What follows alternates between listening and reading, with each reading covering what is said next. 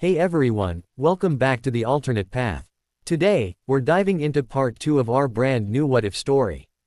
What if Bella Swan was trained as a secret agent to protect Edward Cullen? Here's a quick summary. Trained as a secret agent, Bella is assigned to protect the elusive Edward Cullen, but her dangerous past makes the mission far more complicated than expected. But before we begin, if you enjoy stories like this, make sure to subscribe to the alternate path and share it with your friends, because it really helps the channel grow. Let's start the story. Alice dragged me up the stairs and into her room, not even stopping once. Once inside, she shoved me into the fluffy pink beanbag that was in the corner.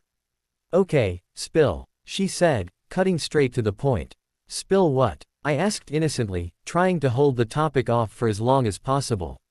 She sent me a glare that obviously stated that I wasn't getting out of this conversation. Alright, well, he took me to Port Angeles for dinner. It was a nice small Italian place, it was really good food. I said, starting what I was sure was going to be a long story. I don't care about what you ate, tell me what you did. She said, letting some of her excitement seep through. I sniggered at her impatience. Well, we talked for a long time, just trying to find things out about one another. He paid for dinner, much to my annoyance. And then he drove me back here and well, I faltered. NNDDDD. She said, leaning in towards me. Well, he, sort of, ed me. I ended lamely. I should have expected her reaction. She squealed in joy and jumped up, grinning madly. I knew it, I knew it, I knew it, she chanted happily, practically dancing around the room now. I removed my hands from where they were covering my ears, happy that she had dropped her voice to a volume one could tolerate. I chuckled at her insanity and shook my head sadly. She flopped down with a sigh on her bed. Finally, God, I thought it was going to take forever for him to make a move. This confused me. What do you mean? I asked. Well, come on, he's been all googly-eyed towards you for forever now. She said, rolling her eyes. But, we can talk more about it later. I'm going to give you a tour of the house. She said, jumping up and grabbing my hand once more. By the way, she said, glancing back at me with a knowing smirk, nice jacket. I blushed. This is the kitchen. This is our dining room. She said, leading me through the insanely large house. I found this entire thing ironic because I already knew her house probably better than she did. I recalled the time when I snuck in here, trying to gather information for my assignment. Edward had almost caught me when I was forced to hide in his closet. That was a close call, something I'm not too fond of. Here is one of our spare bedrooms. She continued gesturing with her hand and continued walking. I nodded in all the right places and gave the appropriate smiles and looks of wonder as I looked upon the house that I had the blueprints for back in my room at home. We headed back up the stairs and walked down the narrow hallway. That one's Edward's room, she said, jerking her thumb towards the closed door on the right. You could hear the muffled bass line of music coming through it. I couldn't help but let my mind drift back to our date. A strange giddiness that was previously unknown came over me. I subconsciously pulled his jacket tighter around my shoulders and breathed in its scent. Hey Alice, what's your dad like? I asked nonchalantly while we sat in her room watching a movie. She put down her grape soda and gave me a funny look but said, like normal dads, I suppose. He owns a company that makes medical equipment. Why do you ask? Just curious. He must get a lot of business. Your house is amazing. I said. She smiled at the compliment and said, yeah, but we hardly see him because of it. Edward has taken it kind of hard. She now had a small sad smile on her face. I regretted bringing up the touchy subject. I didn't ask her any more questions, afraid that I would cross some unknown line. Tonight was the perfect opportunity. I was inside their house this time with permission. I was going to try and find as much information as possible. I had way too many questions and few too many answers. What is the reason behind it all? Why did they only go after Edward, instead of Alice? Did Mr. Cullen know anything about it? And most importantly, who was behind it? I chewed my lip in frustration, staring at the TV screen without really seeing it. I had been thinking over these things for a while and was brought out my reverie when Alice started talking to me. What are you thinking so hard about, Bella? She asked with a smirk. It wouldn't happen to be Edward, would it? Well, now I am. Ever since I had been dragged away from Edward, my mind would subconsciously slip back to that moment.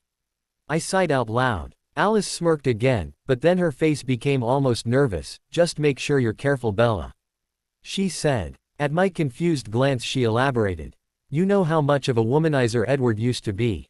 He's changed because of you, and I don't want him to go back to his old ways. I don't want either of you guys getting hurt," she said, looking me in the eye. I nodded in understanding and tried to focus on the movie. What if this was all just a ploy? This thought dampened my spirits dramatically. I mean, this could all just be some trick of his, being nice until I let my guard down. A lifetime of hurting made me cautious this way. I would rather do my job while being his friend than one of his conquests. Thoughts of this same nature kept rising up in my mind for the next few hours, troubling me. I was not the kind of person that liked to be taken advantage of. It was around 1:30 in the morning when I felt my cell phone buzz in my pocket. There was only one person that would call me at this hour of the night. Arrow. I sighed and flipped my phone open, first glancing over to make sure that Alice was out cold. "Hello, Arrow. Agent Swan. I'm calling for an update on your mission," he said, getting to the point. I sighed again and relayed what had transpired during my stay in Forks.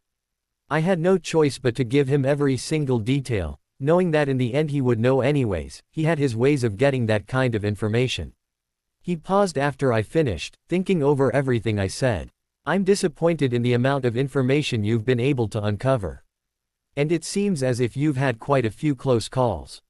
You need to get closer to him, otherwise the next time they try to snag him, you might be too late," he said gravely, and then hung up without a goodbye.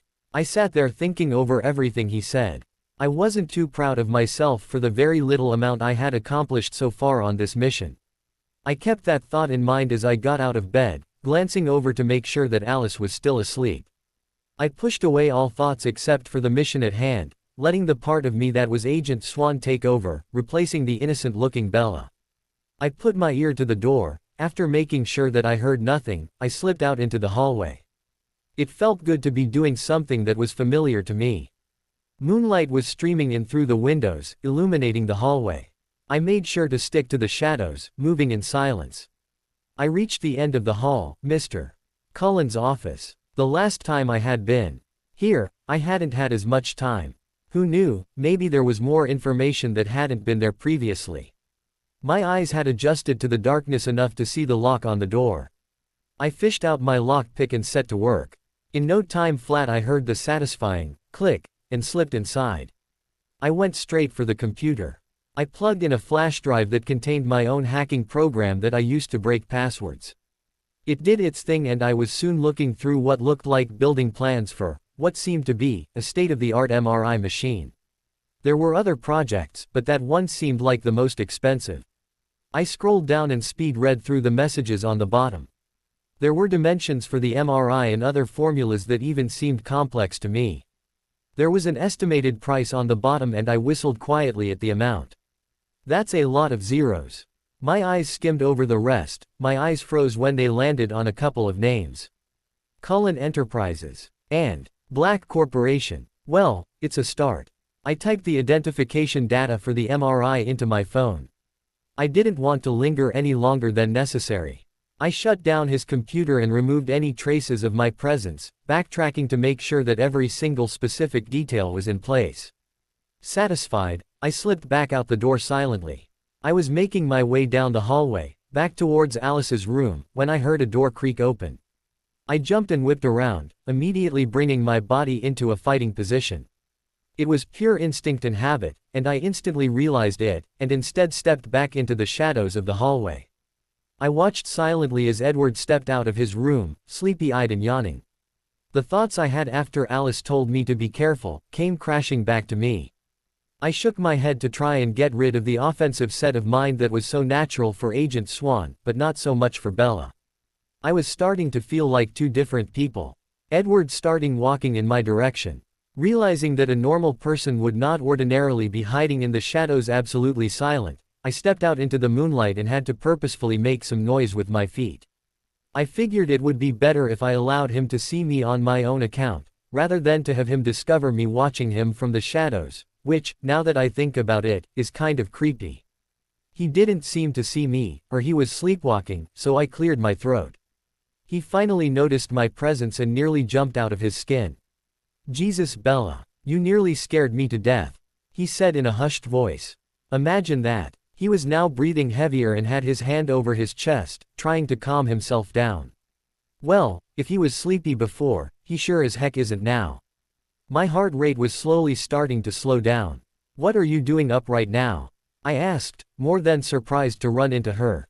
"I had to go to the bathroom," she answered simply. I nodded, not sure how to respond. I let my gaze wander over her, captivated. The moonlight coming through the window illuminated her in the most beautiful way. Instantly my thoughts returned to the moment right before Alice had pulled her inside the house. I had wanted to key her since the first moment I saw her. Her lips had been silky smooth, and just that thought sent a pleasant tingle down my spine. Even now, my eyes rested on her lips, wanting to repeat the moment. I was brought out of my fantasy by her voice speaking. "So Edward, I wanted to talk to you about last night," she said in a determined voice. Her words immediately put me on edge. "It's just that, I don't know if you're just playing with me, and that in the end I'm just going to be one of your conquests," she said firmly, looking me in the eye. I was overcome with self-loathing. I truly began to hate what I was before I met Bella. I wanted to leave that part of me in the past, bury it so deep that Bella would never have to feel like she felt right now. I felt horrible, but also determined. I had to make her believe me. I stepped closer to her, close enough that, if I wanted to, I could lean in slightly and key her. "You have to believe me when I say that you mean much more to me than any other girl ever did. And I will spend as long as it takes trying to prove it to you," I said genuinely. I leaned into key her, but she turned her head. I opted for key, dotting her cheek instead, happy that she would at least allow me that courtesy. "We'll see," she said quietly before turning around and heading back into Alice's room. I could only stare after her with longing. I woke up at 5:30, yawning profusely. I was still sleepy. I only got about 3 of 4 hours of sleep last night. Nevertheless, I had promised myself that I was going to get back into my exercise routine. And there were some great running trails through the forest behind their house. I changed into shorts and a long-sleeved shirt and grabbed my iPod. I left Alice a note, just in case she woke up while I was gone. Which, glancing at her snoring form, wasn't likely.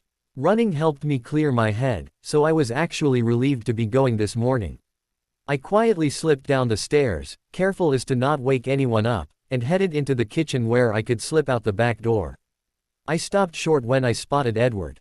He seemed just as surprised to see me up at this hour.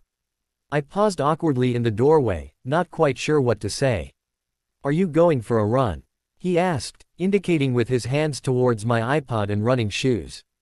"Yeah, I like to run in the mornings," I said. "I prefer the gym, but I understand where you're coming from," he said with a grin, trying to ease the tension. It worked because I found my mouth forming into a smile in response. It was then that I noticed that he also was dressed for a workout.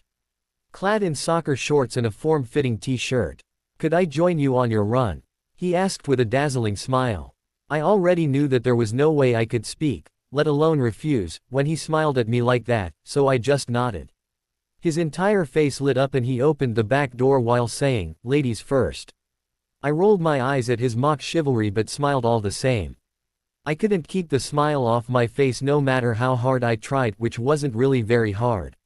Instead of placing her headphones in her ears, she stowed it away in her pocket. I hoped this meant that she wanted to talk to me on our run. I was about to ask her which trail she wanted to go on, when she surprised me by smirking and sprinting towards the forest. "Are you coming or what?" she yelled over her shoulder, laughing. I was momentarily stunned, but shook my head with a smile and took off after her. I caught up to her soon after we entered the cover of the trees. "Here, follow me. I know a good trail," I said, veering to the right. I glanced back to see her shrug and follow me. We had been running at a comfortable pace, side by side, for a while when I felt a raindrop hit my nose. "It looks like it's going to rain pretty hard soon. Do you want to head back?" I asked. The sky rumbled with thunder just to prove my point. "Are you kidding? Running in the rain is the best," she said, tilting her head to the sky. She continued to surprise me. It was starting to rain harder now, and the sky was illuminated with bright streaks of lightning. I had to watch out. If I stared at Bella long enough, I was very likely to run into a tree. Bella had a huge grin plastered on her face. She looked at me with an evil glint in her eye and said, "Race ya." Before she increased her already impressive speed. I laughed and took off after her. This was one side of Bella that I didn't get to see very often. Her face was completely lit up in a magnificent smile, and the constant downpour was making her clothes and hair stick to her body. I was starting to recognize where we were. Pretty soon the trail would bend to the left and circle back around.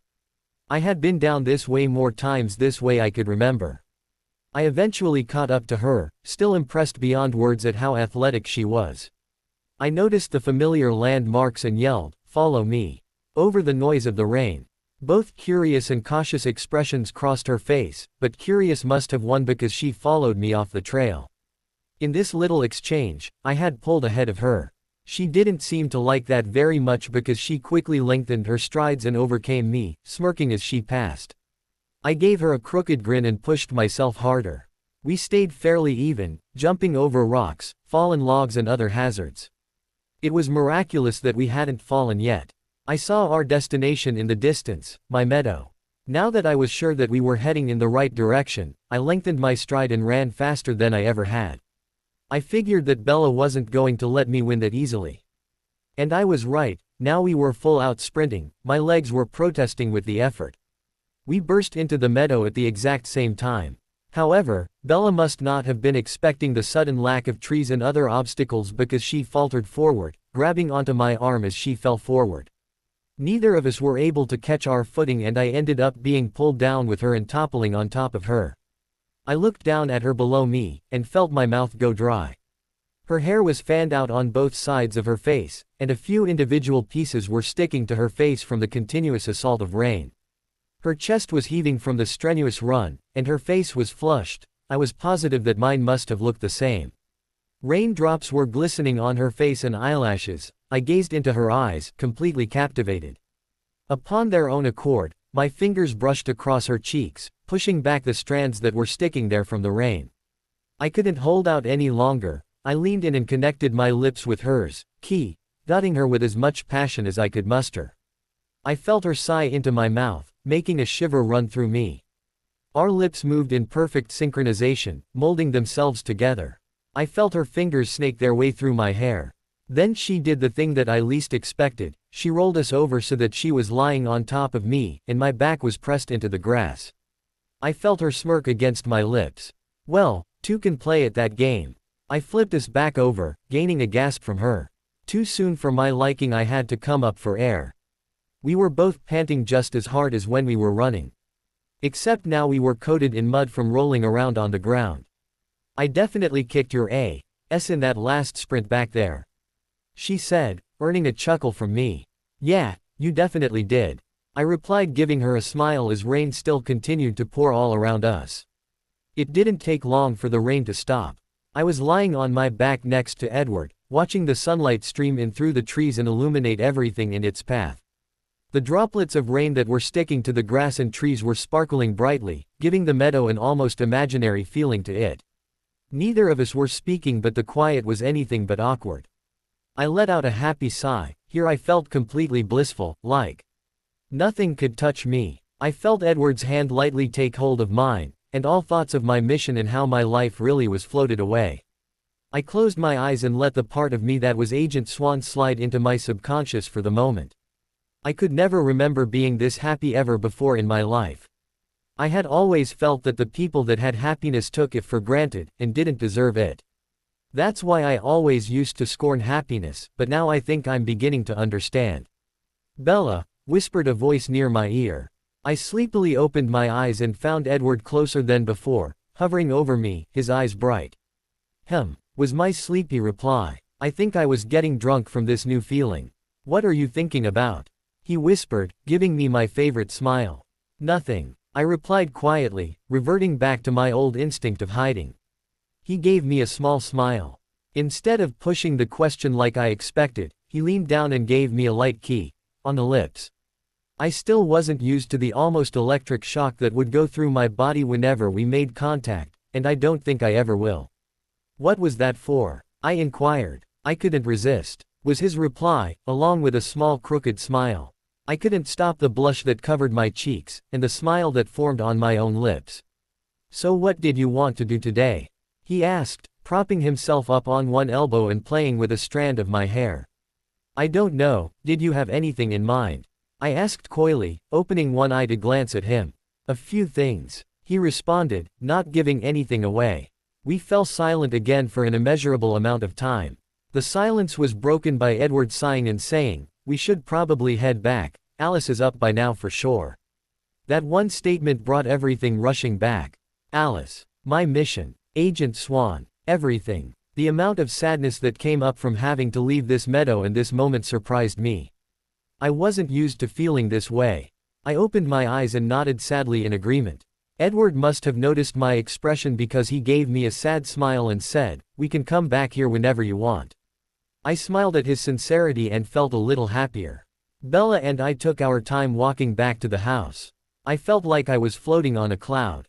The smile I had on my face must have been very stupid looking, but at the moment, I could care less. It got even better when I took Bella's hand to help her over a fallen log, and she didn't release it afterwards.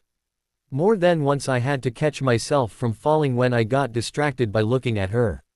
We both stopped when the house came into view, neither of us wanting to go forward. Bella was that one that first started walking. "Come on, you know that if we don't get in there soon, she's just going to come out and look for us." "Good point," I said, following her across my backyard. Once across, she reached out to open the door, but I grabbed her hand and swung her back to face me. Quickly, before she could question my intentions, I crushed my lips to hers. She wrapped her arms around my neck, while I wrapped mine around her waist. I had a feeling we were both relying on each other to hold us upright. I only broke the key when my lungs were in dire need of air. Bella had a slightly dizzy look in her eyes, and her cheeks were flushed. "Just wanted to give you something to remember me by when Alice comes and takes you away from me," I said, giving her another small peck on the lips. I still felt the same thrill go through me whenever I realized that I was allowed to key her now. "Yeah, well, you succeeded," she said, the blush still not leaving her cheeks.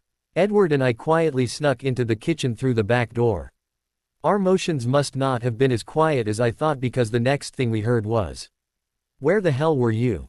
yelled Alice, who was now standing with her hands on her hips glaring at us from the other side of the kitchen. "Bye, Bella," Edward whispered in my ear as he hightailed it upstairs. "Thanks a lot, Edward." I went out for a run with Edward. I told her, crossing my arms across my chest. She narrowed her eyes further. "I'm just going to go change," I said, pointing towards the stairs and shuffling away from her. "Fine, but we are definitely talking after," she said, keeping her eyes on me.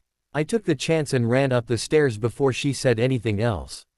I stripped out of my wet shorts and shirt and put on a pair of jeans and a striped polo shirt that Alice picked out the last time we were at the mall. I had barely stepped out of the room when Alice dragged me right back in. I knew what was coming, so I just went and sat on the beanbag. Flashbacks from last night were flying through my head. Alice just stood there and stared at me until I started to fidget. "He ed you again," she said, no trace of a question in the statement anywhere. I nodded and blushed again at the memory of that last key. He wasn't kidding when he said he wanted to give me something to remember. "You guys were gone forever. Where did you go?" she asked, sitting down on her bed. "Well, he took me to this really pretty meadow and," I started. "No way. He never takes girls there. You must really be something special," she said, trailing off towards the end into her own thoughts. I tried not to think about her comment too much. I got up to put my iPod away when there was a knock on her door. I walked over and opened it up, only to be greeted by Edward. "Hey," I said, pushing stray strands of hair out of my eyes. "Hey yourself, are you ready to go?" he said, looking at both of us with a smile. "Where are we going?" inquired Alice, who appeared next to me. "The three of us, plus Emmett, Rose and Jasper, are going to go play laser tag," he replied. 10 minutes later I was sitting in my Volvo, cruising down the highway. Bella was sitting next to me and Alice and Jasper were in the back seat. I hoped that laser tag was a good idea. Bella seemed to like sports and stuff like that. Pluses would be a good place to show off a little bit. I glanced into my rear view mirror and spotted Emmett's monstrous Jeep, a few cars back. They were meeting us there since we couldn't all fit in one car. I was getting more excited by the second. I always loved laser tag, I was unusually good at it. Every time we came here, I would always win, though Jasper came in a close second. I glanced at Bella and smiled. Even though we wouldn't be alone, I didn't want to forget my family. Besides, Alice would never have just let me run off with Bella like I did this morning. My thoughts instantly returned to my meadow, though, now I felt that it was our meadow. I would be more than happy to share it with Bella. I pulled into the half-full parking lot and watched as Emmett pulled in behind me. I turned off the car and got out, making sure to go over and open Bella's door for her as well. "Thanks," she replied shyly. I simply smiled at her and took her hand in mine. I brought it up to my lips and key at her knuckles before letting it drop back to my side. I looked up to see Alice with a smug smirk on her face, Emmett with a huge grin, Rosalie rolling her eyes and Jasper with just a hint of a smile on his face. I mentally shrugged and led Bella to the entrance, holding the door open for her. I saw her roll her eyes, but also noticed a hint of a smile there as well. "Alright, so laser tag is overall pretty simple," Edward explained as handed me one of the vests. Edward apparently booked the entire place for the 6 of us for an hour. It continued to amaze me just how much money can do. The object of the game is to shoot other players as many times as you can, without getting hit yourself. He continued. I had never played before, but I had a feeling that I wouldn't be too bad at this game. "Alright, well if you guys are ready, you should get going," said the greasy teenager who worked there. He saw me looking his way and gave me a creepy smile and a wink, making me involuntarily shudder. However, that feeling immediately went away when I felt Edward's arm snake around my waist, pulling me into his side. "You should all know the rules. If you get hit 20 times, you're out and have to leave the arena," the guy working there continued. We all nodded and started to snap on our vests. "Why don't you let me help you, Bella?" Edward sighed, helping me slide into my vest and put my laser gun in its holster. "Okay, you're pretty new at this, so I'm going to give you some pointers," he said. It took everything in my power not to scoff at his comment. I had to keep reminding myself that I wasn't supposed to be good at this. "First, I'll show you how to hold the gun," he said, taking his own out of the holster and holding it up for me to see. I followed his lead and took my own out. "Like this," I said stupidly, purposefully holding the gun in an odd way that I had to refrain from fixing. "Perfect," he said. I started to give him a look that said, "You have got to be kidding me," but caught myself just in time. I fixed my grip as soon as he looked away. "You have to try and hit the 3 major spots, the chest, the back and the other person's laser gun," he said, pointing to each one in turn. I nodded my head in understanding, playing my part very well. "Now, I'm pretty good at this, so I'll go easy on you," he told me. I gave him a smile and said in a grateful voice that was starting to make me sick, "Oh really, thanks. I'll probably be terrible at it." "No problem," he said as we walked into the arena together. If he had turned around, he would have seen the competitive spark in my eyes. The arena was pitch black, but the faint glow coming off of our vests and laser guns gave me enough light to see a few feet ahead of me. "Alright, why don't you stick with me, that way you won't get hit as easy," I said, turning towards Bella, only to discover that there was no one there and I was talking to myself. Confused, I whipped my head around, searching for her. I could have sworn she was right behind me. I didn't have time to ponder this thought, because there was a sudden onslaught of flashing lights, coming from Emmett. I started running, shooting behind my shoulder, all the while glancing around for Bella. My eyes were beginning to adjust to the darkness.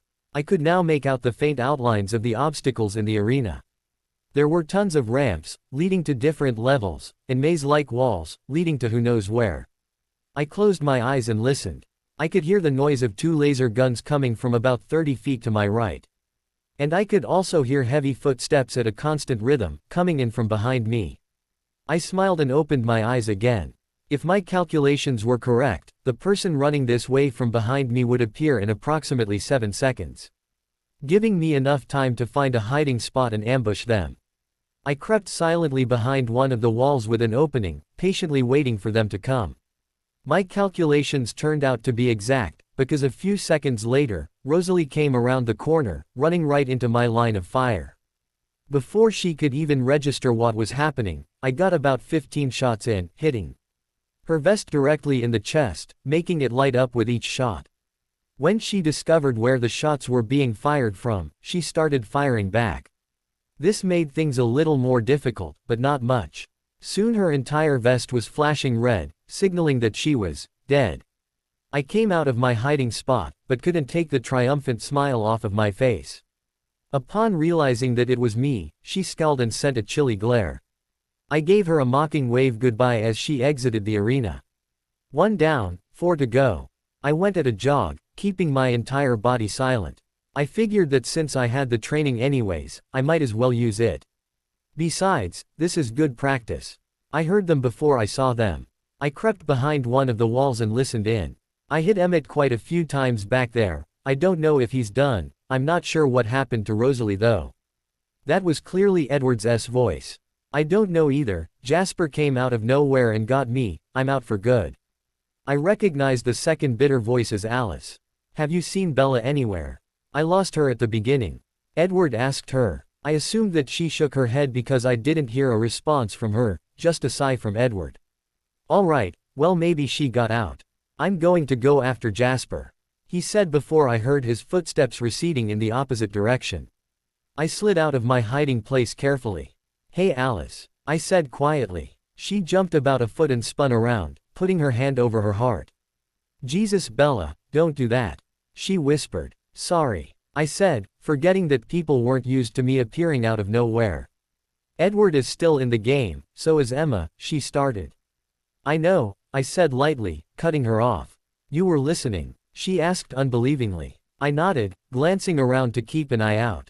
I'm not sure what happened to Rose, she said, glancing around as if expecting her to appear. I do, I said with a small smirk. Even in the dark I was able to see her eyes widen. I should leave now. You have to go after Edward and kick his butt. He's won way too many times before, she said with a confident smile. You got it, I said with a matching smile before taking off in the direction that Edward went. I had to run my way through the maze for a while before I found them. Both of them were firing relentlessly, filling the air with bright flashes of light and the noise of the laser gun. It appeared to be pretty matched so far. The numbers on their vests said about 5 hits each. I decided to tip the scale and help Edward out.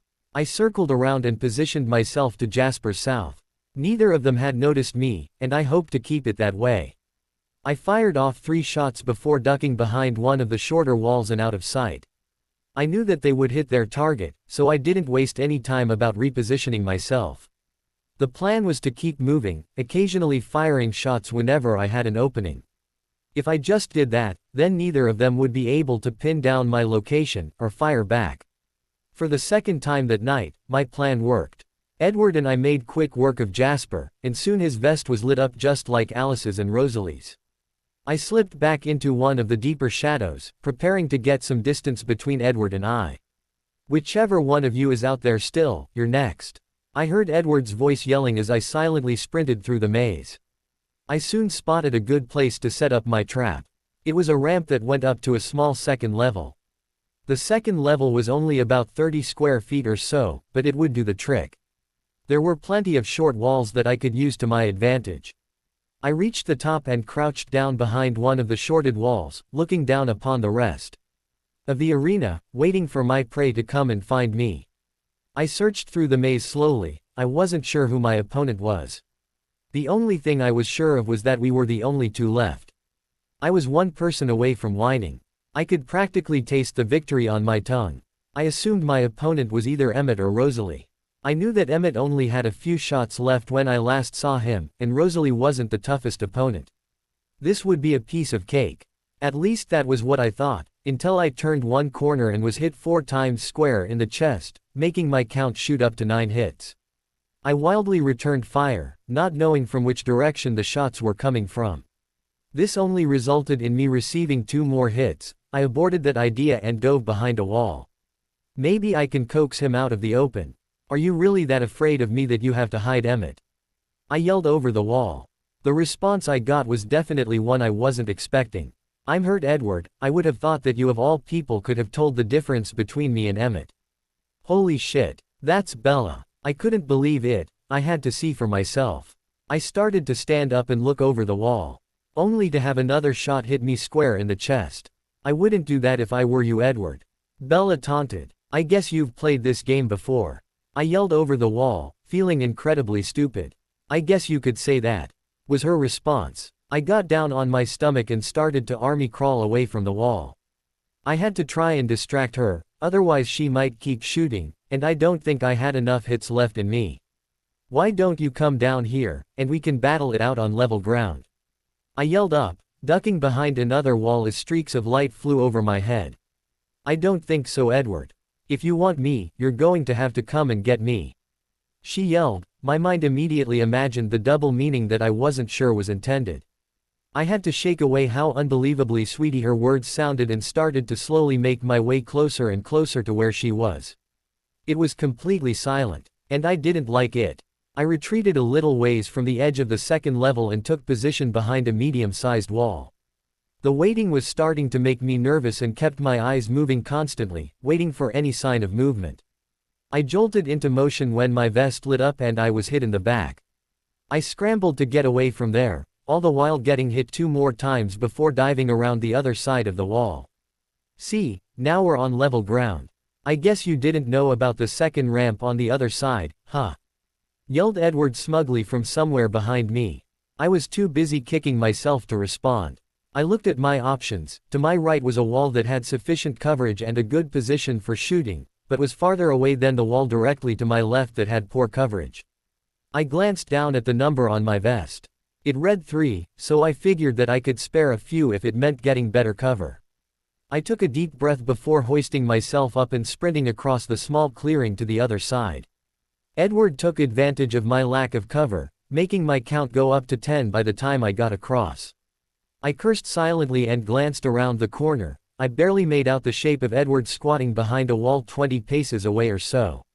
His vest read 11 hits, which meant that I had to get him 9 more times before I won. I sent a few shots over to distract him. It worked because he sent some right back. This allowed me to start moving away from there and circle around. I did the same thing with him that I did with Jasper. I kept him guessing at my location, all the while hitting him occasionally. He had gotten a few nice shots in himself and my number of hits rose dramatically along with his. By the time I had come completely around, we were both at 19.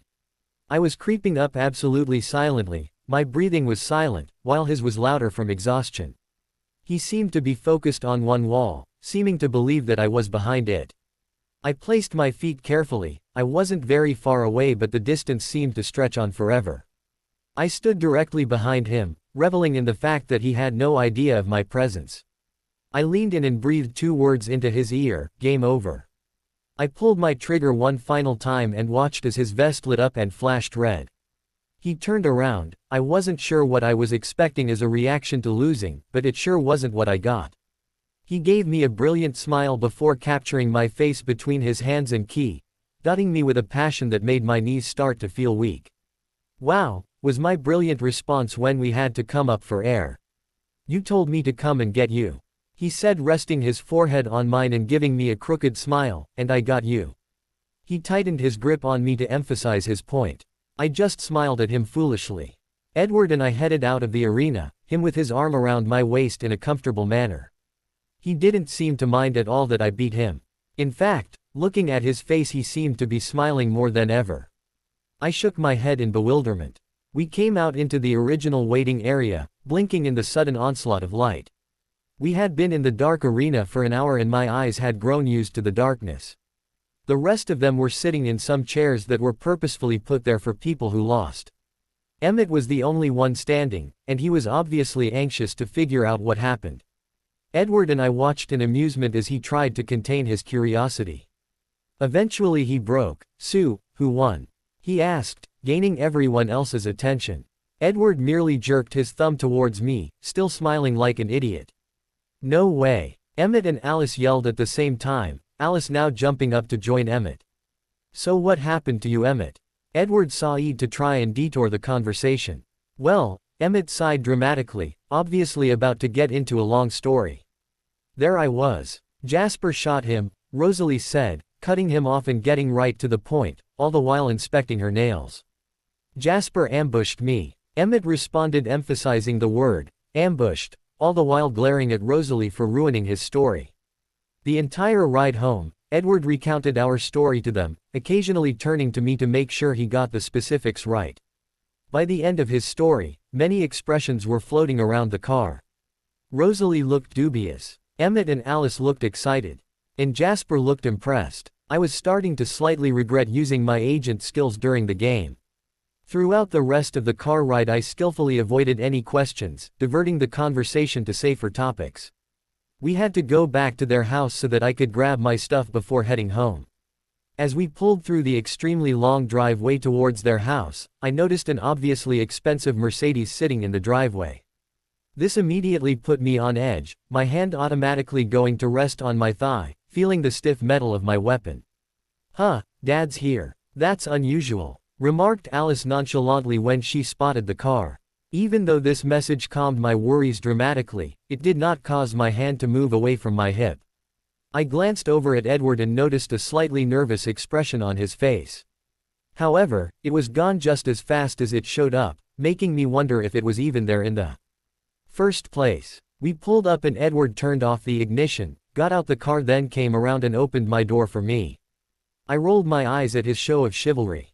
He hooked my arm in his and started to lead me towards the house. "Here, come on, I want you to meet my dad."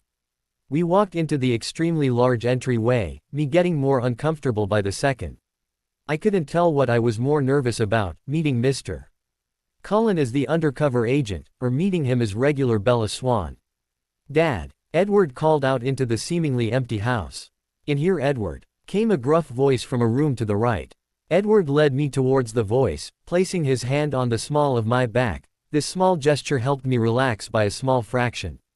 It's part of my training to be able to judge people at first sight, to look for advantages and disadvantages they might possess. Mr. Cullen was not very hard to read. It was obvious that he liked having influence, of being in charge of things. Some people have this appearance of superiority around them that just screams for respect. He practically wore it like a mask. I sensed Edward straighten up a little bit more beside me, showing some of the tension that was obviously present. Mr. Cullen was sitting at a desk studying a large array of papers that were straight out in front of him, not even glancing up to acknowledge our presence. Edward cleared his throat and said, "Father, this is Bella." At this, Mr. Cullen looked up, seeming to realize that we were actually standing there. He didn't say anything, but his eyes inspected me with a dubious expression on his face. I waited patiently for his eyes to return to my face and gave him the hardest look I could muster with just my eyes, making him glance away before mine. It was obvious that he wasn't used to people being defiant in his presence, even if it was silently. "Was there something you wanted, Edward?"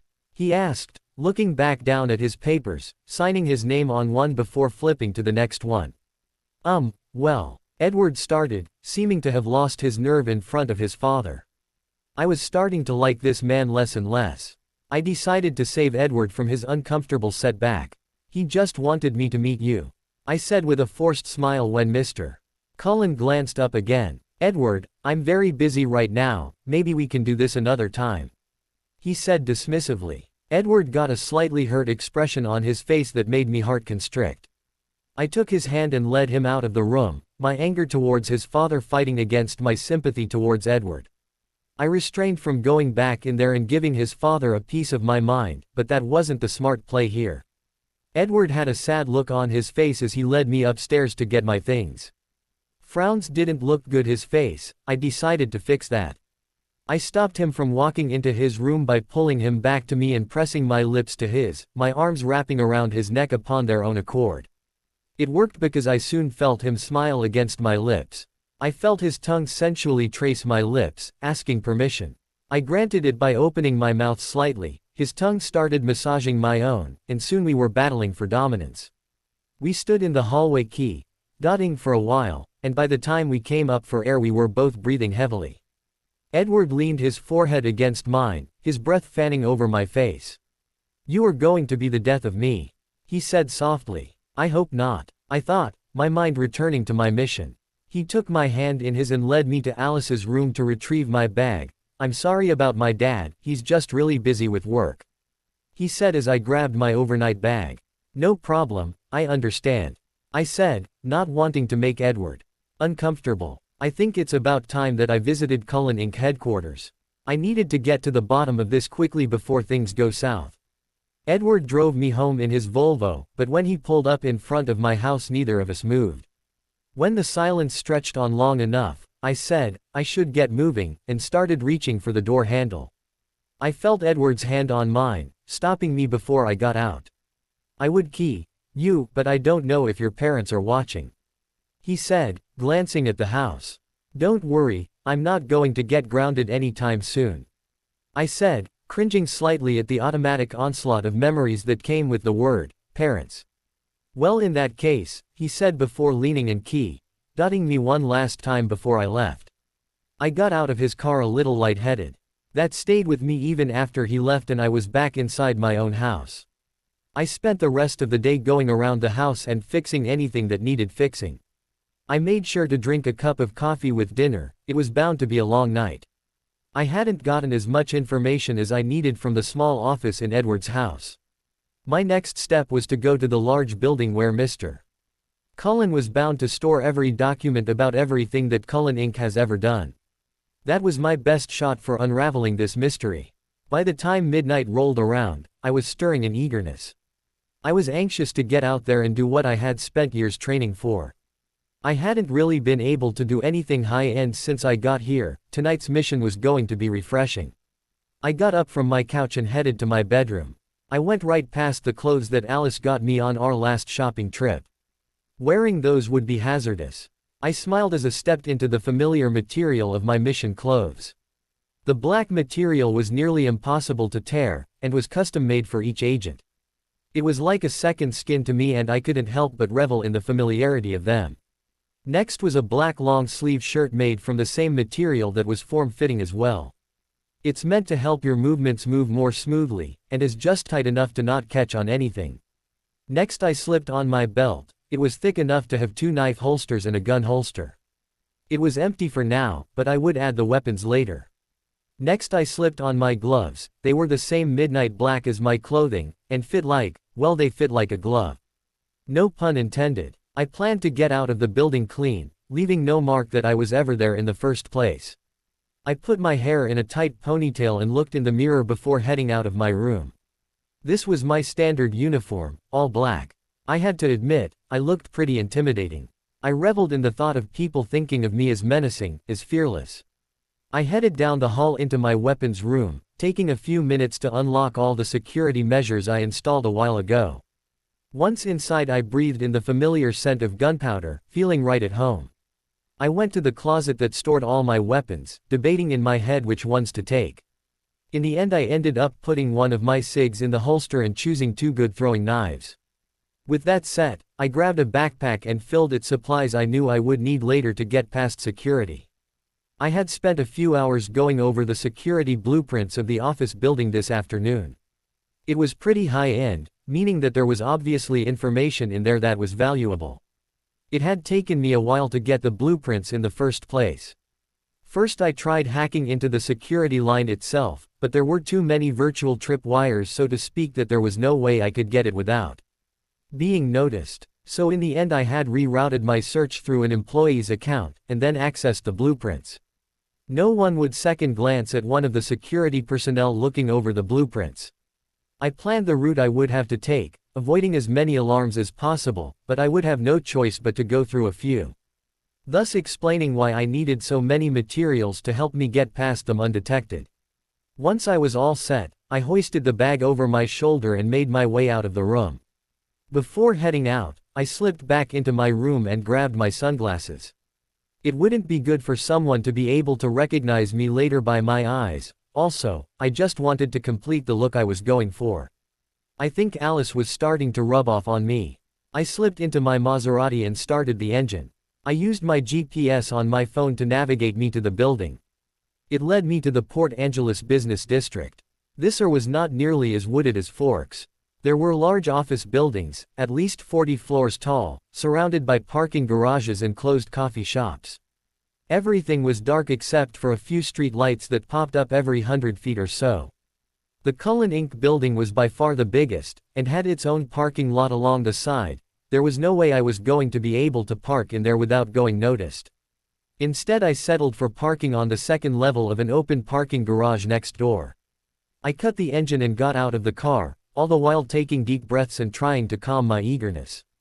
Overconfidence can be deadly in my line of work. It never bodes well for agents who underestimate their enemies. I shouldered my backpack and jogged out of the parking garage, making sure to run silently and stick to the shadows. When the building came in sight, I slowed to a cautious walk. From the blueprints, it was obvious that Mr. Cullen did not skim on security.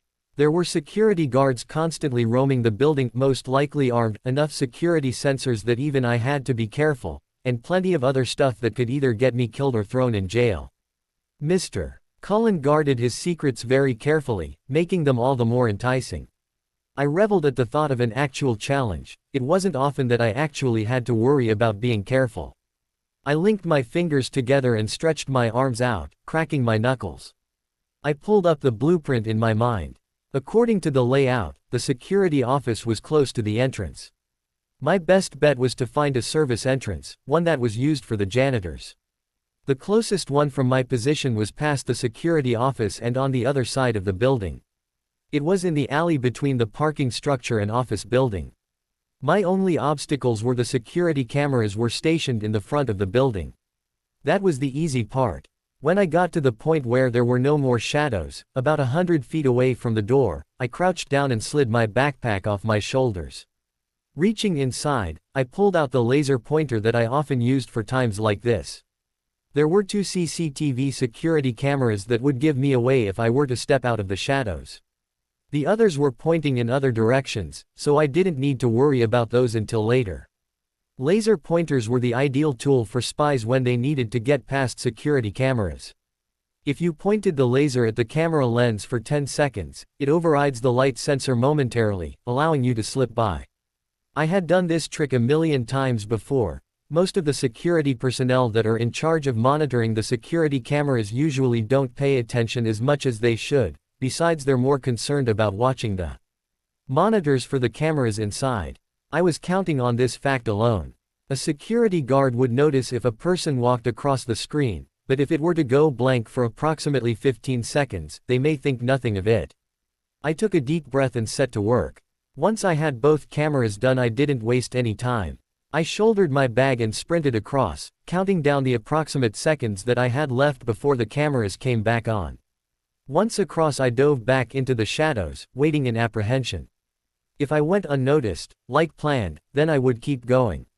If I hear a lot of movement or alarms, it was time to get out of there. I waited a good 5 minutes and heard nothing. So either I was in the clear, or Cullen Inc. has really slow security. Now that I was in the much darker alley where the street lights couldn't reach, it got a little easier. I made my way over to the side door that had a manual lock hanging off of it. When this is done, I really have to help them update their security. Reaching into my pack again, I took out a can of computer screen cleaner. It was a liquid that people spray onto their computer screens to keep dust from settling on it. What people usually don't know is that when turned upside down, the pressure from the can crystallizes the liquid and makes it a sprayable form of ice. I covered my mouth with sleeve and pressed on the nozzle, coating the lock completely. Once I was sure that it was covered by the frozen spray, I used a nearby rock to take care of the rest. The force from the rock would have never broken off the lock by itself, so I tend to keep a can of the computer cleaner handy whenever I go on a mission like this. It's amazing how many things you can do with the stuff you get from a simple hardware store. And besides, a can of computer cleaner and a laser pointer look a lot less suspicious than some other high-tech stuff that would do the trick just as well. Finished with that, I slipped inside. The room was a little bigger than a storage closet and was filled with brooms and extra office supplies. I didn't spend any time in there and made my way across to the door leading into the main part of the building. I knew, after studying the security blueprints, that this area of the building did not have any security cameras because it was just used for security and maintenance workers. No major information was stored here either, which meant that I had to make my way to the upper levels.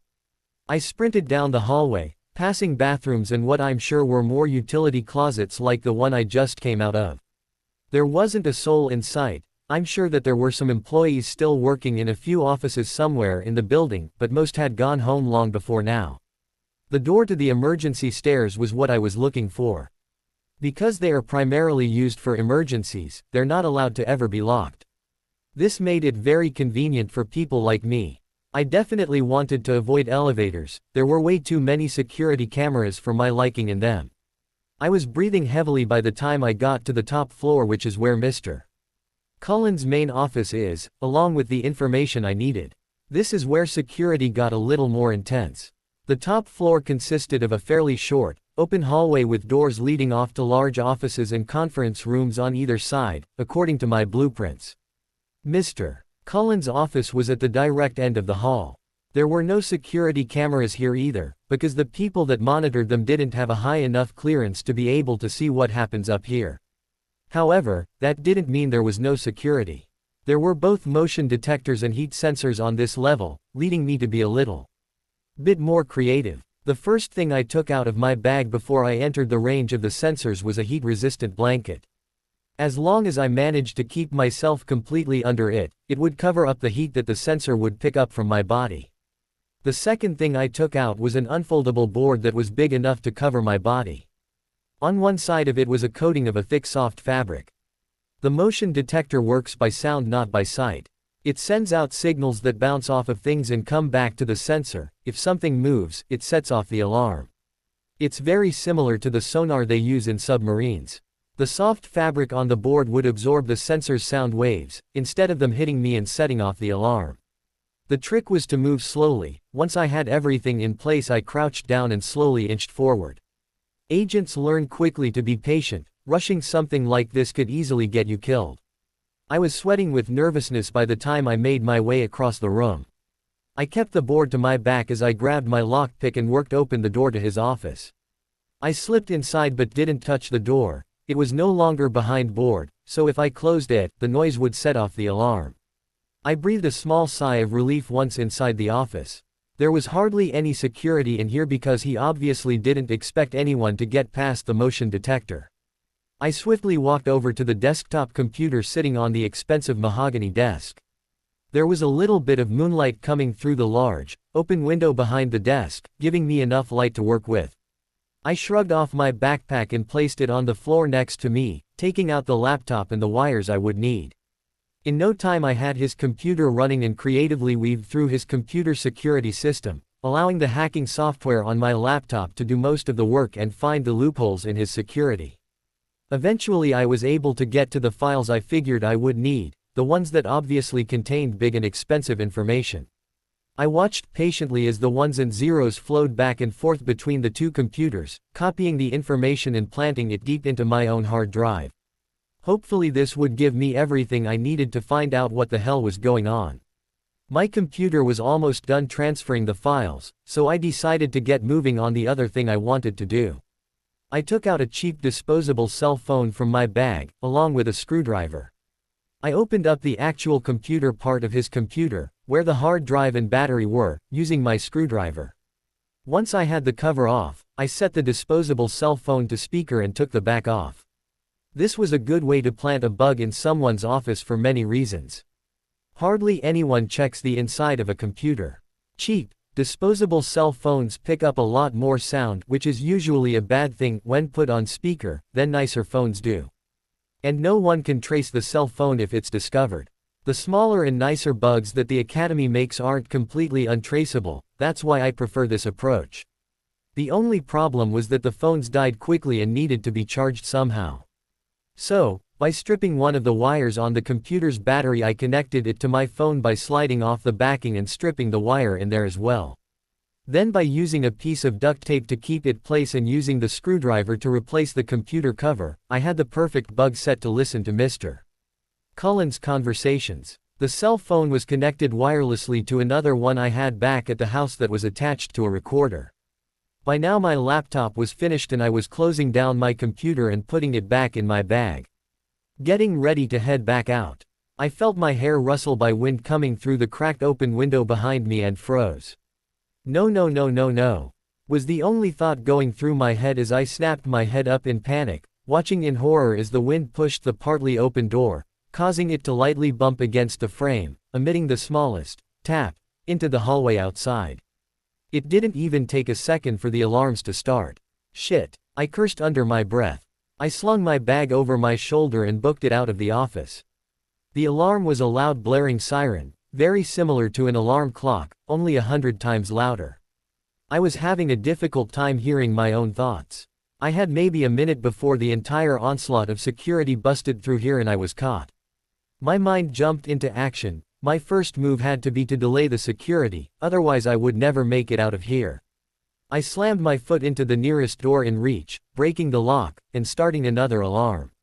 I ran in and grabbed the first thing I saw, which was conveniently a small book. Perfect. I ran back into the hall and sprinted towards the elevator. Elevators have so many safety regulations that they're easy to sabotage. I jammed the book into the gap between the elevator doors and the wall. Until that was removed, the elevator wouldn't work. I didn't have time to worry about the stair door. Instead I took out my gun from its holster and set to work. If Mr. Cullen's office is the only one with the alarm, it's going to be obvious that what I took was in there. So, aiming carefully, I went by and shot the handle of a few random doors quickly. This would disable the lock, while also starting the alarm, and make it uncertain which room I took the information from. By now there were so many alarms going off that I was sure my ears were going to be ringing for hours. It had already been about 30 seconds since the first alarm went off. I didn't have much time. I shot open the lock of the door labeled, "Conference Room," and breathed a short sigh of relief when I saw a balcony. I pushed one of the heavy metal cabinets against the door, hoping to prolong my encounter with security. I ran across the room and broke open the balcony door just as I heard the pounding of heavy footsteps out in the hall. It was extremely early in the morning when I woke up with a start. That's impossible. That was obviously my father's voice coming from outside my bedroom door as I heard his bedroom door slam. Well, if that's the case, stop talking to me and get them. They are under no circumstances getting away. He yelled before slamming his phone shut and racing out of the house, slamming the door on his way out. I was curious, worried and tired all at the same time, each emotion fighting the others, battling for dominance over my mind. Tired must have won, because I pushed my curiosity and worries into the back of my mind and laid back down in my bed. My thoughts couldn't help but go to Bella, probably asleep in her own bed, dreaming peacefully. This calming thought made my own eyelids droop, allowing me fall into a smooth sleep. I climbed up onto the ledge of the balcony, forcing my eyes away from the drop below, my hair whipping my face from the wind. I turned to face the roof's ledge and jumped for it, hanging on for all my might when I reached it, my feet dangling wildly. My hand slipped once, making panic flow through me briefly, before I managed to grab on again. My arms were straining as I swung myself up over the roof's ledge. I was panting with relief when I made it, but I had no time to rest. I quickly picked myself back up and raced across the roof, searching for another way down. I found it when I saw a fire escape.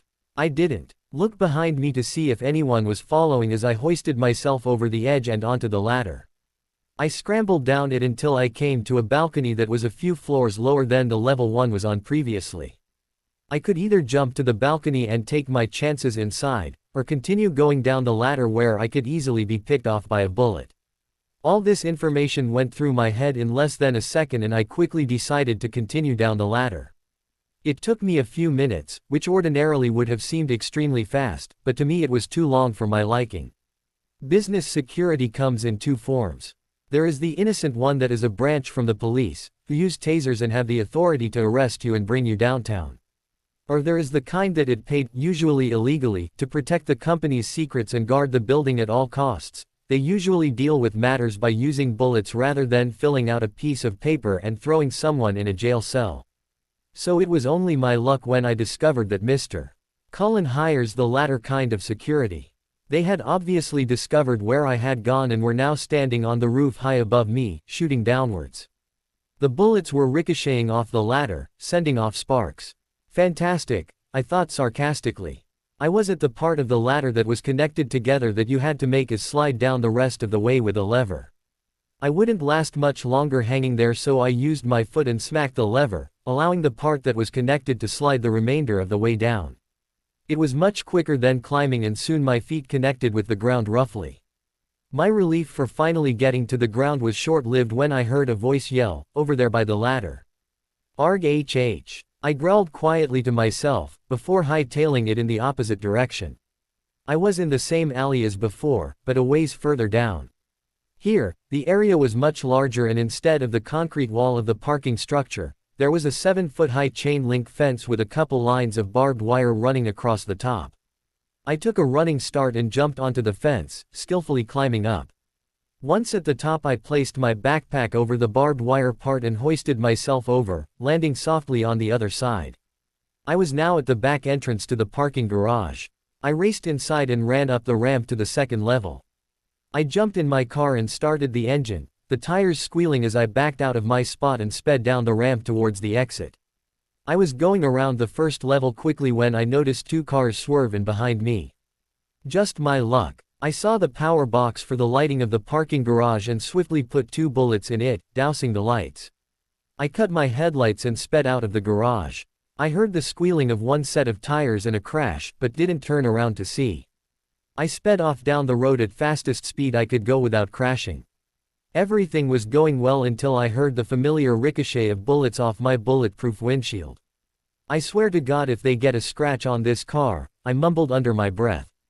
I glanced in my rear-view mirror and spotted one car following me down the dark street.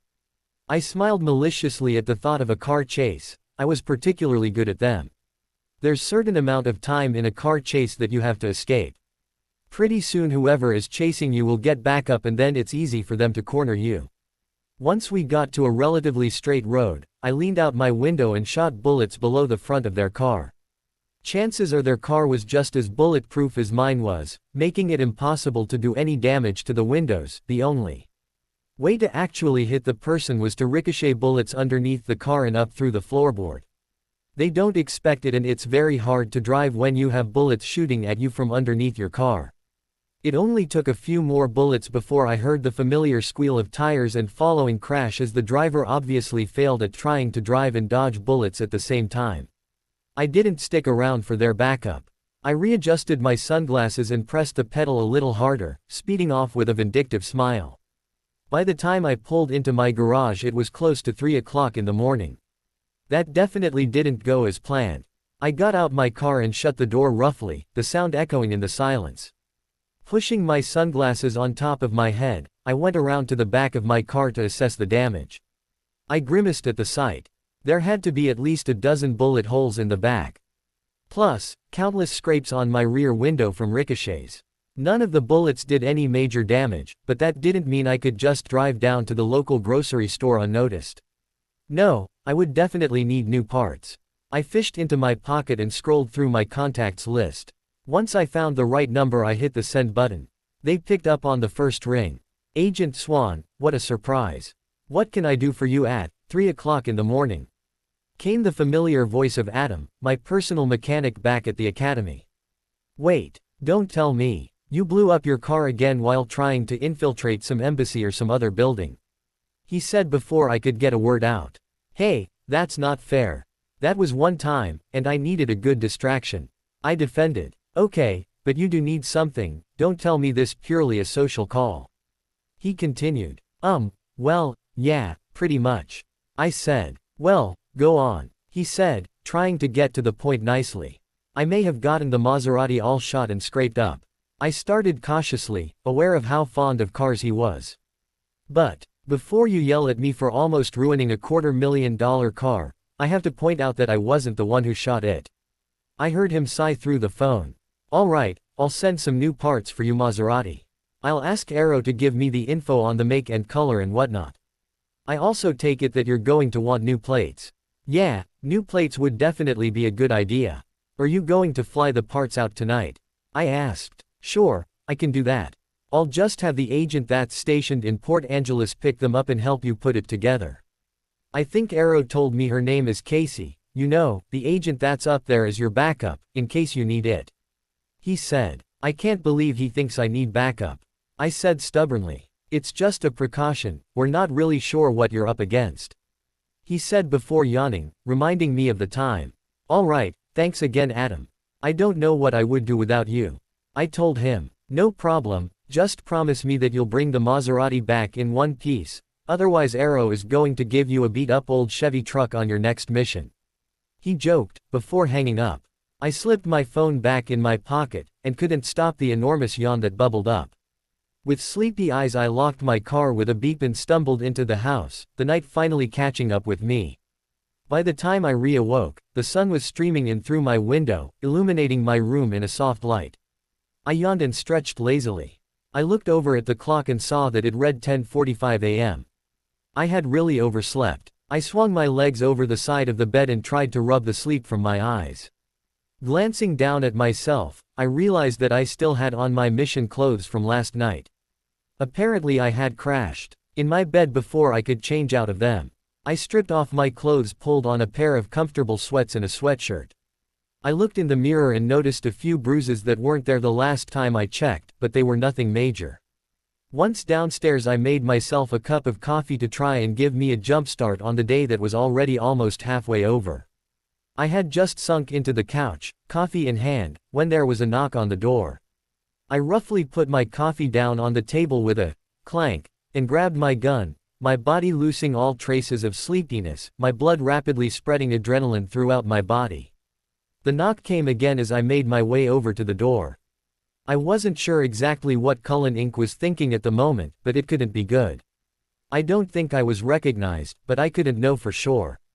I opened it cautiously, one arm behind my back, holding the gun. My eyes widened in confusion at what I found. There, standing on my porch, was a girl about my age. She had the most hesitant expression on her face when she saw me open the door. I raised my eyebrows in question, but did not relax my firm posture. Agent Swan. She started sticking out her hand. But I cut her off by grabbing her outstretched hand and dragging her inside. I shoved her towards the wall and pointed my gun at her. After last night, I wasn't taking any chances, especially if someone knew my name. Whoa, I'm from the academy, she said, raising her arms in a defensive manner, her eyes shifting between the gun and my face. I lowered my gun, but didn't put it away. What's your name and ID number? I asked firmly. I'm Casey, I'm the agent that's stationed in Port Angeles. I'm your backup, she said defensively. ID number, I prompted, my eyes firm. She sighed dramatically, but said, 463,281,264,638. I pulled out my cell phone to run the number, when it started ringing. I looked at her warily and answered it. Hello. Agent Swan, came Arrow's voice. I just wanted to give you a heads up, another agent should arrive at your house soon. Thanks, but you're a little late. Hold on, I'm going to send you a picture for verification. I said. I snapped a picture of the girl and sent it him. A few moments later he started talking. Yeah, that's her. Good to know you're being cautious, especially after last night. How do you? I started. I talked to Adam, and had someone look into it. Jesus, you set off just about every alarm in Port Angeles. Casey is there to help you replace the parts of your car. Trust me when I say she's a good agent, and a good mechanic. With that he hung up. I recalled my conversation with Adam last night. I had nearly forgotten about it in my weariness. Now that I think about it, I do remember him saying something about this girl stopping by. I closed my phone and put it back in my pocket. I took a good look at her for the first time. She had brown hair, a little shorter than mine, and an athletic build. So this who they send as my backup. I mentally shrugged and walked back to the kitchen, calling over my shoulder, "You want some coffee?" I heard her footsteps behind me as I set my gun down and picked up my cup of coffee. No thanks, she said, obviously confused. I shrugged and sat back down on the couch. So you're here to help me with my car? I asked, looking at her over my cup of coffee, slightly skeptical. Yeah, I just wanted to let you know how honored I am to meet you, let alone work with you. She said, stuttering slightly. I suppressed the smile that bubbled up by taking another sip of my coffee. Sometimes I forget how famous I am back at the academy. I downed the rest of my coffee and stood up. The tension coming off of her was starting to make me worried. Come on, why don't we get started on the car, it's going to take a while. I said. Sure, yeah, of course. She said, fishing her keys out of her pocket. I followed her out the door and stood on the sidewalk as she opened the back of her SUV. I opened up the garage door and helped her carry in the parts. Once we had them all inside, I closed the garage door again and flipped on the light. Her eyes widened when she saw the car. Geez, what happened? She ran her fingers over the bullet holes on the trunk of my car. I broke into a major business building and didn't get away as clean as I had hoped. I told her searching for the right tools in my garage. They weren't kidding when they said you were hardcore. She said in awe. Well, I'm sure only half the stories they told you about me are true. I told her as I got to work with the electric screwdriver on my car trunk. Yeah, the only problem is figuring out which half, she said as she helped me pull the trunk cover off my car. We worked for a few hours, the noise of power tools filling the garage. I was on my back under the car checking to make sure that everything was still in check. She was replacing my license plates with new ones. I was taking no chances with this car. It had been silent in the garage for a while, so I decided to break it. So, why did they decide to send you specifically as my backup? I asked, as I pulled myself out from underneath the car and leaned against it. I guess I scored well enough in training that they thought I could be sent out. Though, it's not like I've done much, just waiting for any indication that you may need my assistance. She said dutifully. I was still slightly bitter that Arrow thought I needed backup, but I wasn't about to let her know that. Instead I just nodded. She finished up both license plates quickly and then said, you know, you're not nearly as scary as I thought you would be. She said in total seriousness, putting down the screwdriver. Thanks, I guess, was my reply. I don't mean it in a bad way, it's just that you're practically a legend back at the academy, you have no idea how many agents admire the way you work. She said, trying to reassure me. No, it's all right. I guess I've just sort of lost my scary touch since I got here. I said in inference. It didn't take long for us to finish up the car, and by the time we were done, it looked identical to what it was before last night. Except for the license plates, which were mandatory to change. Well, that should just about do it. It should be fine to drive, but you may want to hold off on driving it for a while, just in case someone remembers it from whatever you did last night. She said. Thanks, I'll be careful. I said, giving my car a once-over to make sure everything was okay. I had to remember to call Edward to give me a ride to school tomorrow. Oh, I almost forgot, Arrow wanted me to give this to you. It's standard issue now, she said as she handed me a thin ID and badge, clarifying that I was in the agency. It had a picture of me and the minimal amount of information. I don't have to remind you to not keep that out in the open. She said. I nodded and stowed it away in my pocket. After a small handshake and smile, she left to go back to Port Angeles. That night, I spent a while listening to the recordings of Mr. Cullen's office. Not much was said, the only thing I figured out was that he was pissed off. He didn't know who did it, which was a relief, but planned to find out. He also spent a lot of time yelling at his security. But other than that, I would just have to wait and see if I would get any useful information. I planned to go over the files I copied later, that would take a lot more time. Monday morning finally rolled around. It felt like forever since I had been to school. Edward pulled his Volvo into the school parking lot. He was talking about what he did this weekend after I left. And then on Saturday night my dad had to go to work at some god-awful hour. Apparently someone broke into his office at work. He told me in incredulity as he opened my door. You're kidding. I thought it was all high-techy and whatnot. I said, playing the ignorant card. Yeah, it is, that's the weird part. My dad didn't tell me much. Apparently he wants to keep it on the down low until he figures out who did it. He said, laughing and using air quotes around, down low. I laughed nervously, clearing my throat as I got out of his car. I was feeling slightly jumpy today, for numerous reasons.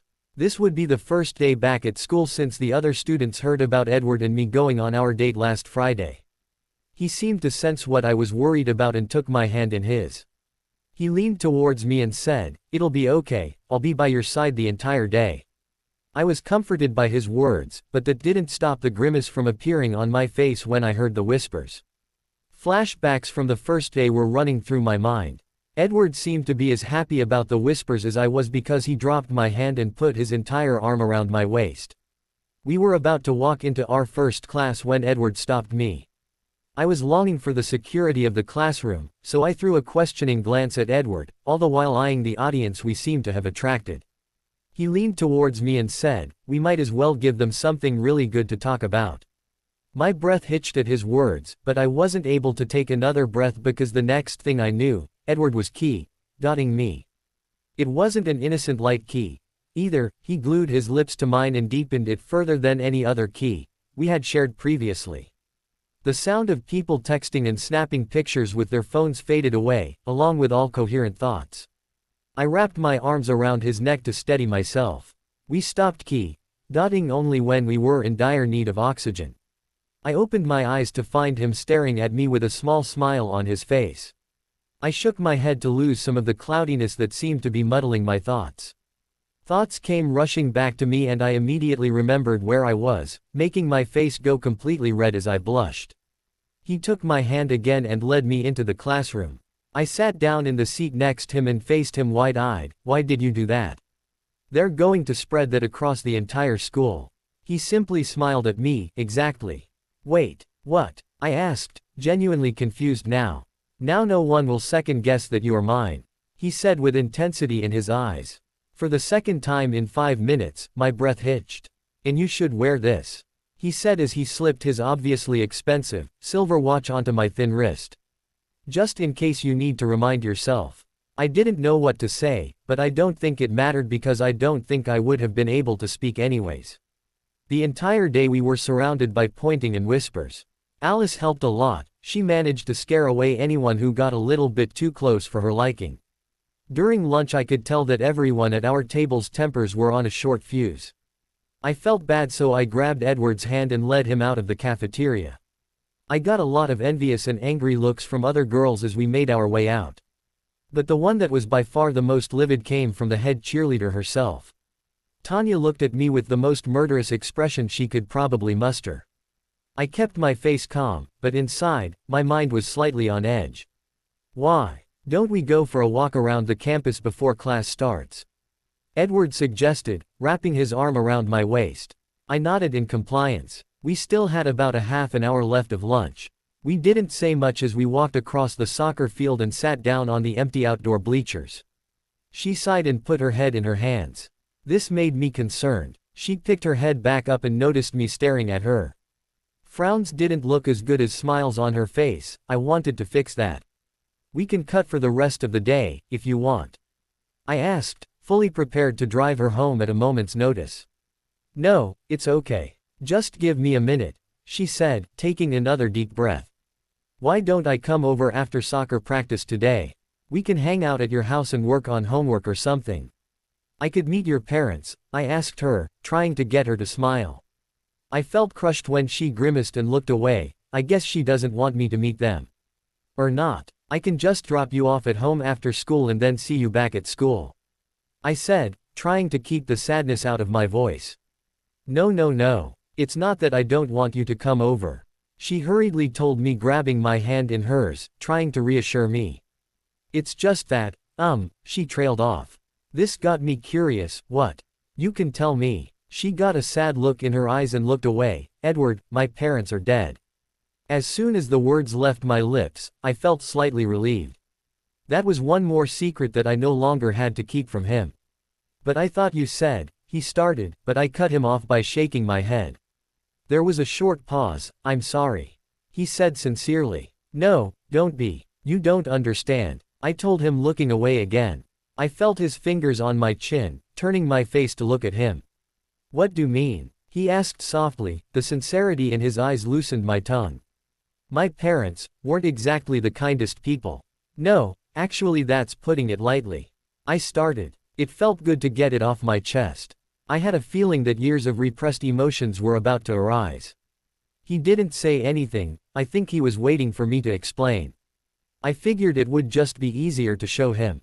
"See this scar?" I said as I pulled back the collar from my long-sleeved shirt, exposing the thin white line on my collarbone. "That was a present from my father for my 8th birthday. I watched Edward's face carefully. He seemed to be struggling with different emotions, at first shock, and then anger, but he finally seemed to settle on sadness. He didn't say anything. I watched as he slowly reached out and traced my scar with his fingertips. The silence seemed to grow. Please say something. I whispered. Why didn't you tell me? He asked sadly, his voice level matching mine. I shrugged and looked away nonchalantly, trying to rein in the emotions that wanted to leak out. Are there any more? He asked cautiously, tracing my scar again, trying not to cross any boundaries. Yeah, you could say that, I said, letting out a big sigh. Granted, some of them were actually from missions, but most were before I joined the agency. I let out a deep breath. I never knew what it felt like to let go of something like that. I don't think I've ever felt more vulnerable than I did at that moment. I felt Edward's arms wrap around me and smiled. I've never told anyone that before, I confessed, my voice slightly muffled by his shirt. Thank you, he said, tightening his hold on me. The bell rang, signaling that was over. I looked at Bella and noticed her smiling. It was contagious and I soon found the corners of my lips rising. Come on, I want to show you something, I said as I grabbed her hand and key. It. We made our way to our next class slowly, savoring the moment. I looked over at her again. She seemed genuinely happy, which in turn made me happy. I wasn't sure what to think about what she told me. The only thing I was sure of was that she deserved to be treated a lot better than she was. She deserved to be taken care of. I was still feeling happy about finally telling someone about my past. We walked into fifth period together, the music room. I started heading towards my usual couch, but Edward led me to the piano room instead. He sat me down on the bench next to him, but before I could question his actions, he started playing.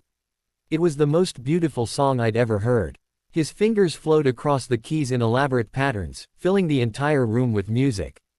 It started out sad and slow but quickly picked up into a steady pattern. I was speechless watching him. I had never had the opportunity to play an instrument before. I let the final keys ring out before I broke the silence. Edward, that was the most beautiful thing I've ever heard, I said truthfully, my voice filled with awe. Well, I would hope so, because you inspired it, he said, giving me a large smile. I couldn't say anything, so instead I pulled his face towards me and communicated my feelings through my key. By the time I released him from my embrace, he had a dazed look on his face. After school, I made my way to the locker room to change for soccer practice. The smile that had been on my face since lunchtime dropped when I saw who was inside. Well, look who it is, came the nasally voice that belonged to none other than Tanya, busy changing for cheerleading practice with the rest of her team.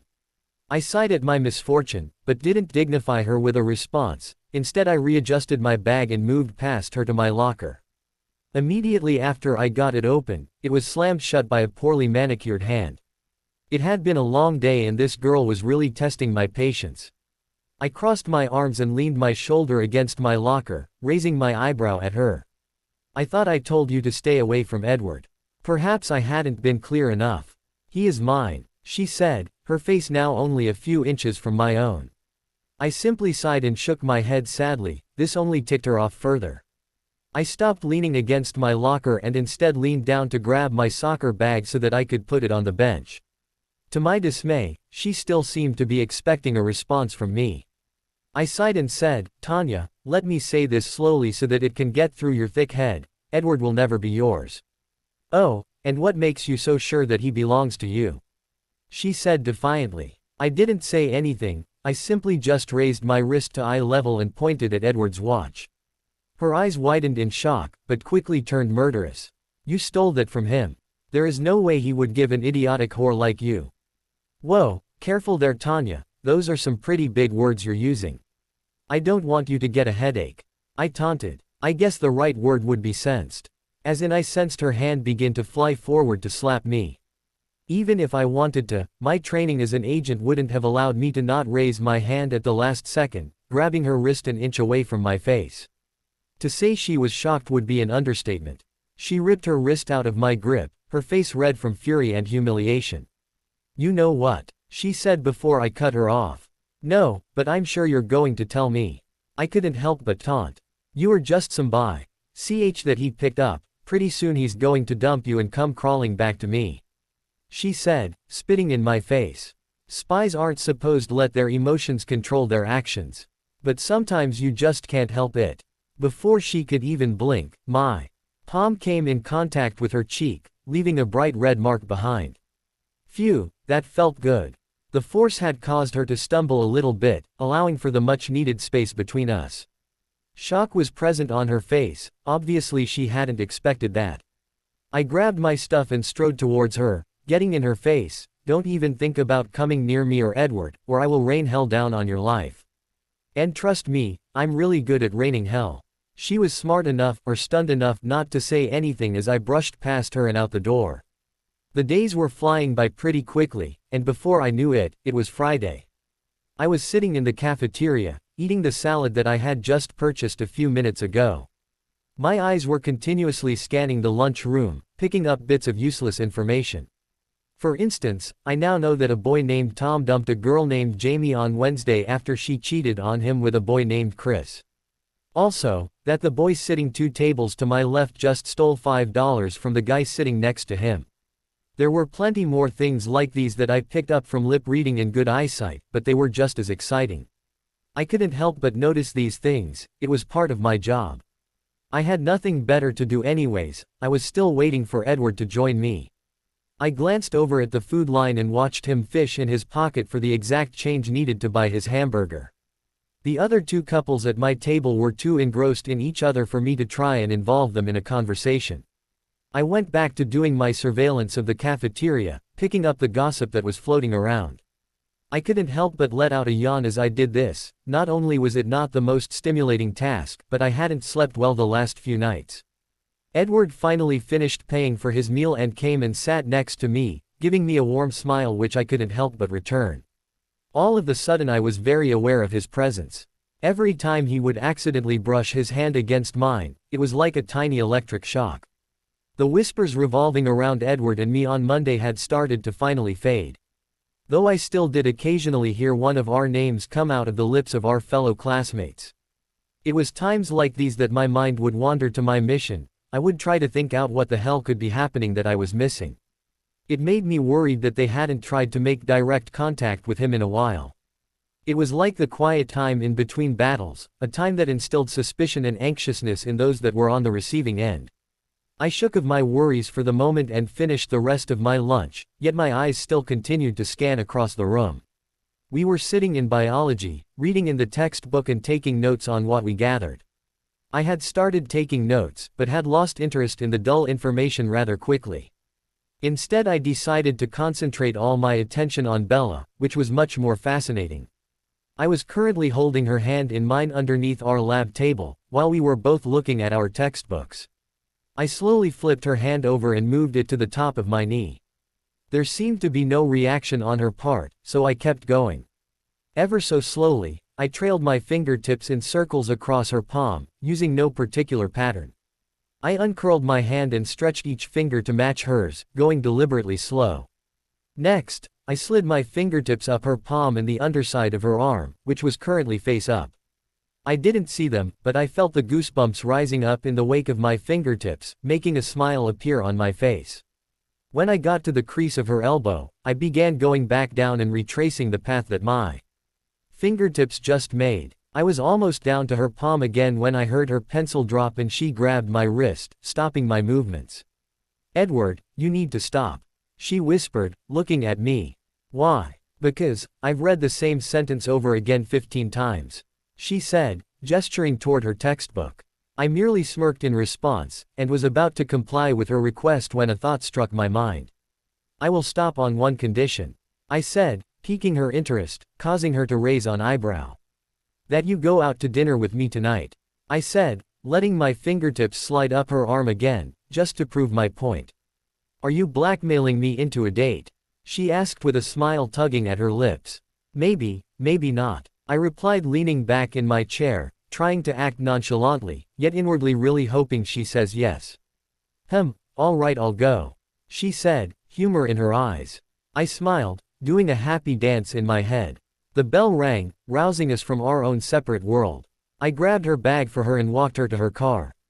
even going as far as to open her door for her. I leaned in through the open window and said, "I'll pick you up at 7.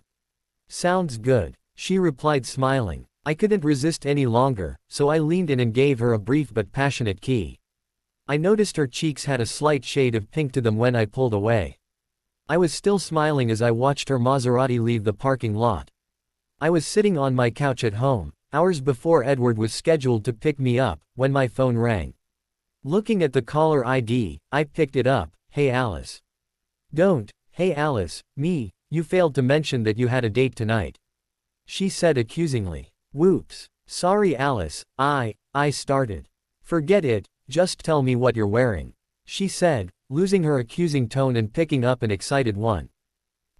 I don't know yet, but he's not going to be here for 2 hours, so I've got plenty of time to decide," I said, switching the phone to my other ear. 2 hours. And you haven't started getting ready?" "Never mind, I'm coming over, I'll be there in a few minutes," she said, hanging up the phone with a click. True to her word, 5 minutes later I heard Alice knocking on my front door. I double-checked to make sure that anything I didn't want her to see was not in view. I opened up the door and let Alice in, grimacing at the sight of the bag labeled, "Makeup." "Is this really necessary, Alice? I could have easily have gotten ready on my own," I said, not wanting to play Bella Barbie for the next hour. "Yes, it is," she said, ushering me up the stairs. We made our way to my room, where she dumped the bag on my bed and went straight to my closet. I watched in humor as she dug through my clothes and chucked the ones she didn't like over her shoulder. "Didn't we buy you a dress the last time we went to the mall, other than the one for the dance?" she asked, digging further. "Oh, here it is," she said, turning around and tossing me the dark blue, knee-length dress that I briefly remember buying a few weeks ago. "Go put that on and then we need to fix your hair," she said, eyeing my hair, which was in a simple ponytail. I followed her orders and went and got changed. Upon returning to the room, she started applying makeup. I knew that struggling would just prolong the experience, so I just shut my eyes and let her do her work. 15 minutes later she said, "Okay, you can open your eyes now." I opened my eyes and was pleasantly surprised at my reflection. She had added blue eyeshadow and smoky eyeliner. I also had on a light coat of blush and a layer of shiny pink lip gloss on my lips. I gotta say, Alice definitely did good when it came to makeup. Before I could even get out a word of thanks, she started on my hair. I was starting to fidget when she finally finished adding soft curls and pulling some of them back into a clip. "Just one last touch," she said, I think she was more talking to herself. She rummaged in her bag and handed me a necklace with a blue pendant on it.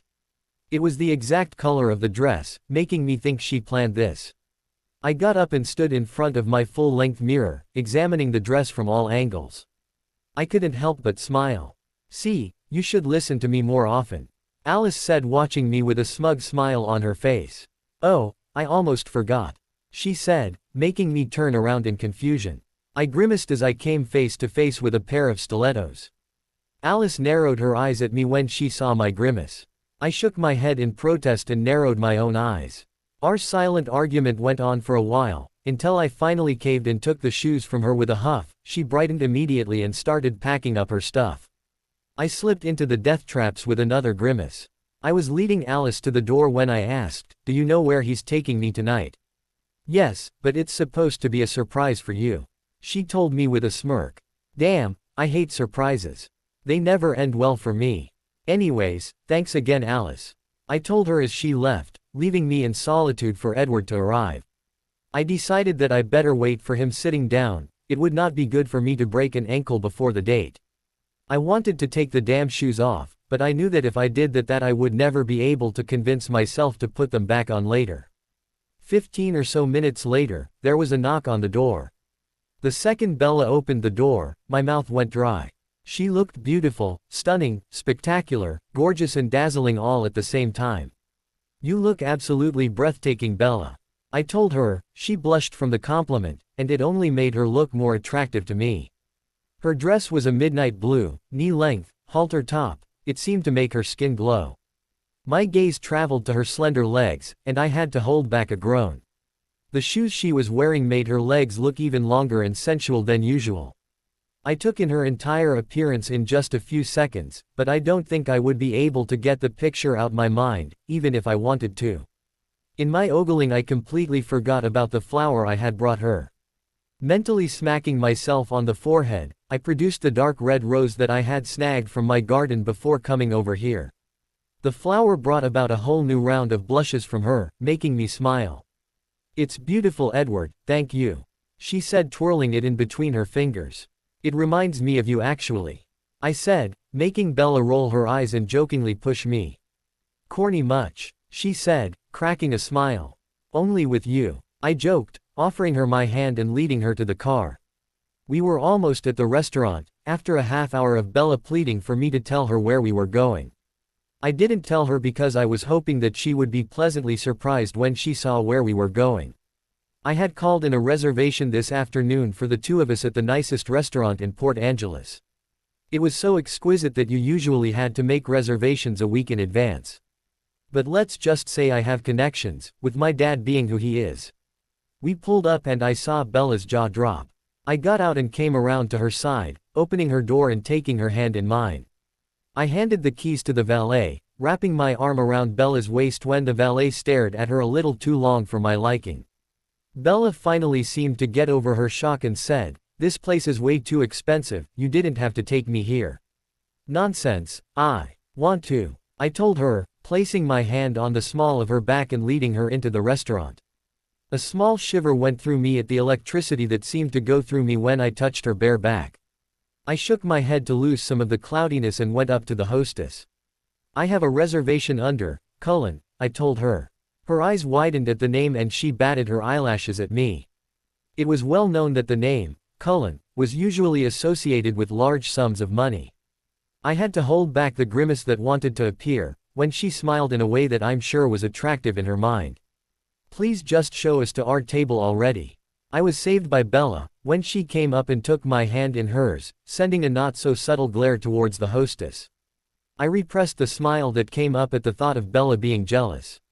She had no reason to be, that girl had nothing on her. I can't believe Edward decided to take me to the nicest restaurant in Port Angeles. I didn't like people spending money on me or giving me something.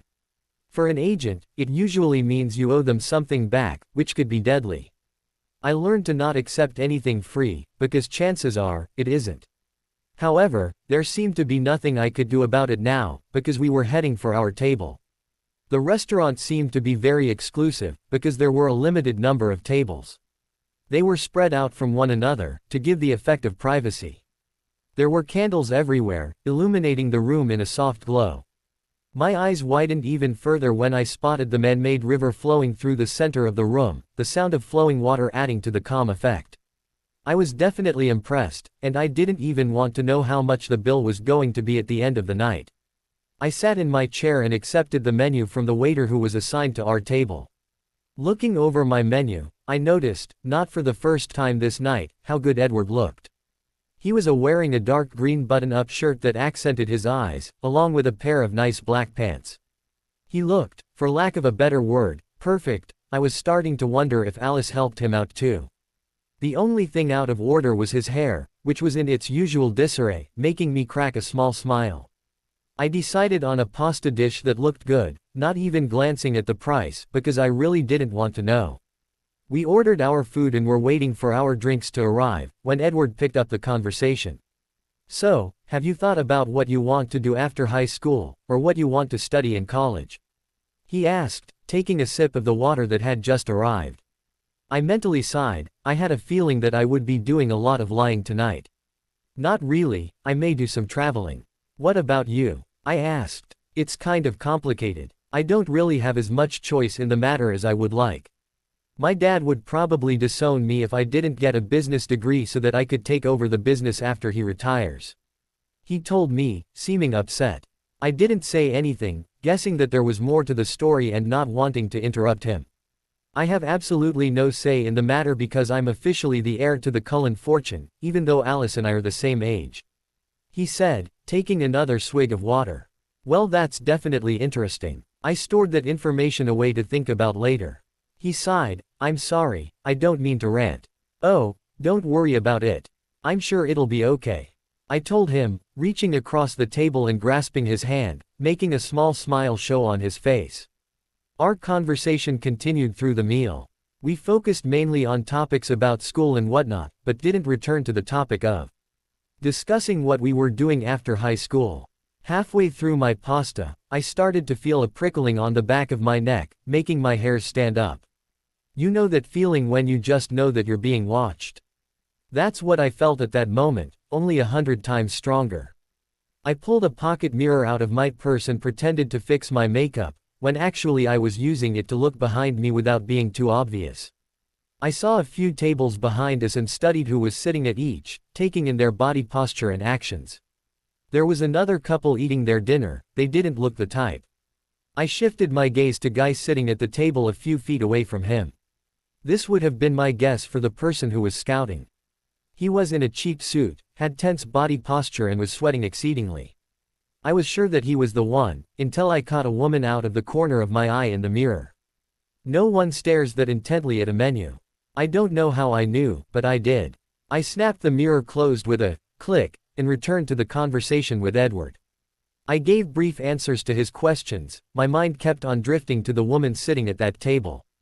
I felt her staring every few minutes, and had to refrain from turning around and looking at her. I seriously doubted that she would make a move out in the open, so for the moment, Edward was safe. Edward was paying for the bill, when I decided that I had no choice but to deal with the other woman. I got up and stretched lazily. Edward, I'm going to go to the bathroom before we go. I said a little louder than necessary, letting my voice carry. She would have to be an idiot to not have heard me. All right, I'm going to wait for my change and then I'll get the car and meet you outside. He said smiling. I started walking in the direction of the bathroom, watching her out of the corner of my eye. I couldn't help but smirk when she got up discreetly and followed me from a small distance. If my guess was correct, and they usually are, she was following me so that she could effectively deal with me, so I wouldn't get in the way when she went after Edward. I had no idea if she actually knew my background, but I doubted it. She was going to be in for quite the surprise. I breathed out a sigh of relief as I walked in, realizing that no one else was in the bathroom at the time. I knew I had no preparation time, she was bound to be only a few seconds behind me. So I opted for pretending to wash my hands, waiting nonchalantly. She walked in like I expected. A few seconds later, I got my confirmation right away that she was the one, when she locked the main entrance to the bathroom and turned around to watch me. I stopped washing my hands and grabbed a paper towel, my back to her. Are you Isabella? She asked, taking a few steps closer to me, obviously wanting to confirm that I was the one she was supposed to be killing. Depends on who's asking, was my reply, as I continued to face the paper towel dispenser, throwing away the one in my hand. That's good enough for me, she said, lunging for me. I expected this from her and planned for it. She obviously didn't expect to come in contact with the elbow I jabbed out at the last second, knocking the wind out of her momentarily. I turned around just in time to block punch she threw my way. I should have been paying more attention to her legs, because her next move was to effectively knee me in the gut, making me double over in pain. Well, someone's obviously had some training. I quickly picked myself up and dodged another blow from her. After a few tries and getting few hits on the receiving end, my fist finally managed to make contact with her jaw, making her stumble back a few steps. She was now officially furious. Apparently I wasn't going down as easily as she initially expected. I thought I was doing okay, and could probably end the fight with a few more good punches, until she flipped open a switchblade. Oh. She came at me quickly and I had to dodge, jump back and lean away from the blade that was slicing through the air with multiple swishes. Crazy by ch. The trick was to control the knife hand. So as she was pulling her hand back to send it flying towards me again, I ducked to the side and grabbed her wrist, effectively stopping the blade a few inches from my skin. I used a lot of strength to direct her hand away from either of us, until I had her hand far above both our heads and out of harm's way. Before she could react, I jammed the heel of my hand into her nose, hearing the crack, as I effectively broke it, and stomped my stiletto heel into her foot. She was still relentless and used her other hand to punch me in the stomach. I bit back a groan. I was now officially pissed. Bathrooms are always the best place for hand-to-hand combat fights. Lots of hard surfaces. I gripped the back of her neck and slammed her forehead down on one of the sink corners, making her drop to the floor. She didn't go unconscious, but it was effective enough to make her drop the knife, which I immediately picked up. She was lying on her back on the floor, barely conscious, but now sporting a large gash on her forehead.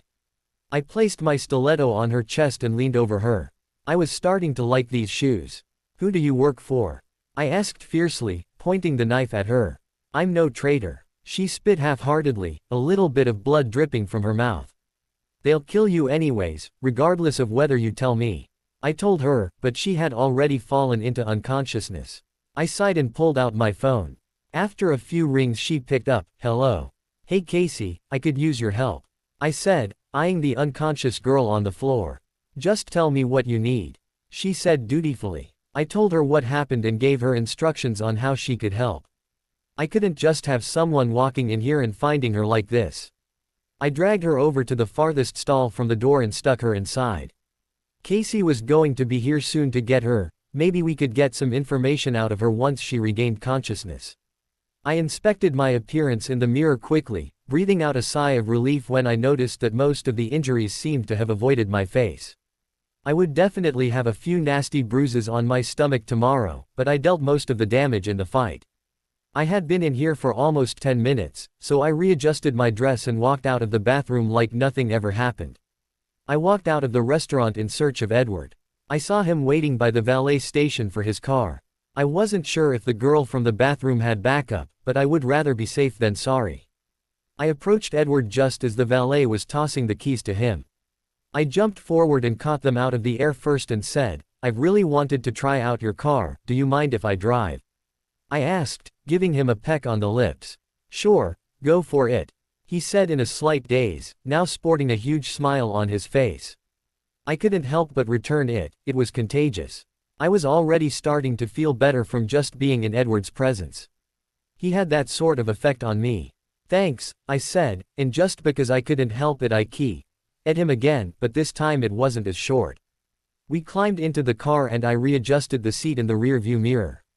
I pulled out of the parking lot and onto the busy downtown street, scanning my surroundings continuously.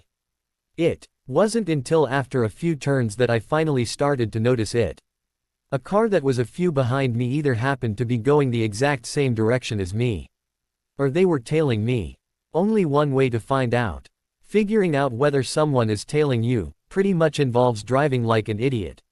You signal one way and turn another.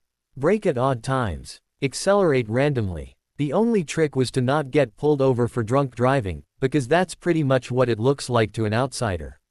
I got my answer fairly soon when the car had no choice but to be directly behind me. It was a single guy driving, wearing a dark suit and sunglasses. Normal people don't wear sunglasses at night. I got to a stoplight at a four-way intersection and signaled left, watching in my rear-view mirror as he did the same. I turned right and smiled as I watched his signals quickly switch and he followed me to the right. "I think home is the other way," Edward sighed, reminding me that he was in the car. "Yeah, I know, I just want to make the drive longer so that I can spend more time with you," I said, for once not lying. I did actually want to spend more time with him, I just had to lose the idiot behind me first. The key to actually losing a tail is to do something that the other car can't. I pulled onto the highway and started heading home, trying to think of a plan that would work. My exit was rapidly coming up and I was still in the middle lane, but I finally thought of something. "I think we want the next exit," Edward reminded. "Oh my bad, you may want to hold on tight then," I said, checking to make sure that my own seatbelt was fastened. My plan was all about timing, I only had a small gap to do it.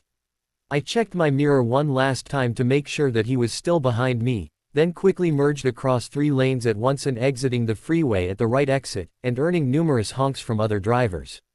I smiled in triumph at losing the guy tailing me. There is no way in hell he managed to react in time to take that same exit. I was reminded of Edward's presence again when he said, "I think I'll drive next time." I laughed and looked over at his wide-eyed expression. I woke up early on Saturday morning, still completely exhausted, trying to shake the images from my nightmare from my mind. I stretched my body out along my bed and grimaced in pain. I looked down at the part of my stomach where my shirt had ridden up and noticed a large, dark bruise. Damn. Images of last night's fight came rushing back as I touched the bruise tenderly with my fingertips. I had gotten bruises much worse, but this one still hurt nonetheless. She had gotten a few good punches into my stomach. I was just thankful that I managed to block anything that was coming for my face. It definitely would have been a lot harder to cover up. I stood up carefully, wincing at the pain, and stumbled my way to the bathroom. There, I downed a couple of Advil and got ready for the day. I glanced outside and noticed that it was actually a fairly nice day out. So I opted for wearing a brown, knee-length skirt and a green jacket. I think Alice was starting to rub off on me. The pain from my bruise was starting to go away, and now I was able to walk down the stairs without injuring myself further. I made some coffee to make up for the lack of sleep, nearly spilling it in the process. Every once in a while I would get nightmares that came straight from my memories. They came whenever I was the most stressed out and usually lasted for about 5 or 6 days. I did the math in my head and figured that I was nearing the end of it, thankfully, a day or two left at the most. I definitely needed sleep. Memories of my parents and past missions would fill my mind at night, often making me wake up in a cold sweat. I shook my head again, trying to get rid of the images that were often filled with pain that I had no intention of remembering. To distract myself, I flipped on the TV and watched the news. After 5 minutes my eyes were starting to droop, so I got up and grabbed another cup of coffee, hoping to get an advantage on my exhausted state. I was about to take a sip when my phone started ringing. I grumbled to myself and went back to the living room to pick it up. "Hello?" I asked irritably and groggily. "Well, don't you sound cheery this afternoon?" came the joking tone of Edward's voice, automatically making a smile creep onto my face. "Sorry about that," I yawned, looking outside only to realize that he was correct in the fact that it was the afternoon. My mind was already growing calmer by just the sound of his voice. The images that I had spent the better half of the morning trying to push back were finally starting to fade away.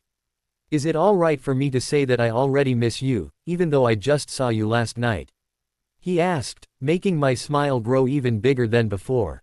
"Because, I was wondering if you wanted to have lunch with me at the mall," he continued, a little bit of hope detectable in his voice.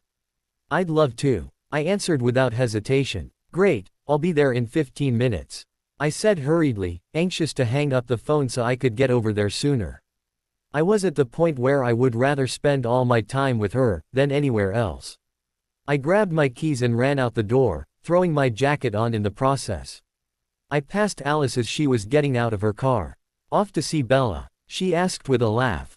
"Is it that obvious?" I asked as I unlocked my car. "Pretty much, yeah. You only ever have a smile like that on your face when you're either about to see her, or just did, and I'm pretty sure she didn't spend the night at our house," Alice asked with a smirk, eyeing me.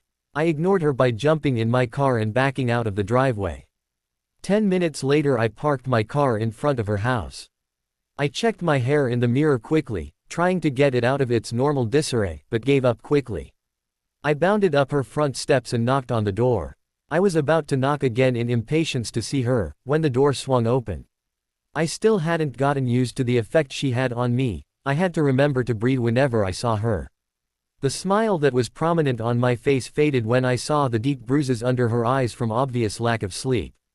She noticed the sad look on my face and said, "What? Is something wrong?" I reached out and stroked beneath her eye with my thumb. She knocked my hand away nonchalantly. "It's nothing, I just didn't get much sleep last night." "Are you sure? Maybe we shouldn't have stayed out so late last night." I was cut off by the only thing that could have stopped me. Her key. Dotting me. I was slightly lightheaded when we broke apart, and I had a goofy grin on my face. "Your concern is appreciated, but not necessary," she said, grabbing my arm and tugging me in the direction of my car. I shook my head to try to clear my thoughts, but failed as the only thing on my mind was the feel of her lips. I was touched that Edward was so concerned about me. I can't remember anyone in my life that has actually cared. My lips were still tingling from the electricity that seemed to ignite whenever he touched me. We made our way to the mall in good time, and we got there before the lunch crowd. He parked the car and came around to open my own door for me. I rolled my eyes at the act of chivalry, making him chuckle. He grabbed my hand and led me towards the cafe where we were going to eat. We passed a few guys going the other way. I grimaced when their eyes raked my body, making me regret wearing a skirt for a moment. I heard Edward growl from beside me and he wrapped his arm around my waist possessively. I smirked, but felt instantly better nonetheless. Am I detecting a little bit of jealousy? I taunted. He still had a fierce look on his face when he said, I don't like the way they were looking at you. Instead of antagonizing him further, I played with the silver watch on my wrist. We had just finished our meal. Edward and I had spent the last hour talking about whatever topics would come across our mind. Edward laid down a tip and we both stood up. I grabbed my jacket and put it back on. Samantha, is that you? I froze and looked up. Oh shit. A few years ago I had a mission in Oregon. My job was to go undercover and take out the head of an arms-dealing business. My undercover name was Samantha, and the 20-something-year-old man walking towards me was the son of the man I had to kill. I got away clean on that mission. They still don't know that it was me. I had dyed my hair and used an accent, but I never expected to see anyone from any of my old missions. This was not good. I did the only thing I could think of. Ignored him. You don't respond to someone calling out a name that isn't yours. Wait, Samantha, he said, rushing over to me and grabbing my shoulder.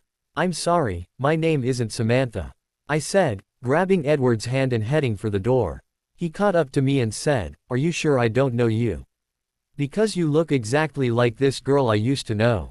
Edward obviously didn't like this guy, because he said, listen, her name is Bella. And she already said she doesn't know you. He wrapped his arm around me protectively for the second time that day, and I was thankful for him being there. My skin was already tingling from where his fingers were touching my hip. The guy gave me one last good look, but the expression on Edward's face must have persuaded him to let it go, because he apologized unsurely and let us leave, glancing back over his shoulder one last time. I let out a large breath once we were outside. What are the chances of that happening? I glanced at Edward to see if I could figure out what he was thinking, but he seemed to think nothing of it. The ride back was fairly uneventful. I was busy thinking about how close that call was back at the restaurant. If he had known that I was the one that killed his father, I doubt that he would have let me go so easily. Edward seemed to realize that I was deep in thought and left me to it.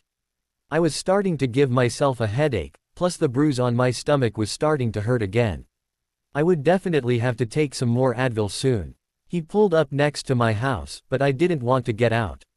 He seemed to be just as reluctant to leave, because he said, do you want to come over to my house tonight? We can watch some movies or something. You seem too stressed out lately.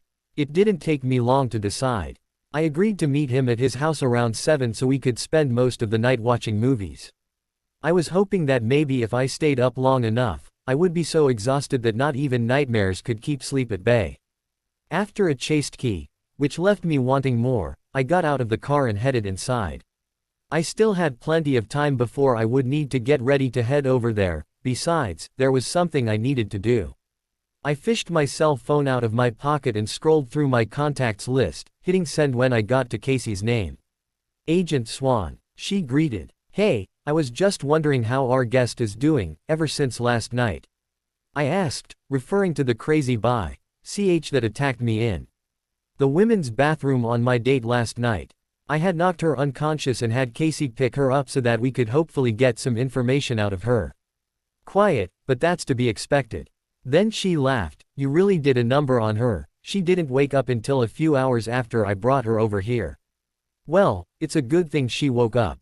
It's a lot harder to get information out of someone once they're dead. Maybe you can drive up here. She's bound to break faster with you as an interrogator, she said truthfully. I hesitated for a second. Not tonight. I have something else to do. All right, but I could really use your help at some point, she said. Don't worry, I'll be sure to get up there soon. I ended the call with a click and put it back in my pocket. I wasn't sure what kind of techniques Casey used for extracting information, so I would have to make sure I got up there to make sure that there were no accidents where the person being interrogated ends up dead. About a half hour before I would finally get to leave, I went upstairs to fix my makeup. That thought alone made me shake my head in disbelief. What has Alice done to me? No matter how hard I tried, I couldn't cover up the deep shadows under my eyes. I sighed and gave up. I was fairly new to makeup. I think it's going to take a lot more practice before I get as good as Alice. I was getting better every time though, so the makeup job I did tonight wasn't too bad. Or at least it was as good as I could make it. I decided to stick with the skirt I had on this afternoon, but changed into a nicer top. I was eager to leave, and grabbed my keys off the counter. I took a moment, once inside my car, to revel in the familiarity. This would be the first time driving it since I replaced the parts. While I did like Edward's Volvo, there was something about my Maserati that made me feel more comfortable. Maybe it was the fact that it could go from 0 to 100 km/h in 5 seconds, or the bulletproof windows, or the fact that it was just a really nice car. Either way, I was happy to be driving it again. "Shouldn't you be going, Alice?" I asked her unhappily. I knew she was just doing this to make me angry. I thought I might stick around a bit, she said, openly aggravating me. I narrowed my eyes at her. Bella was going to arrive soon and I didn't want Alice around to embarrass me in front of her. She snickered, but got my point. I'm probably just going to spend the night at Jasper's, because chances are it will be too late to drive home. She grabbed her keys in her purse and I led her to the front door. "Hold on a sec, I can't leave with your hair like that," she said, putting her purse down again. Because of her height, she had to go up on the tips of her toes to reach the top of my head, where she futilely tried to get my hair to behave. "Okay, Alice, you need to stop, and you need to go," I told her, picking up her purse and putting it back in her hands. I opened the door again and ushered her outside. "Fine, but when I get back I'm going to get you some hairspray or gel or something to keep your hair in order. Because that's really going to bug me for the rest of the night."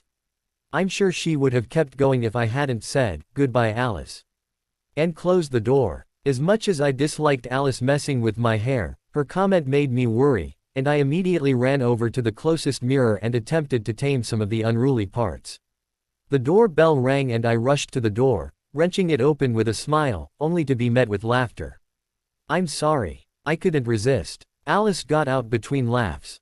I growled at her and shut the door again, returning to the mirror in slight embarrassment. I was making myself extremely nervous.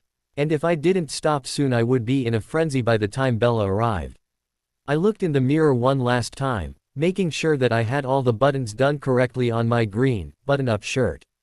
Alice had told me once that green was my best color, and that it made my eyes stand out.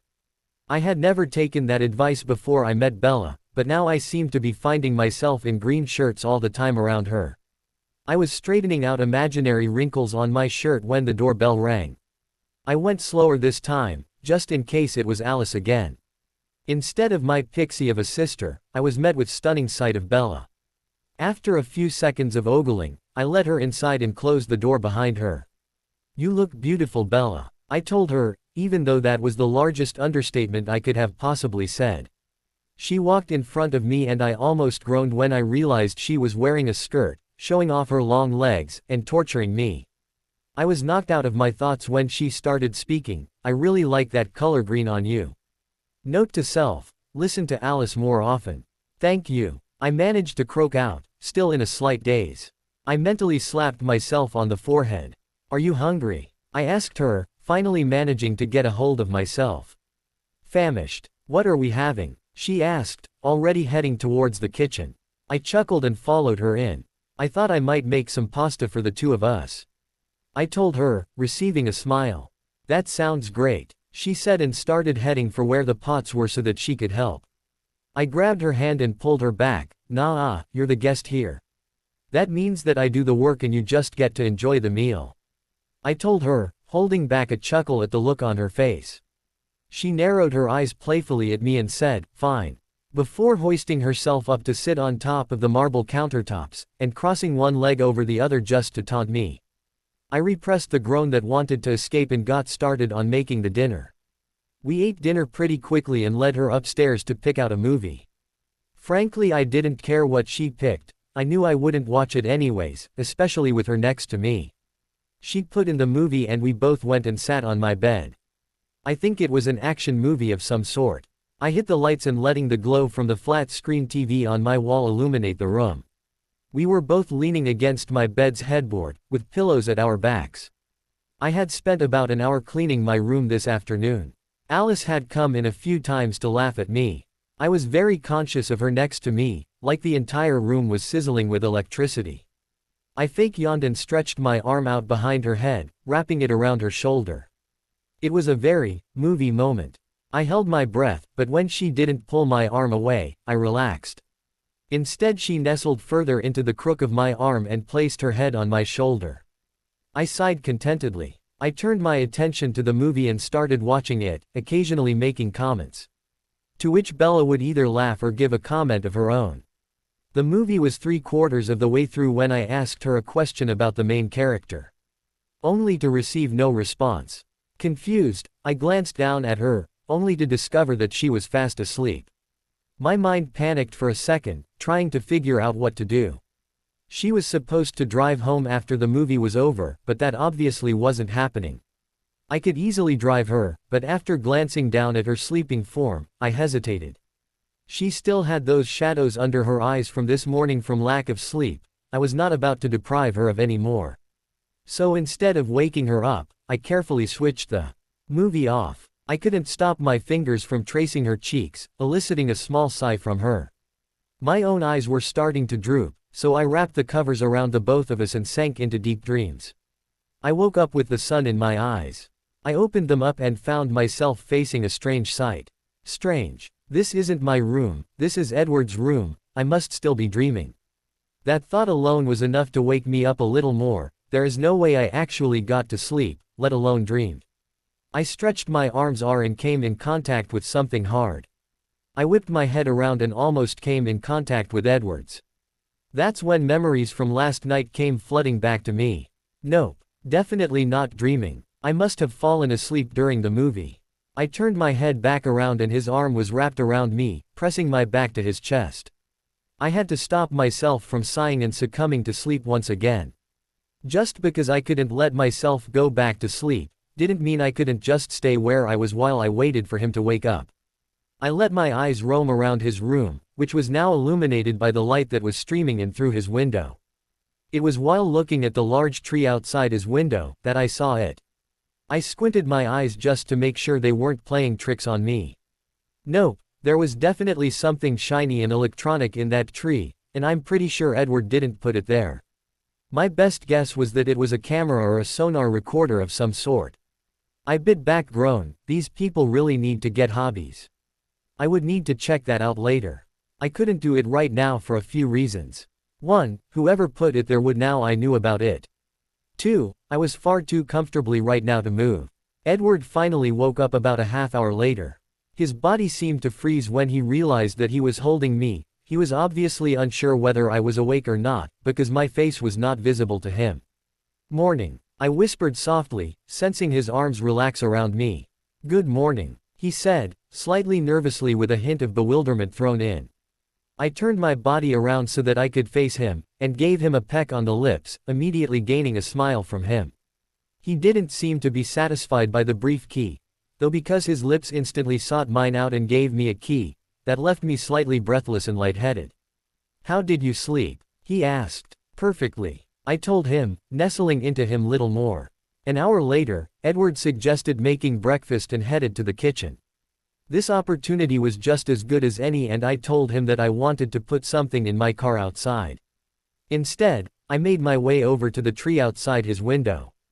The first branch was a little tall for me, so I had to take running start before hoisting myself up and continued climbing.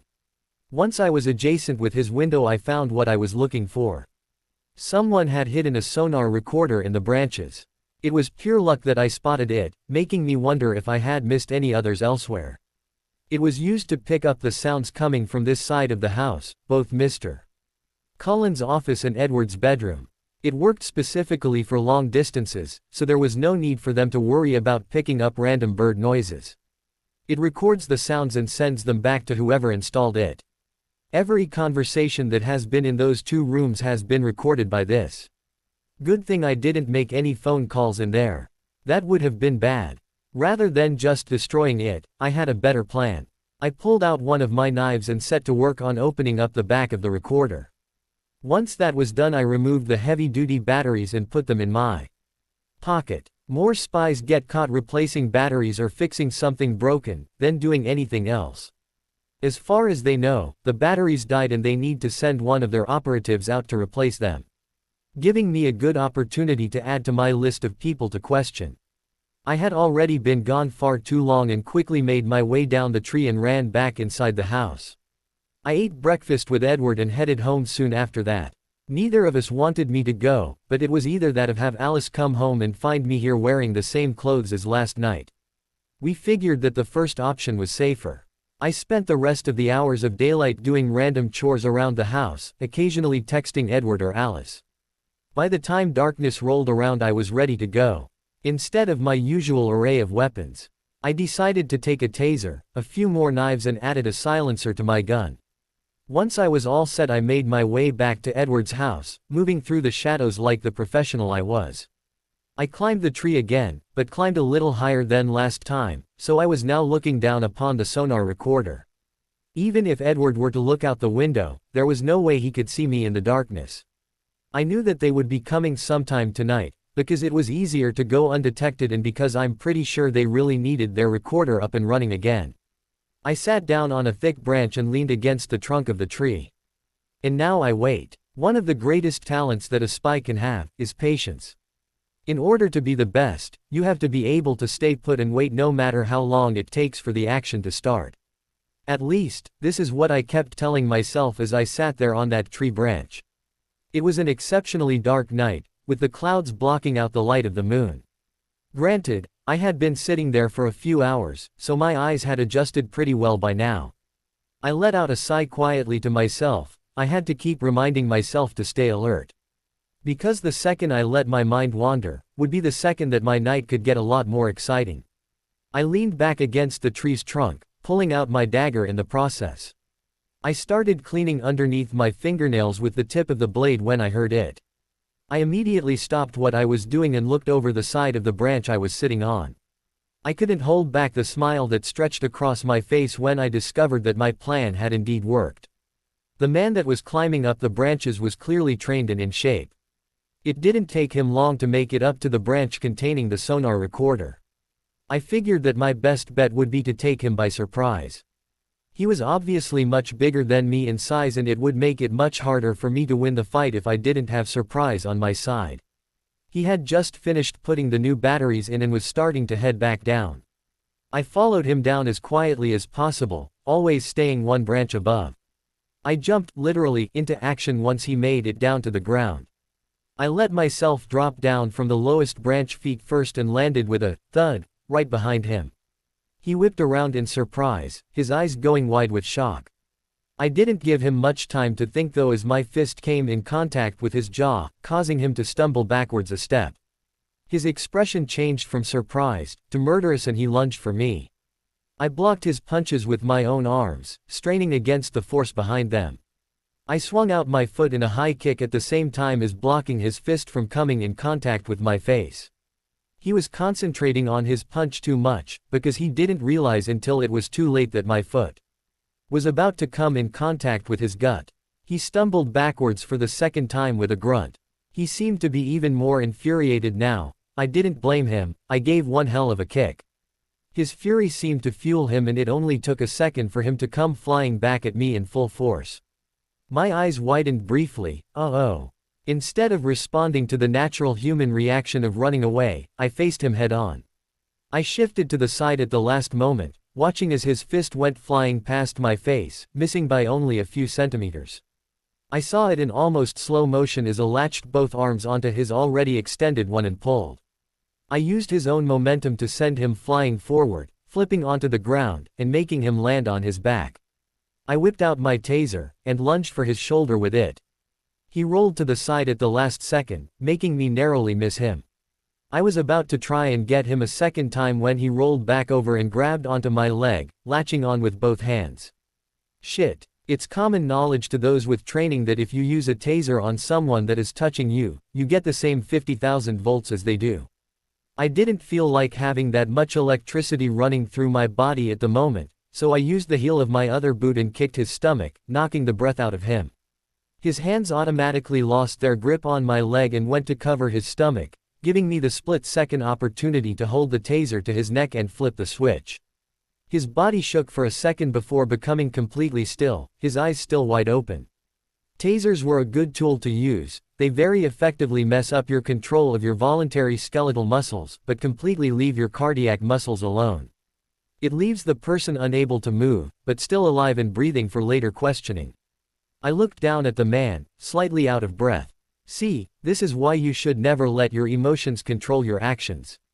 It will only lead to trouble. I told him quietly, barely above a whisper, nudging him with my shoe. I sighed and put my taser away. I grabbed a hold of both of his legs and began to drag him towards where I had hidden my car a few hours ago. I had to rest a few times, this guy was heavy. By the time I made it back to my car, I was out of breath and he had grass and sticks in his hair from being dragged. I unlocked my car and popped the trunk, grabbing the rope that I had brought along. I tied his wrists behind his back and bound his legs together.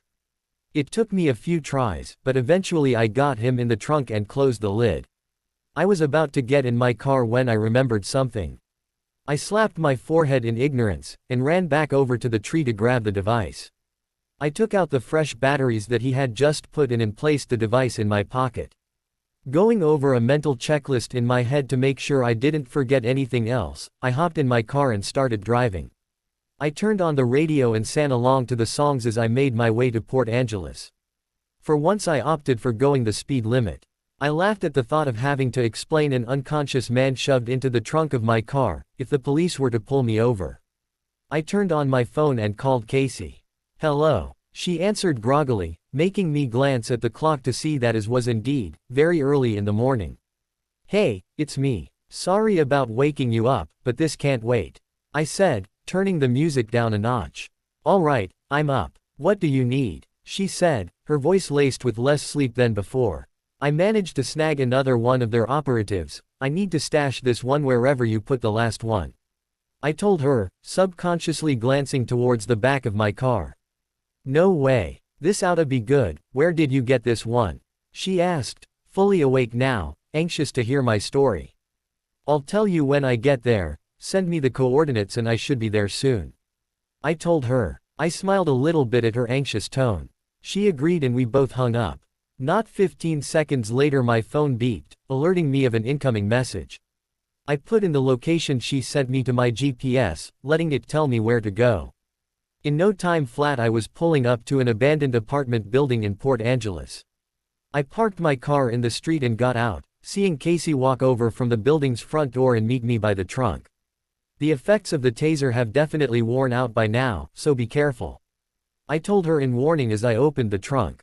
Sure enough, as soon as the trunk was open, the guy was struggling against his bindings and as soon as he saw the two of us started yelling. "For God's sakes be quiet, no one can hear you anyways," Casey said, pulling out a piece of duct tape and covering his mouth, smothering his cries for help. I chuckled and checked to make sure that his hands and feet were still bound together. Together, we managed to carry him inside the abandoned apartment building. He struggled the entire way, but quit once I brought out my taser and offered to give him another 50,000 volts. "Wow, I'm impressed," I told Casey as I took in the inside of the building. The outside looked like a rundown building but the inside looked more modern. She smiled at the compliment. "Where do you think we should put him for now?" I asked her, looking at all the different doors inside. She said, looking around. "Why don't we throw him in there?" She gestured towards the room to my right. I nodded and we threw him inside. We left his hands bound, not wanting to have to fight him every time we opened the door. I inspected the inside and found a mattress on the floor with one window on the opposite wall. "Don't worry about the window, you'd need a sledgehammer to even make a crack in that thing," she said. I nodded and closed the door behind us. I watched silently as she bolted the door and locked 3 locks from the outside, nodding in satisfaction. "So, how is our other captive?" I asked her, referring to the woman I kicked the crap out of on my date with Edward a few nights ago. "She's sleeping for the moment. I've got a hidden camera set up in there." I nodded with a yawn. The adrenaline that was running through my body earlier was long gone by now. "So," she started, leading my back towards the main room, "you were going to tell me all about how you managed to capture Mr. Muscle over there," she said, jerking her thumb in the direction of his room. I chuckled at her name for him and started telling her about it. By the time I wrapped up my story, she was full of energy, and I was out of it. I'll be back later today to help you question both of them, but for now, I said, another yawn escaping, I'm going to head home and grab a few hours of sleep. She nodded sadly. I was immediately reminded of the fact that she was here all alone. I would have died of boredom by now. You've done well here. I'm glad that you were picked for my backup. I told her with a small smile, receiving one in return. With one last wave goodbye, I hopped in my Maserati and headed home. It was about 10 o'clock in the afternoon when I woke up. I stretched lazily across my bed, opening my eyes slowly. I sighed at the sight of the spot next to me coming up empty. The night Bella slept over was the best night of sleep I had ever gotten. I just saw her yesterday, and already I was missing the comfort of her presence next to me. I rolled out of bed and went to get breakfast, eyeing the clock, counting down the minutes until it would probably be okay to call her. I figured I should wait a few hours, make it seem like I wasn't completely desperate to see her. I managed to wait 45 minutes before I was dialing her number on my phone. I started to fidget a little bit when it got to the fourth ring and there was still no answer. I was about to hang up when the ringing stopped and I heard a groggy, "Hello." "Hey, Bella." I started out excitedly, before I smacked myself in the forehead, trying to get over my eagerness. "How are you?" I continued in a more calm and nonchalant manner, clearing my throat awkwardly. I could hear her chuckling on the other end. Apparently my eager demeanor did not go unnoticed. "I'm fine, how are you?" she said, still laughing at my expense. "Much better now that I'm talking to you," I said truthfully, no matter how corny it sounded. "Did that just come to you, or were you totally planning on saying that at some point today?" she asked, the smile obvious in her voice. "I may have thought about saying it once or twice," I admitted, hoping to hear her laugh again. I wasn't disappointed. Her laughter was like music to my ears and I couldn't stop the smile that crept onto my face. "I was wondering if you wanted to do something with me today," I asked hopefully. "What did you have in mind?" she asked. I glanced out the window and said, "Well, it's pretty sunny out, we could go to the pool."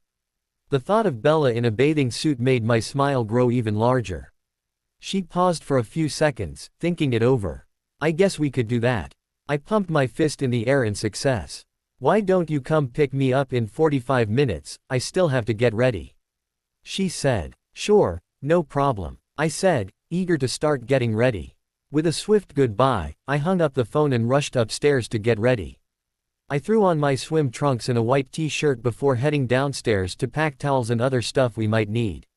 I was about to rush out the door when I looked at the clock. I groaned when I realized that I didn't need to be over there for another 20 minutes. Reluctantly I forced myself to sit down at the table and stare at the clock, trying to force the minute hand to go faster. When it finally did reach a suitable time for me to leave the house, I sprinted out the door and hopped in my car. I was even impressed at how I managed to cut down my driving time by 5 minutes. I hopped out of my car and bounded up her front steps. I knocked on her front door, rocking back and forth on my heels to try and keep my patience. I was about to knock again when the door was pulled open by a flustered Bella. She was hopping around, trying to put on her other flip-flop while trying to stay balanced. I chuckled, but wrapped my arms around her to keep her steady nonetheless. "Thanks," she said, slightly flustered still. "Anytime," I smiled, leaning into her. I followed Edward to his car, carrying a bag with a towel, sunscreen, throwing knives, sunglasses. You know, the usual. That last key left my skin flushed, so by now I was probably the shade of a tomato. I was reluctant at first to agree to go swimming. There was no way in hell that I would be able to strap on weapons while in a bikini. But my love of swimming and the idea of spending the day with Edward overran my concerns. I made sure to pack weapons in my bag though. I was wearing my bathing suit underneath a pair of shorts and a tank top. It may be sunny today, but that didn't make it that much warmer. I pulled up to the pool and parked the car. I opened the trunk and grabbed the bag that stored our lunches. I tried offering to carry Bella's but she shot me down. She insisted on carrying her own bag. I figured that she was just being stubborn, but I let her have her way. I settled for wrapping my arm around her and leading her into the pool area. The pool was only fairly crowded, maybe having a dozen or so other people there at the moment. I led her over to one of the beach chairs set up on the side and placed down my bag. Anxious to get in the pool, I stripped off my shirt and took off my flip-flops. I turned around to ask Bella a question, and felt my jaw drop. She had already taken off her shorts and was in the process of pulling her shirt over her head, revealing a blue and white striped bikini. My gaze traveled from her long, sumptuous legs, over her flat stomach, lingering at her chest and then met her blushing face, before getting lost in her deep brown eyes. She closed the distance between us by taking a step forward and closing my jaw with her index finger. "You're drooling a little bit, Edward." I shook my head to clear out the muddled thoughts. I was about to say something to save what little dignity I had left when she ran past me, calling over her shoulder, "Are you coming?" Before jumping into the pool in a perfect dive. I had a goofy grin on my face as I ran after her and jumped in, opting for a cannonball rather than a dive. We swam around the pool for a while. It was no surprise that she was just as good at swimming as she was at soccer. Maybe even better. After a while she settled on floating on her back, resting on the surface of the water. The pool was fairly deserted by now, and those that were still there were packing up their stuff to leave. She closed her eyes, seeming utterly at peace. No matter how hard I tried, which wasn't very hard, my eyes couldn't tear themselves away from her body. This is the most of her skin I had yet to see. Usually she chose to wear long-sleeve shirts and jeans. Her skin was a pale creamy color, except for her face whenever she blushed. I had only been staring at her for a little while when she said, "Like what you see." I jumped, slightly flustered at having her catch me ogling her. My eyes shot up to her face, but her eyes were still shut. She opened one of her eyes and looked at me, waiting for an answer. "Yes," I said, almost like a question. This caused her chuckle and grab my hand, pulling me towards her before connecting her lips with mine. I placed my hand on her bare back, trying to bring her closer. She seemed to want the same thing and wrapped her arms around my neck, deepening the key. Her lips were soft and smooth, and felt like nothing I had ever experienced before. She tasted like strawberries, once my tongue came in contact with hers. I had to suppress the groan that threatened to break out when she softly bit down on my lower lip. I felt her smirk against my lips. Well, two can play at that game. Ever so slowly I traced her lips with the tip of my tongue. Every time she would lean forward to try and reconnect our lips I would pull back a little bit, just out of reach. I knew I was teasing her, but I couldn't resist. The next thing I knew she tackled me backwards, pushing us both underwater. Dotting underwater was an invigorating experience. I couldn't open my eyes in the chlorinated water, so I had to move by feel rather than sight. I cupped both of her cheeks in my hands while her arms wrapped around my neck once again. Her lips were even smoother than before, and I could feel some of her loose hair tickling my cheek. I ran a hand through it, feeling it slide through my fingers smoothly. We kicked our way to the surface when we were both in dire need of oxygen. We were both gasping for air, her cheeks were flushed and I'm sure that mine looked similar. It was starting to get late, so we decided to get out. I swam ahead and got out, grabbing her towel so that I could help her into it. I wrapped it around her shivering shoulders and rubbed her arms, trying to create enough friction to warm her up. I looked up at the sky and sighed. The sun had already started to retreat behind the clouds, dousing the hot weather. I returned my gaze to her, only to find her staring at my chest, which was still dripping with water. I smirked. "Like what you see?" I asked. Her only response was to blush. We had spent so long in the pool that I completely forgot about the food I packed for us. "Why don't you come over for dinner tonight?" I asked, pushing a stray strand of hair behind her ear. She bit her lip. "I wish I could. But I already promised to do something with one of my friends tonight," she said with a frown. I gave her my best pout, something I learned from my sister. I thought she was about to crack, when she said, "Why don't we have dinner tomorrow night?" I wrapped both my arms around her. "All right, I guess I can settle with that," I said, before leaning in and capturing her lips in a sealing key. It was sad to see Edward's Volvo pull away from my house, but I had work to do. I changed clothes and grabbed my keys. The drive to Port Angeles was shorter than expected, and soon I was pulling up in front of the abandoned apartment building. I only had to knock on the door once before Casey let me in.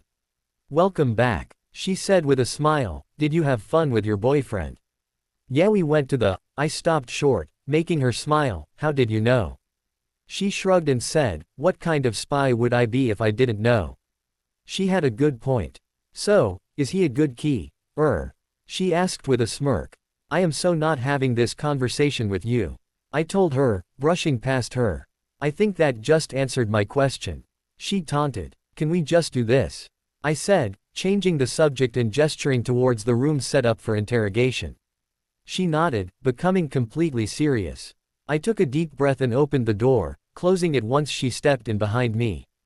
I flipped on the light and looked around. We decided to question the woman first, since she's been here the longer. The room was similar to a police interrogation room, with just a desk and a few chairs.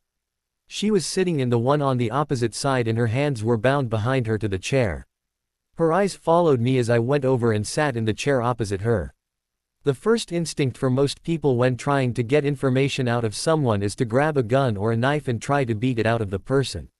Trying to get information with torture is like trying to clean your house with a flamethrower. It doesn't work, and it just makes a mess. Using torture will backfire almost 100% of the time. They'll tell you anything to make the pain stop. And usually what they tell you is as far from the truth as you can get. I crossed my arms and propped my feet up on the desk, studying the woman in front of me. Casey had cleaned the wound on her forehead and bandaged it, but other than a few bruises, she seemed pretty much intact. She met my gaze head on, not saying a word. I saw ferocity in her eyes, but no fear. This didn't surprise me. I had realized while fighting her that she had obviously had some training. My guess would be that this isn't the worst situation that she's been in. No, there was definitely no fear. However, I did detect a slight curiosity. I laughed inwardly. She obviously had no idea who I was, and I'm sure she didn't expect to be taken hostage.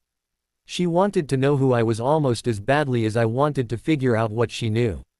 I could definitely use that to my advantage. I didn't shift my gaze a millimeter, waiting to see if anything shifted. Behind her eyes, the only sound in the room was the slow, tick, tick, tick, coming from Edward's watch on my wrist, counting the seconds that were passing. Tick, tick, tick. Who are you? She asked, breaking the constant pattern. A malicious smile spread on my face. I waited a few more seconds, drawing it out, before saying, why don't we start with who you are and work our way from there? Her eyes locked with mine. I could see the internal battle she was having within herself. Seconds ticked by as she was making her decision. She seemed to come to a conclusion. Victoria. I smiled at her once again, my grin anything but friendly. Well, it's nice to officially meet you, Victoria. Tick, tick. Time itself seemed to be slowing down. My breath automatically trying to match its seemingly inconsistent rhythm. I switched my feet to get more comfortable, this time putting my left one on top of my right, where they rested on top of the table. I uncrossed my arms from their stiff position against my chest and placed one on the table. I began tapping on the cold metal table with my finger. The light, tap, tap, taps filled the room, driving out the deafening silence. My eyes were still on her face, my expression patient but forceful. Her eyes were glued to the wall behind my head, her expression like stone. Tap, tap, tap. Her eye twitched. That was the only minuscule giveaway that what I was doing was finally getting to her. She hadn't said anything besides her name. She seemed to regret giving me that information and now was intent on staying quiet. There was a loud sigh from behind me and her eyes snapped to Casey, who was leaning against the wall behind my back. When neither of us did anything to acknowledge her sigh, she sighed again, this time slightly louder. I could feel my lips twitch, threatening to force themselves into a smile. Tick, tick, tick. Oh, come on. I heard Casey say behind me, loud enough for both of us to hear, causing Victoria to jump. She pushed herself off the wall and moved behind Victoria. She's obviously not going to say anything else. And frankly I'd like to get bed at a semi-decent time. I watched as Victoria gave out a small breath of relief, her gaze cast downward. Without taking my eyes off Victoria, I said, I suppose you're right. Finally. Do you have any idea how long I've had to put up with her? Casey gestured to Victoria, talking as though she wasn't there at all. Well, at least you only got to deal with her when she was tied to a chair. I said, finally shifting my gaze to rest on Casey's face. True. She said, so, do we want to do it in here or out back? She flipped open the switchblade that previously belonged to the woman sitting in front of me. Victoria's head snapped up and her eyes went wide. I kept my gaze on Casey. It might be easier to clean up the mess in here, besides these walls are pretty soundproof. I told her, watching out of the corner of my eye as Victoria's eyes widened even more. Good point. Casey continued, absent-mindedly twirling the blade in between her fingers with ease. She took a step closer to Victoria, standing in her blind spot. Victoria went rigid, but didn't say anything. Are we sure we want to use that knife though? My gun is in the other room, might make it easier. I asked Casey, gesturing with my head towards the door. I don't know, I kind of like this one. She said, flipping it closed and open again with a snap and a swish. Just one jab here, Casey continued, stepping closer and pointing the blade at the center of Victoria's chest. And it's over in no time.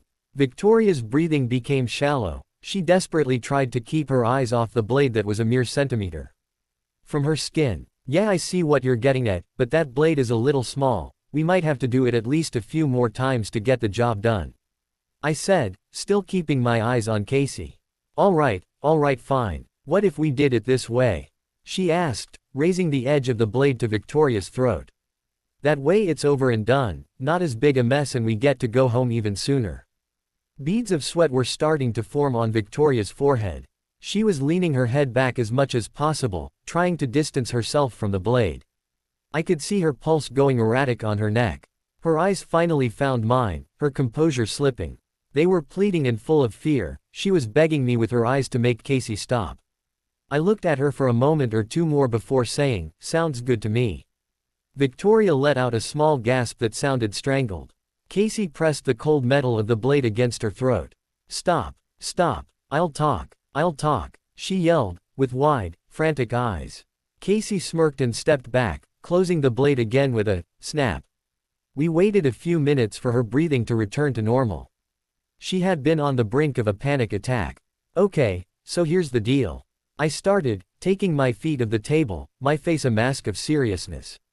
You tell us everything, who you work for, what they want, etc., etc. And in return, we don't kill you. Then after a moment's hesitation, or give you back to the people that hired you, who I'm sure would love to put a bullet through your head. She took a deep breath, then slowly nodded. She knew she was cornered. After a few more moments, that were only filled with deep breaths, she started talking. Black Industries. That's who I work for, or at least that's who I used to work for. She said, fidgeting in her seat. I could sympathize with her uncomfortable state. No matter whether you were a spy, a secret agent, FBI, CIA, NSA, whatever, you were supposed to die with your secrets. Nevertheless, I found her information interesting and alarming. Images of documents popped up and were flying across my mind.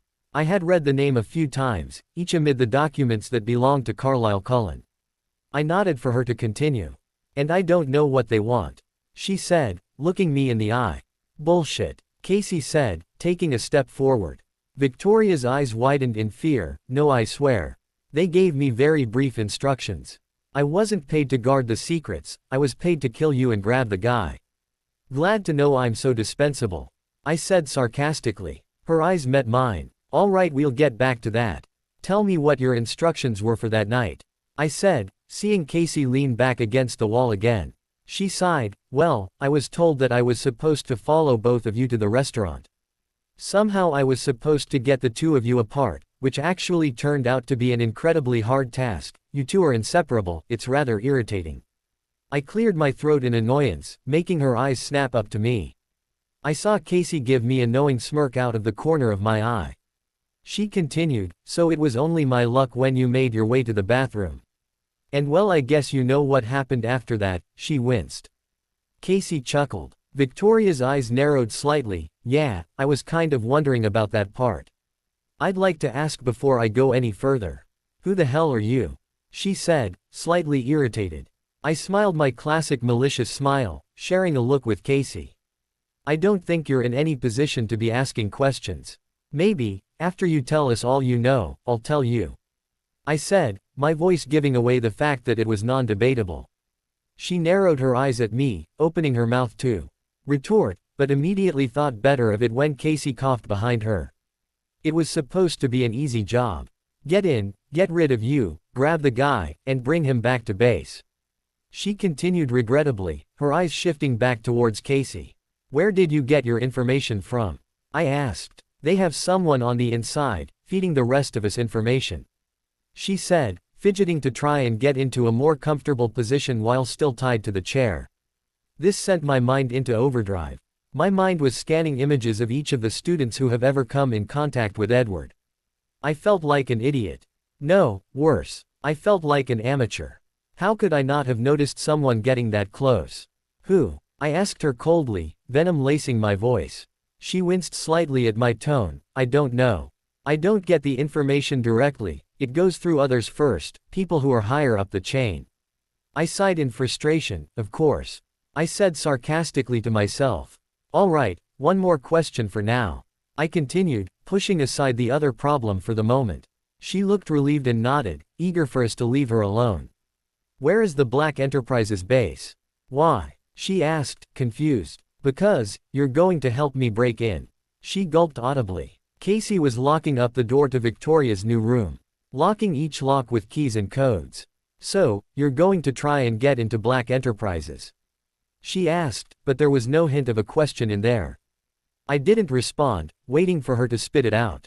You don't think that will be too difficult for you? I stopped and looked at her incredulously. She froze, her mind catching up to just how ridiculous her words sounded. What I mean is that wouldn't it be better if you had some backup? She said, desperate for me to understand that she wasn't doubting my abilities as an agent. I felt my lips twitch into a smile. Well, you didn't think I was going alone, did you? I said, smiling back at her as we continued walking. Really? She asked in unbelief. I nodded, and she immediately caught up with me, matching my stride. I noticed that there now seemed to be a small spring in her step as she walked beside me.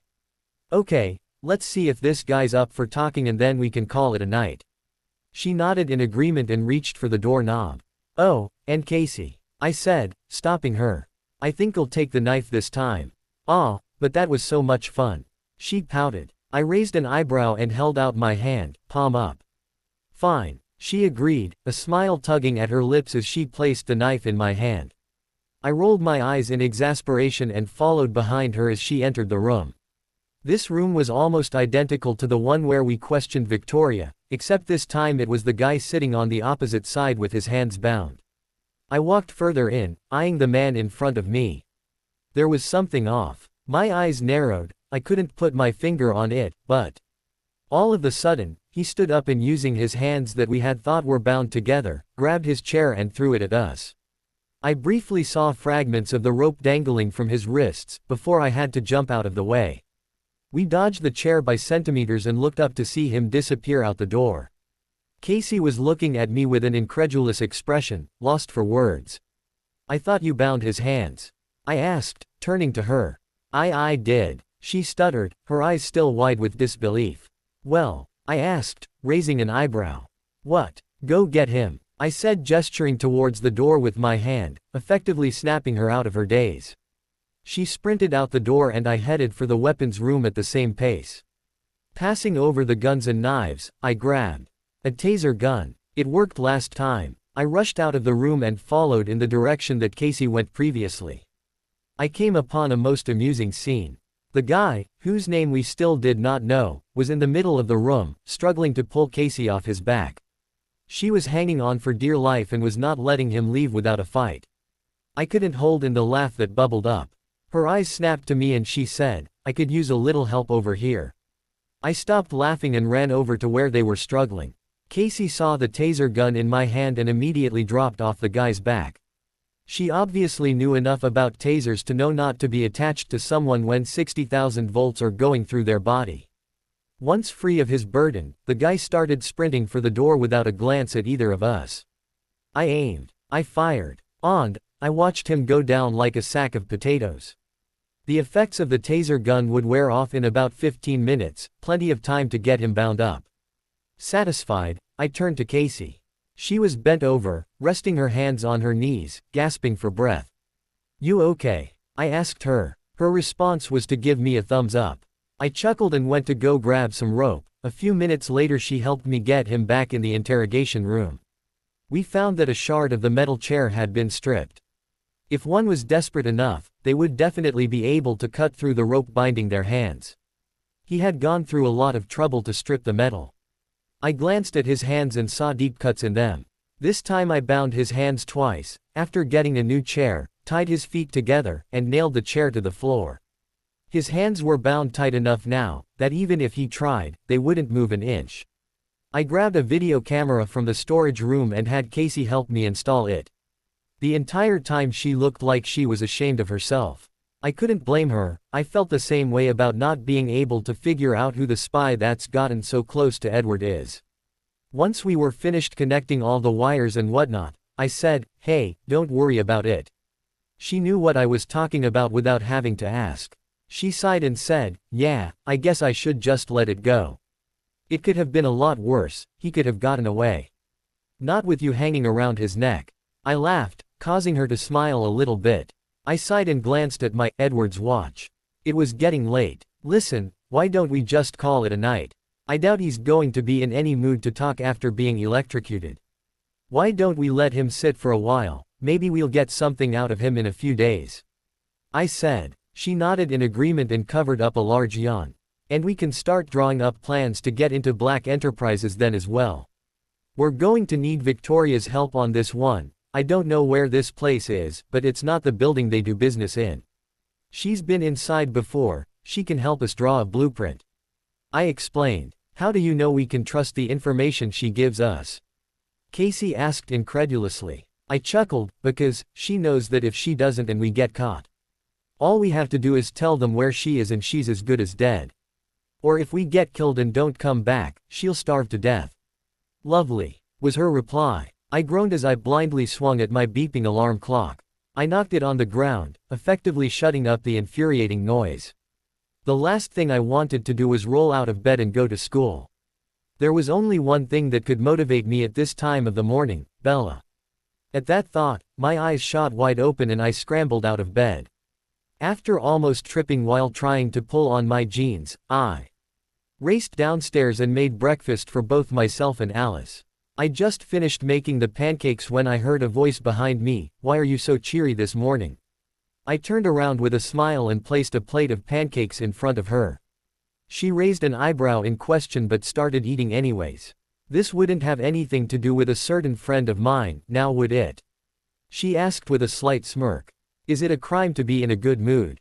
I asked defensively, though I'm pretty sure she saw right through me. She gave me a soft but happy smile and shook her head in wonder. "Hey, do you mind if we leave early? I'd like to pick up coffee before school," I said, grabbing my own plate of pancakes and sitting down next to her. "Sounds good to me, some coffee would be very welcome.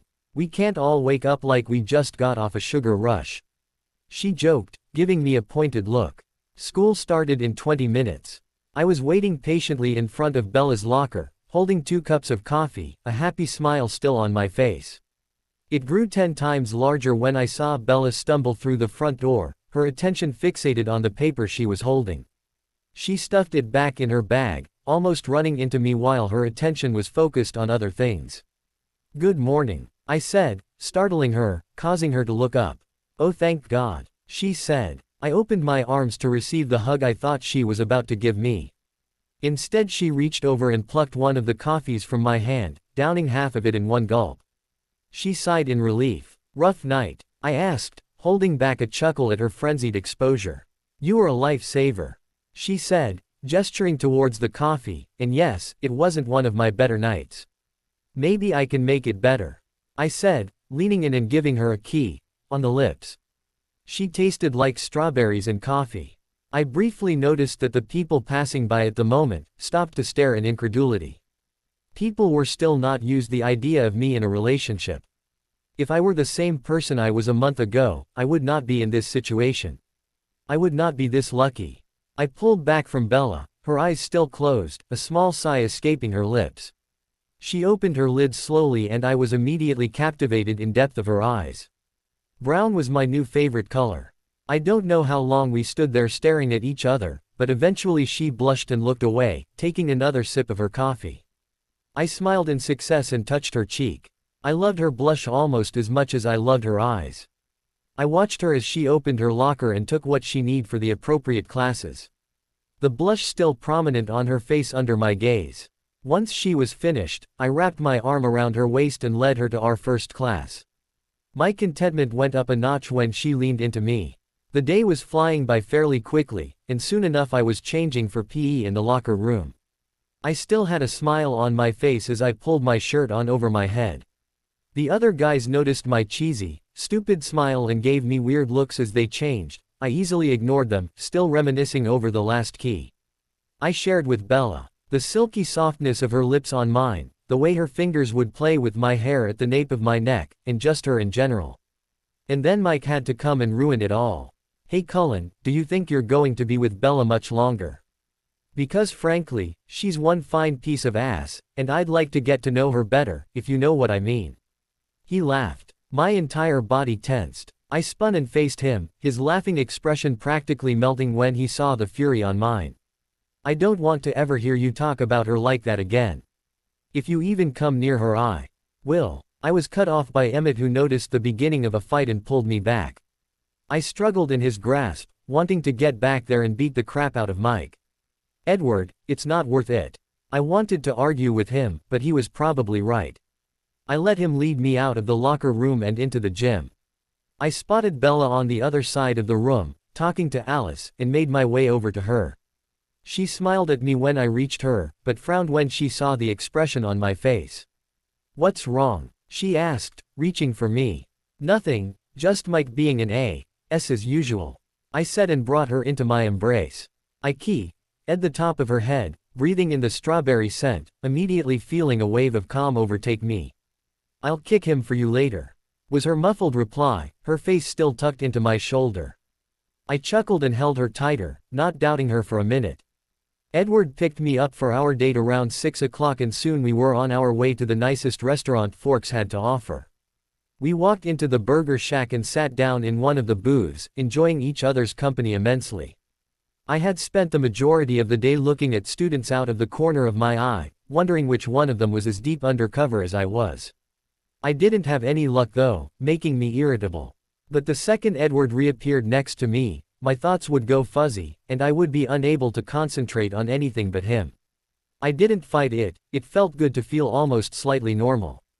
Those periods of time where I was able to forget everything else and trick my mind into thinking that I was an ordinary teenager, felt like a drug to me. Edward was like my very own brand of heroin, and I couldn't get enough of it. He was slowly numbing the feelings of sadness and trepidation that often rose up in my life. I had to have set a new record with the number of smiles that covered my face in the past hour. We talked and laughed about things that I assumed normal people talked about when they went out to dinner. By the time Edward keyed me goodbye on my front porch, my mind was too fuzzy to think about anything other than how smooth his lips were. It was just after 8:30 when I stuck my key in the door. However, as I stepped over the threshold of my house and began slowly stripping off my weapons, it began to creep back and invade my mind. I crawled into bed, staring at the clock on my bedside table, watching the minutes slowly pass by, its soft glow casting dim shadows. As the hour crept towards 1 o'clock, I was still just as awake as ever. I didn't let my mind wander, afraid of what I might come across. Just when I was going to close my eyes and try to force myself to fall asleep, there was a single tap on my window. I stayed stock still, hoping that I imagined it. My mind went into overdrive when the same sound happened again twice more. The only movement I made was to slowly reach my hand under my mattress, grasping the stiff metal of the gun I kept there for emergencies. I pulled it out and hid it underneath the covers, before slowly rolling over to face the window. My heart rate sped up to a hazardous rate as I kept my eyes on the window, waiting for any sign of movement. You know how, whenever you're watching a horror film, and all of a sudden the music gets really quiet and you know something horrifying is about to pop out, but it scares the crap out of you anyways. Well, that's what this was like. I nearly had a heart attack when Edward's face instantly appeared. Pissed, "Bella, let me in." I wanted to push him off the branch he was standing on and pull him inside with me at the same time. I quickly shoved the gun back under my mattress and opened the window. "What the hell are you doing?" I whispered fiercely. "I missed you," was his excuse. I swear to God, if I didn't have a soft spot for him I would have shut the window in his face. I sighed in exasperation, making him smile in success as he climbed in. "You could have used the front door," I told him, closing the window again, making sure it was locked. This way seemed more romantic. I tried throwing a few pebbles first, but you ignored them, so naturally I had to climb up the tree. He replied audaciously. I rolled my eyes at his crazy antics. He laid down next to me, pulling the covers over both of us. "I'm sorry for scaring you," he said, dotting my cheek. I snorted, "Don't worry, you didn't." "Liar," he murmured, pulling me into his chest. I shifted to face him, slightly irked. I was surprised, not scared, surprised. Big difference. I don't normally have crazy people climbing in through my window during the middle of the night. In fact, he silences me with his lips. My eyes closed slowly against my will. "Shish, go to sleep," he whispered once he pulled away. I shifted back to my original position, and he once again pulled my back into his chest and wrapping his arm around me. I could feel his breath on the back of my neck, tickling the hairs there softly. I wasn't afraid. I mumbled sleepily, defending my reputation even on the brink of unconsciousness. "I know," he mumbled and lightly at the back of my neck. My eyelids drooped closed, the back of my neck still tingling as I fell into oblivion. It was the early hours of the morning, but I wasn't the least bit tired. Instead I was watching Bella sleep. In any other situation, this would probably be considered creepy. I studied her face, watching as even breaths escaped her lips in a constant rhythm, her sweet breath fanning my face, making me feel slightly intoxicated. A lock of hair was resting on her cheek. I tentatively reached my hand out and brushed it back behind her ear, stroking her cheek softly in the process. My eyes widened a fraction when she let out a soft sigh and leaned into my touch. I looked at her eyes to see if she was awake, but my motion did not disturb her. There was a crease between her eyes, even in sleep she was tense and not at rest. Sleep was supposed to be relaxing, the time of day when the body recovered from all the insanity. I wondered when the last time was that she got a proper night of sleep. It had to have been a while. Again, I reached out my hand and softly ran my thumb along the crease, marveling as it came undone a fraction and her face relaxed. How could anyone have treated her so terribly? I never brought her past up in any of our conversations. I was waiting for her to broach the subject. All I know is that I would take care of her for as long as she would let me. I slowly traced my fingertips down the side of her face, over the scar on her cheek until I reached her lips. I slowly ran my thumb across them. They felt like rose petals.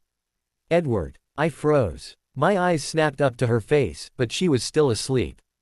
But that meant, oh my God, Bella's dreaming about me. I held my breath, waiting to see if she would say anything else.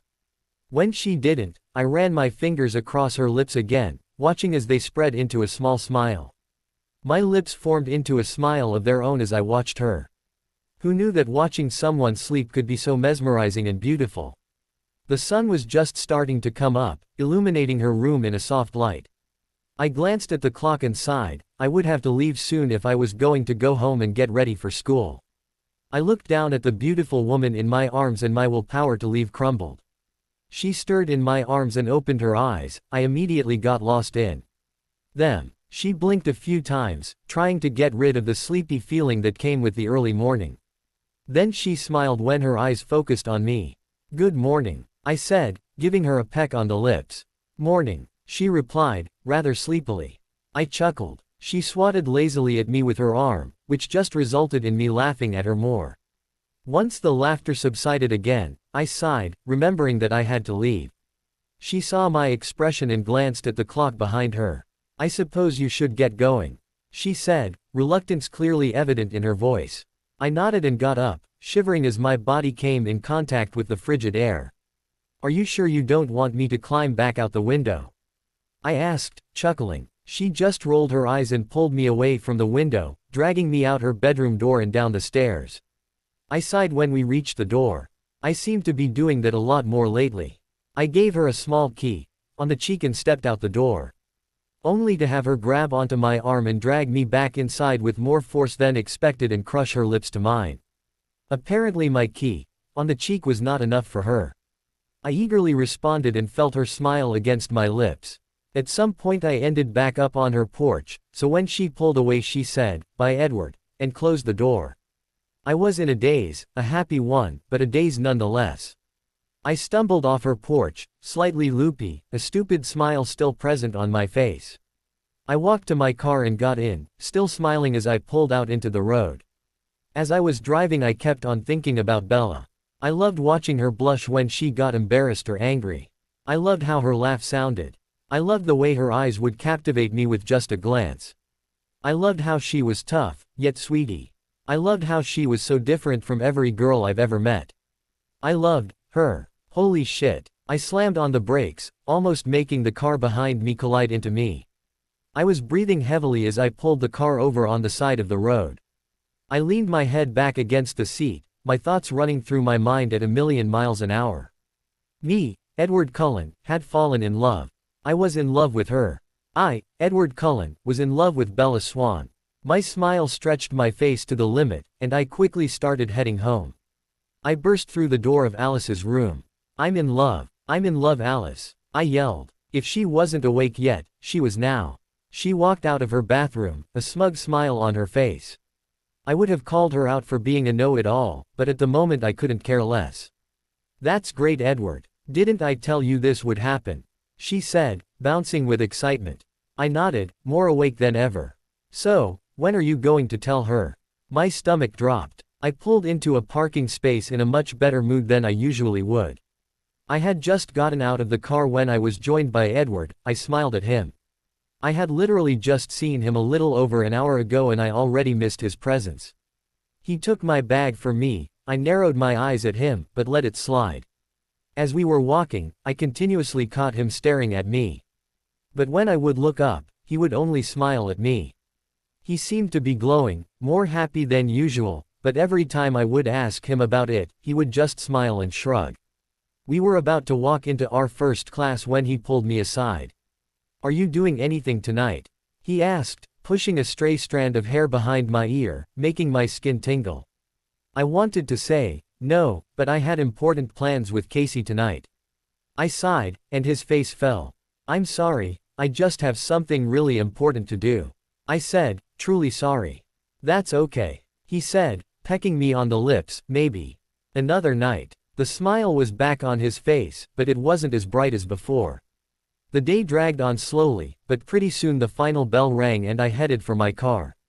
I watched Edward as he pulled out of the parking lot, Alice in the passenger seat, talking excitedly. I took a deep breath and started heading for Port Angeles.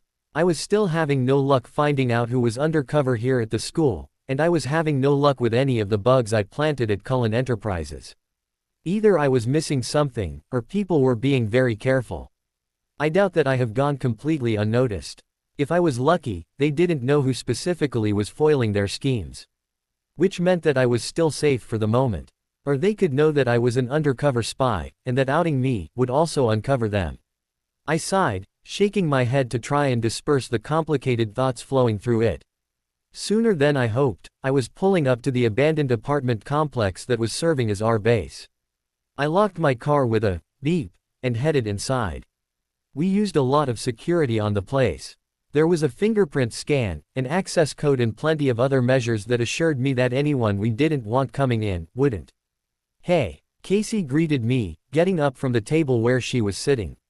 I nodded to acknowledge her greeting. I think she could sense that I was upset, but didn't push it. For that, I was thankful. "Have either of them said anything else?" I asked. She chuckled. "Well, Ms. Victoria over there," she said, pointing over her shoulder to one of the doors, "keeps on complaining about anything she can. But other than that, not a word. Well, as long as the information she's given us is good, we should be able to head out tonight," I said, shaking my head in exasperation. She nodded enthusiastically, obviously excited. I almost forgot that this was probably her first real intense part of the mission.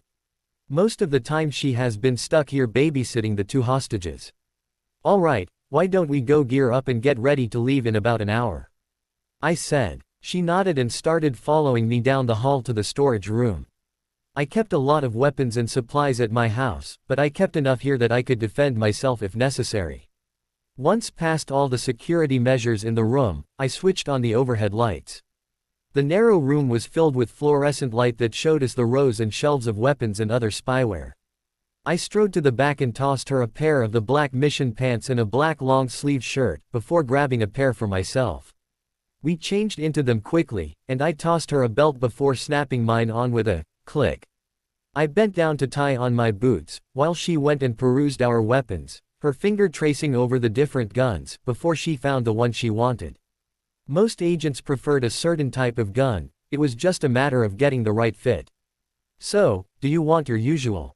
Casey called over her shoulder to me. "Yeah," I told her, finishing up my shoelaces and standing up just in time to catch the loaded weapon she tossed to me, along with a refill of bullets. I looked over the gun in my hand.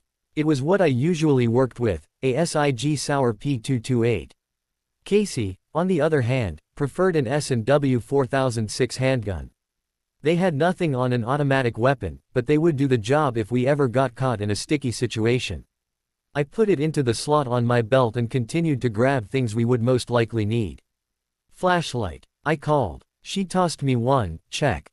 "Gloves," I continued. She threw them over her shoulder, check. "Knives." She reached for them and started to toss. "Casey," I yelled, causing her to stop her movement. "What?" "They're called throwing knives for a reason," I continued, gesturing to the knives.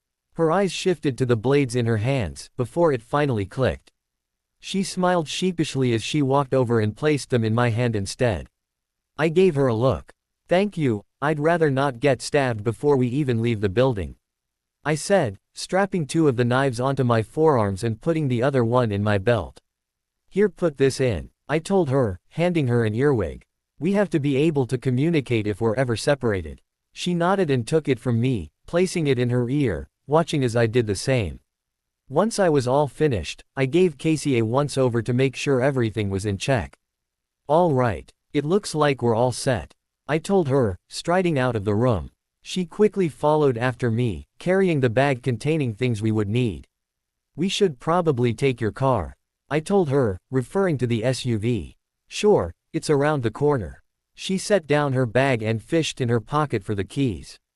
She was about to hand them over, but I shook my head. "I want to see how you drive." Her eyes widened briefly, but it was gone in a second. She could tell that I was testing her on this mission. Besides, I was curious as to how good she really was. They don't just send anyone out to be my backup. Once we got in the car, we started heading for Seattle. It was a couple-hour drive, but we would have to wait until it got dark anyways. It was pretty quiet on the drive up there. Since I wasn't the one driving, I allowed my mind to wander. Of course, the first thing it went to was Edward. Before long my mind was far from focused. I had a wistful smile on my face. I was thinking about how his lips felt when he kissed me, how his hands would linger on my hips, or tangle in my hair. "Bella." "What?" I sat quickly, looking back and forth for the cause of her outburst. I looked at her with an incredulous expression. She laughed. "Chill out, I've been trying to get your attention for the last 5 minutes, you kind of zoned out on me." I gave a sigh of relief and leaned back in my seat again. "So," she started. I turned my head to look at her and raised my eyebrows. "What were you thinking about? You were pretty far gone." "Nothing," I said too quickly, turning my head away to hide my blush. Sure," she said, not believing me for a second. I could tell by the smirk on her face that she knew exactly what I was thinking about. "All right, we'll park here, and walk the rest of the way," I told her as she pulled over and parked the car under the cover of some trees. I took the bag from her and we started walking under the covers of the trees. We weren't in the city part of Seattle, but there were plenty of buildings around. The sun had gone down about an hour ago, so there was plenty of darkness to cover us. I looked over my shoulder to make sure that Casey was still following me. "Are you nervous?" I asked. "A little bit," she admitted. "Nah, I'm excited," I told her, smiling. She rolled her eyes. "Only you would be excited about going on a mission that could potentially kill you." I chuckled and continued leading the way. Once the building came in sight that we were looking for, we stopped. still staying completely under the cover of the trees. All right, tell me what you see, I said, looking at Casey. She nodded and looked over at the building. Chain link fence with barbed wire on top. 2, no wait, 3 security cameras. She pointed each thing out as she saw them, while I nodded at her to continue. And 2 guards with automatic weapons circling the building. She finished. Easiest point of entrance? I asked, waiting for her answer. I watched her eyes shift back and forth over the building. There's a small blind spot between the cameras if we manage to take one out. Use the back door entrance and face anyone that comes our way, she said. I thought about her plan and looked over the building for myself. How about this? We do what you said, but instead of going in the back door, where I'm sure there are many people with guns, we climb up to that shorter part of the roof using the ledge over there, and get in through there. Victoria wasn't sure how many people they have in the building at one time, but I'm guessing that their security is looser there, I told her, pointing everything out as I said it. It didn't take long for her to agree that this was indeed a better plan. I set to work on disabling the security camera with a laser pointer. Making sure that the coast was clear, we sprinted across the lot and hopped the fence. We used the backpack to cover the barbed wire part and continued sprinting. I spotted her as she used the bars covering the window to scale the wall and grip onto the ledge of the roof. She had to swing a couple of times before she managed to heave herself over. I followed her, getting up the same way. What is this place? She whispered. I'm not sure. I think it used to be a nice office building that got foreclosed. Now, Black Enterprises is using it as the base for the stuff they're keeping off the radar. The main office building is somewhere in the actual city. I answered her. So what are we hoping to get out of this? She asked, still whispering as we ran across the rooftop and climbed up to the higher part. Not sure exactly. Now that we know who it is, we still have to find out why. They don't have this much security if they're not hiding something, I responded in the same hushed tone. We stayed hunched over as we walked around the roof, keeping our footsteps quiet as we looked for a way in. This'll work, I said, looking down upon a skylight. Casey looked at it tentatively before putting the bag down. All right, get the ropes and carabiners out and I'll work on getting this thing open, I told her. She nodded and got to work. Using a crowbar from the bag, I pried out the screws keeping the skylight in place, grimacing at the small bits of noise that were made. Once I was sure that we would be able to lift it up and slide through, I turned around to inspect her work. The skylight was too narrow for us both to go in at the same time, we would have to take turns. Once the rope was tied off, I hooked one of the carabiners onto my belt and slid the rope through, adding a loop so that it would slide, rather than just drop me. I slid the glass off the skylight quietly, and said, "Wish me luck." With that said, I jumped back into the opening, the rope taking my weight. I slid my way down slowly, going as silent as possible. I didn't see anyone, and once I reached the ground inside, I unhooked my carabiner. I looked up to see Casey's head looking down at me and gave her a thumbs up, the universal sign that it was all clear. She nodded and was soon sliding down the rope, landing beside me with a soft thud. She gestured towards the ropes. I shook my head. We were just going to have to leave them here. It was our only exit for now, and if we needed to use them for a quick getaway, we would need to be able to access them. I looked around at the room we were in. It seemed to be a spare office, with just a few boxes and a desk. By the looks of it, not many people came in here anyways, so as long as the door remained closed. I made the hand signal for her to follow me and be quiet, and then pointed to my earwig. She nodded in understanding. If she needed to talk to me, the earwig in my ear would pick up anything she says. I opened the door a crack and peered out. I watched 2 guys pass by. Both of them were carrying weapons under their jackets. Once they went by, we crept out into the hall, both of our hands on our loaded weapons. The information the Victoria gave us was useful, but not extensive.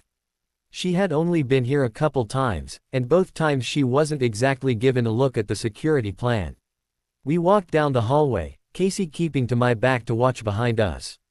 The quiet was eerie. I walked up to one of the doors and knocked. Casey looked at me like I was insane, but I held up a finger for her to wait.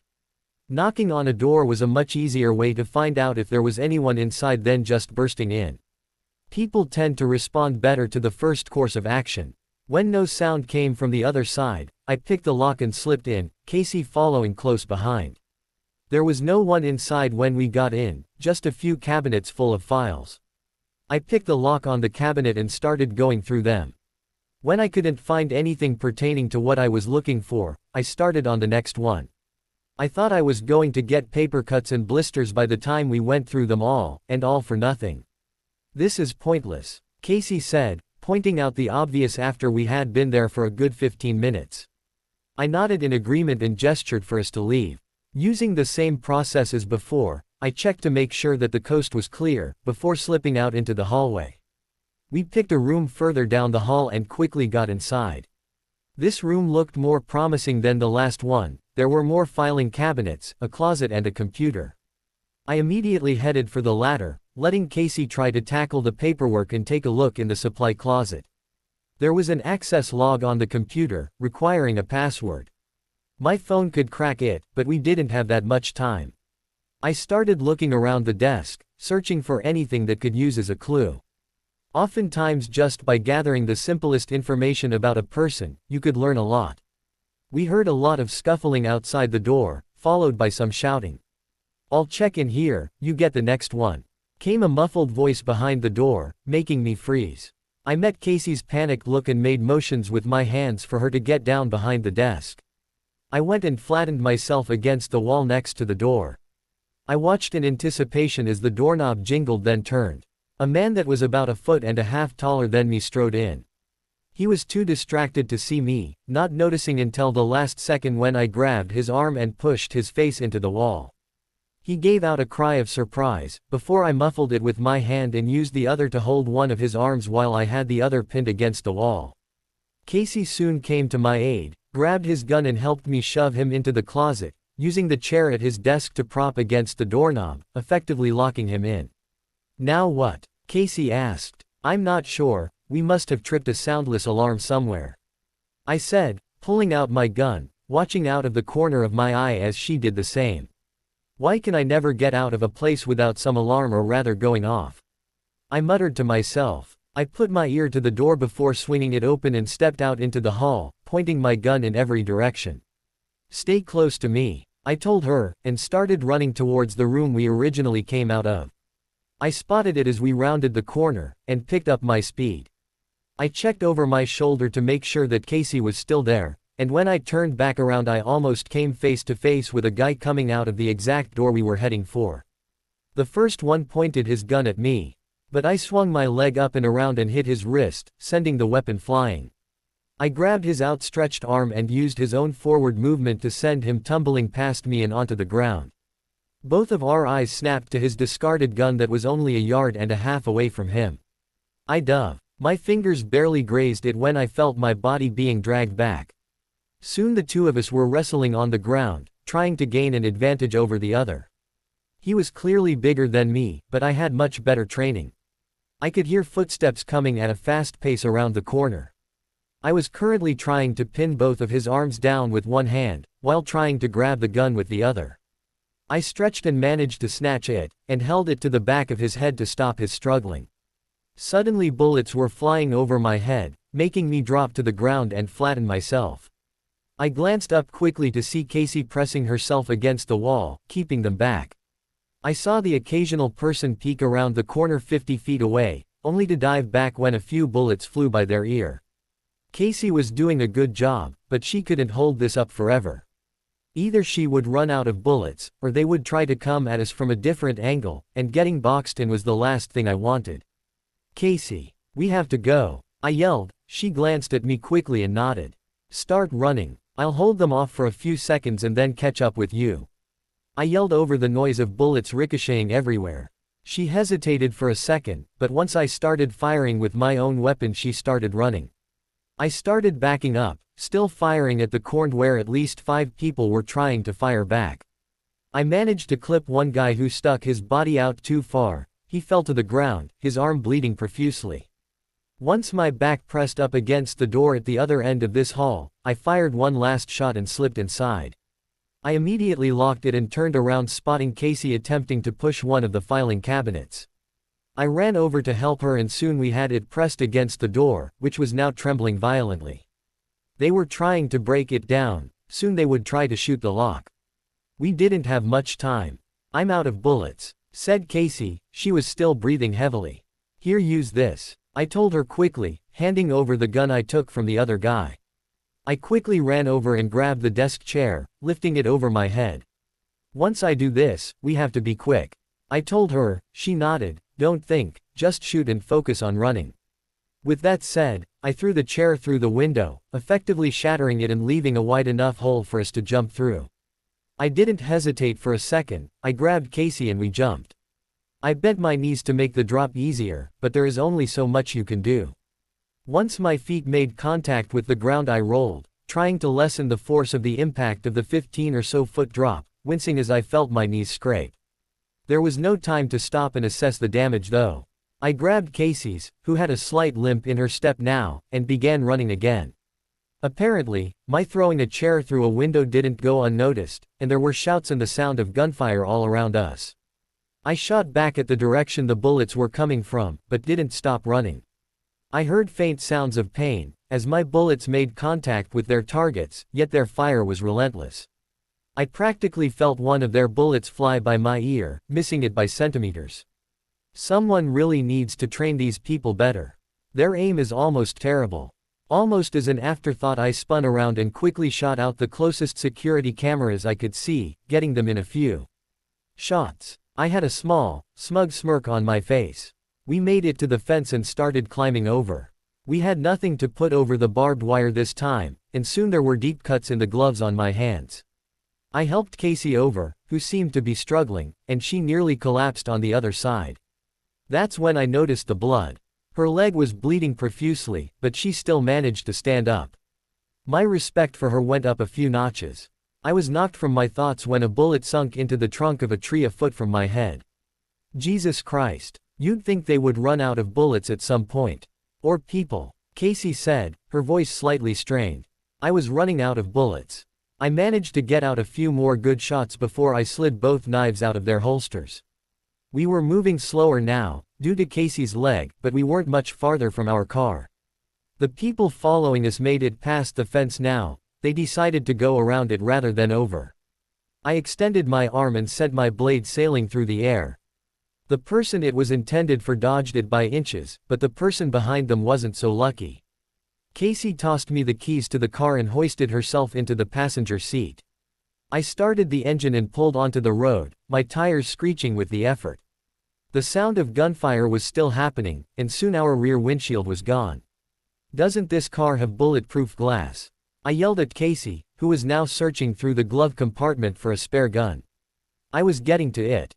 She loaded a cartridge of bullets into the bottom of the gun. Besides, it's easier to shoot this way. Every time. Why does the car have to get scratched or shot up every time? I thought to myself angrily as I increased our speed. Casey was firing back, but we were soon far enough away that there was no longer a need to. She stopped shooting and put the gun in her lap, heaving a large sigh. Don't they have police up here? She asked incredulously. I shrugged and focused on the road. They would be around soon enough. And we didn't even get anything. Nada. Nothing. Not even so much as a post-it note. She continued, throwing her arms up in exasperation.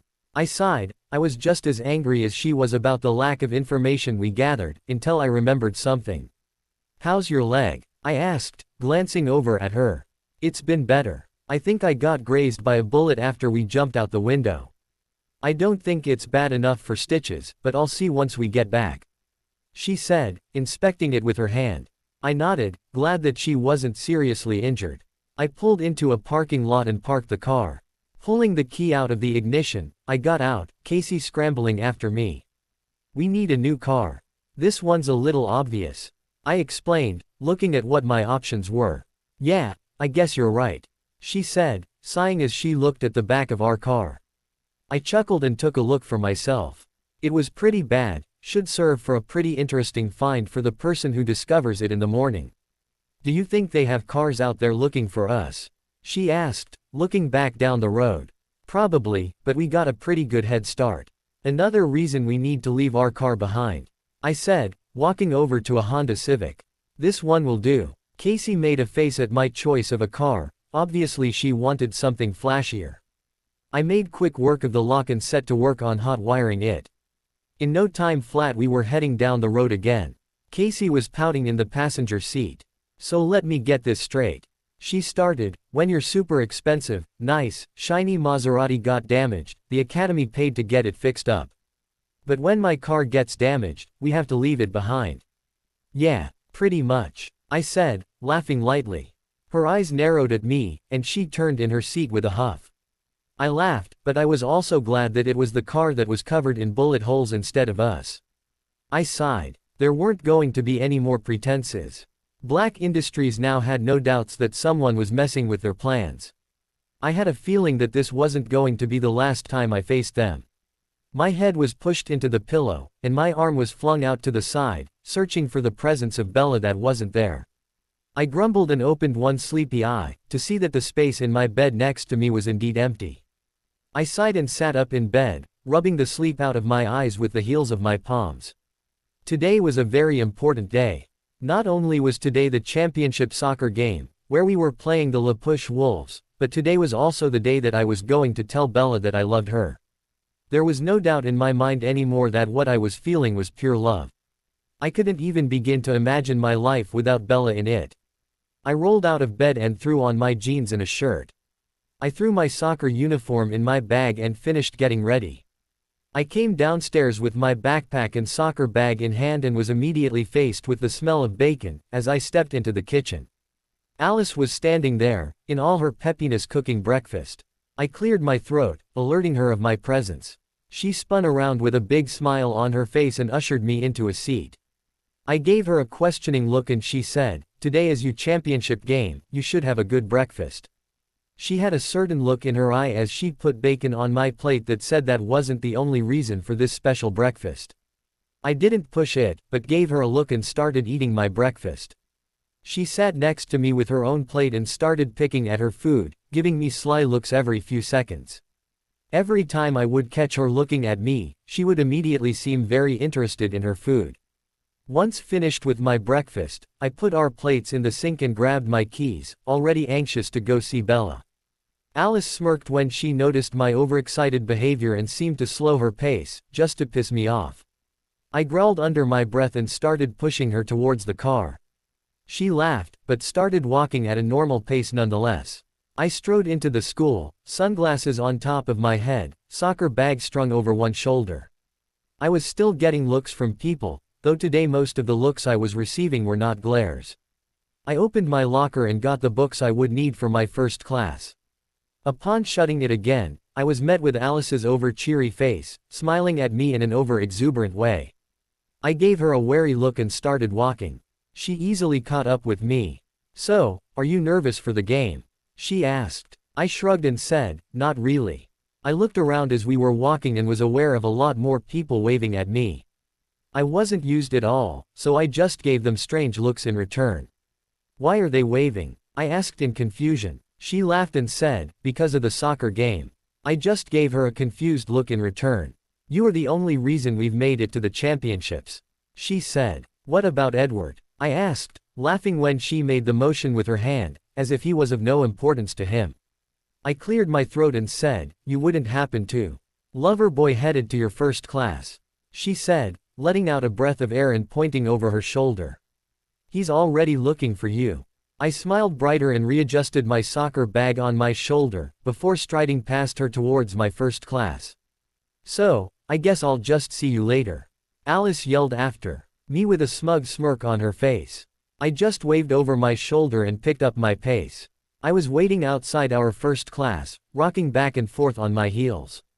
I tried to look over the heads of the people passing by, trying to see if I could catch a glimpse of her. All of a sudden my vision was full of strawberry bee-owned hair. "Tanya. Eddie," she screeched, making me grimace. "Hello, Tanya," I said, just to be courteous, when really all I wanted to do was shove her out of the way and find Bella. "So, the big game is today?" she asked, eyeing my soccer bag. I just nodded nonchalantly and went on my tiptoes to see over her head. "Well, I would wish you good luck, but my boyfriend is on the other team," she said, flipping her hair. That's great, Tanya, I said, not even knowing what she said because I spotted Bella. I smiled and brushed past Tanya, to meet her. I pulled her into my arms. I missed you. I told her. I just saw you yesterday. She said, but hugged me tighter. So, I can't miss my girlfriend? I asked, a smile tugging at me lips. I guess you can. She said as she pulled me down for a key. I immediately got lost in it. My hands went to rest on her hips, where my fingers drew random patterns into the small gap of exposed skin. She shivered. I pulled away with a smirk. Her eyes were narrowed, but they showed no hostility. I pulled her hand into mine, and started towing her towards the classroom. Our not-so-small makeout scene did not go unnoticed, as I saw Strawberry B.'s hair disappear quickly from view. Come on, Edward. We're going to be late. Bella yelled at me. We were running towards the soccer field. We were supposed to be there 40 minutes early to warm up. We were obviously running late, and as captains this was not good. We reached the field and saw the rest of our team standing in a group on the far side of the field, obviously waiting for us. Here, why don't you go change, and I'll run over there and let them know we're here. I told her, hoisting my bag and running over. Hey, sorry. The teacher asked both of us to stay behind for a while. I said, slightly out of breath when I got there. They gave me unbelieving looks, accompanied with smirks. I looked around, confused. Tyler just shook his head and said, don't even try it, Cullen, the whole school saw you with Bella. He laughed, and the rest of the team soon joined him. My face turned red, but I cleared my throat and said, I don't know what you're talking about. Before turning around and heading towards the locker room, I pushed open the locker room door, running a hand through my hair. I turned and walked into the next row of lockers and stopped in my tracks. I practically felt my jaw hit the floor. Bella was standing there with her back to me, without a shirt on. My eyes traveled over her milky white skin, watching as she reached in her bag and put on her sports bra. I think the strangled sound I heard came out of my own mouth, because she turned around and smiled at me. She didn't seem fazed at all about the fact that she was standing there in only a pair of shorts and a bra. Aren't you going to get changed? She asked, gesturing to my soccer bag which was slung over my shoulder. Huh? Oh right, I said, finally being brought out of my fantasies. I was very aware of how my pants were fitting slightly tighter than they were a few minutes ago. I spun around and nearly tripped over my feet as I tried to set my bag down and open it. I watched out of the corner of my eye as she pulled her hair out of her ponytail, and bent her head over, running her fingers through the tangles. I was hit with the scent of strawberries, and inhaled deeply. I could see each knot in her spine, and a few scars. Her body was extremely well toned, the muscles in her back were very obvious. I realized I was gawking again and quickly changed into my shorts, before pulling my shirt over my shoulders. I grabbed my jersey and stood back up. I looked to my right and noticed Bella, now fully dressed with her hair up, staring at me. I raised an eyebrow at her. She blushed at having been caught staring and started looking through her bag. I chuckled to myself and threw my shirt on. The blush was still present on my face as we left the locker room. I pulled at the collar of my jersey a little. Even I had to admit that Edward was in shape. The image of him without his shirt on was still ever present in my mind. He had the beginning of a six-pack that my hands were itching to feel. I breathed out a long breath, now aware that I wouldn't be able to get that image out of my mind for a very long time. We started warming up by taking a run around the field. Edward was keeping even with me and soon we were making our last turn around the field. The other team had finally arrived, and I had to admit, they were pretty impressive. There was one guy in particular, he was obviously their captain. He wasn't as muscular as the rest of them, but he held himself a certain way that told you he was in charge. Draped over him, was none other than Tanya. Figures that she would try to make Edward jealous by dating his enemy. Speaking of which, who is that, Edward? I asked, pointing to the other captain. I heard Edward growl slightly under his breath. I slowed to a jog and looked at him curiously. That's Jacob Black, he said, spite evident in his voice. I stopped in my tracks. Wait, what did you just say his name was? I asked. He stopped a few steps after me and said, Jacob. No, his last name. I asked again urgently. Black. Why, do you know him? The way he said, made me think that was the last thing he wanted. I shook my head, easing his worries. My mind was going in overdrive. Could this possibly be the same, Black, that was after Edward? I started walking again, but my senses were on high alert. Edward must have noticed my stiff posture, because he threw an arm around my shoulder and gave me a one-armed hug. "Are you okay?" he asked, concern evident in his voice. "Yeah, I'm fine, I've just got a lot on my mind," I said, brushing off his worries. We finished warming up and soon the two teams' captains were supposed to meet in the center of the field. Edward and I waited patiently in the middle of the field for the other team's captain. I looked over at the stands, aware of the fact that the side with the La Push fans were looking at me and pointing. I sighed. People still couldn't seem to accept the fact that there was in fact a girl on the boys' soccer team. I turned back around when I heard footsteps approaching. A few steps later, Jacob Black was standing in front of us. Something inside of me told me that this person was not to be trusted. Well, look what we have here. Long time no see, Eddie," he said, laughing. Edward just glared, his body tense. "What?" No response. He smirked and looked over at me. I shivered slightly when his eyes raked my body. "Who's this?" "Your own personal cheerleader. Try again, jackass," I said, taking a step forward. "Ooh, feisty are we," he said, then he seemed to notice my uniform. "You're not serious, are you? She's actually on the team." He was shocked, but then started laughing hysterically. Edward had to grab me by the shoulders to hold me back. "Bella, I've already done it and believe me when I say it's not worth it," he said. I wanted to disagree with him. I'm sure that knocking this guy back a few paces would definitely be worth it. Instead I nodded, but he didn't take his arm off from around my shoulders. The referee came soon after that and soon the coin was flipped and the other team would be getting the ball first. This didn't bother me at all. I loved offense, but defense could get bloody too. I jogged in place, looking over my team to make sure that everyone was in position. Once they were, I looked over at Edward. He gave me a reassuring smile that I couldn't help but return. I looked up at the sky as it rumbled. It didn't take a psychic to tell that it was going to rain, and soon. Even better, soccer in the mud. My grin of anticipation turned into an all-out smile as I felt the first drop hit my cheek. Edward saw my smile and matched it. He knew how much I liked the rain. Silence seemed to take over the field as we waited. At the sound of the whistle, I was off like a bullet. Bella was incredible to watch. The previously doubtful crowd was now cheering her on. I sprinted alongside her as she ran head-on towards Jacob, who was at least twice her size. She may have weighed at least 80 pounds less, but her agility made up for it. It was almost in slow motion as she picked up her speed, leaned back and slid, kicking the ball away from Jacob in one of the best slide tackles I've ever seen. I chased after the ball she had just sent loose and started sprinting down the field with it, weaving and turning with it to get past defenders. Bella had caught back up with me and I passed her the ball. She maneuvered around a few people, then tossed it back to me. A few long strides later the ball was flying into the goal, past the diving goalie. I pumped my fist in the air in triumph and turned to Bella with a smile.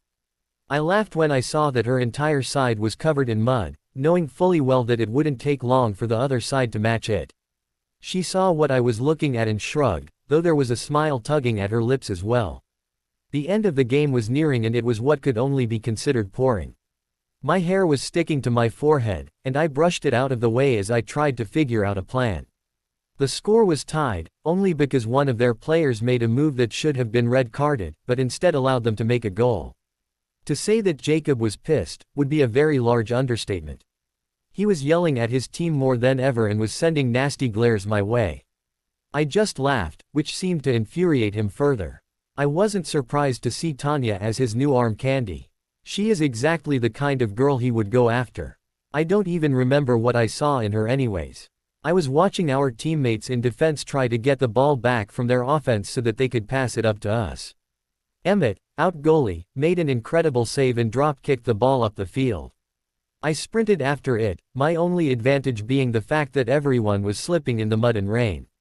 The clock was ticking down and I knew we didn't have much time if we were going to score.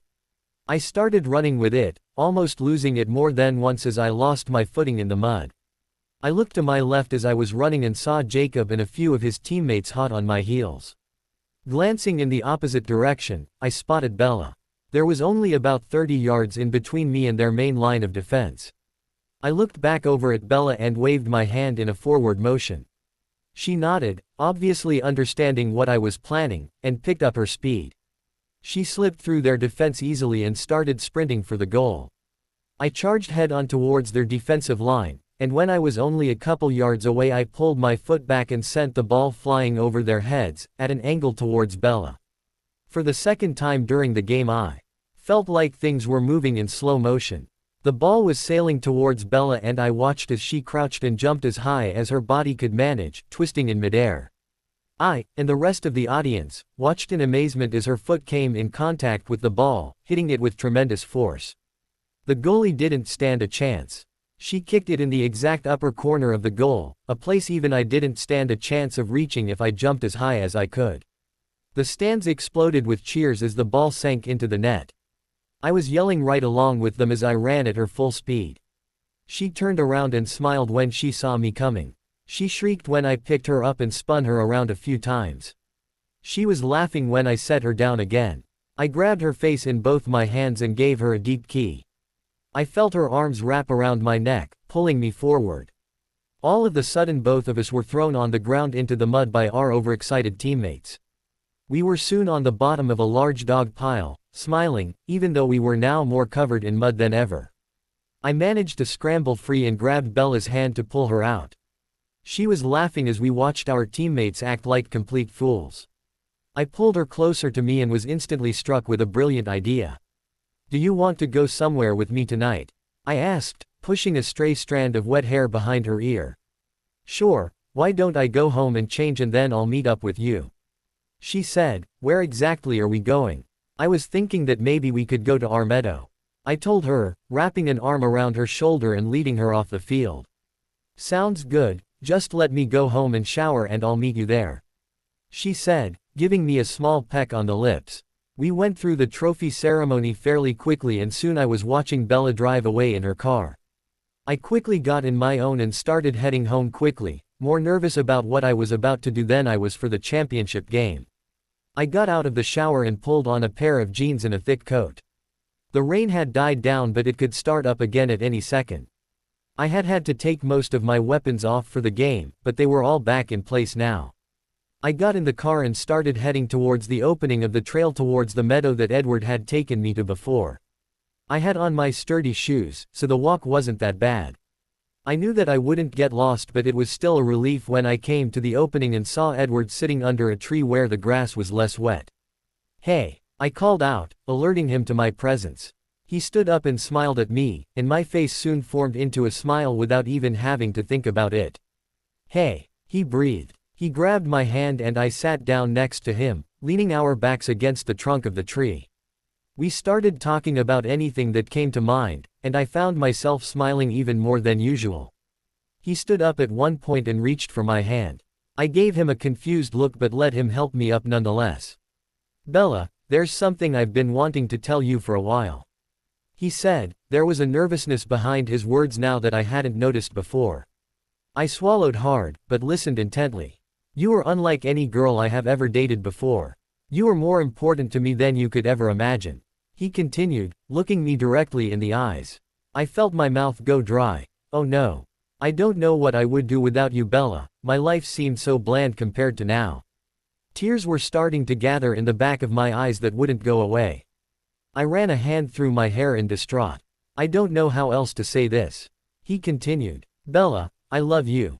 My world felt like it had froze. The tears that had gathered in my eyes spilled over and started running down my cheeks at an alarming rate. I couldn't even remember the last time I cried. "Please, don't say that," I whispered, shaking my head. I couldn't do this anymore. I couldn't do this to him. "But it's true, Bella. I love you," he continued, wiping the tears on my cheeks away with his thumbs. Sobs started retching through me, tearing me apart as I shook my head at him. "You don't mean that. Pete, please don't say it, you can't love me," I told him, turning my head away. He grabbed my chin softly and made me look at him. Why can't I love you?"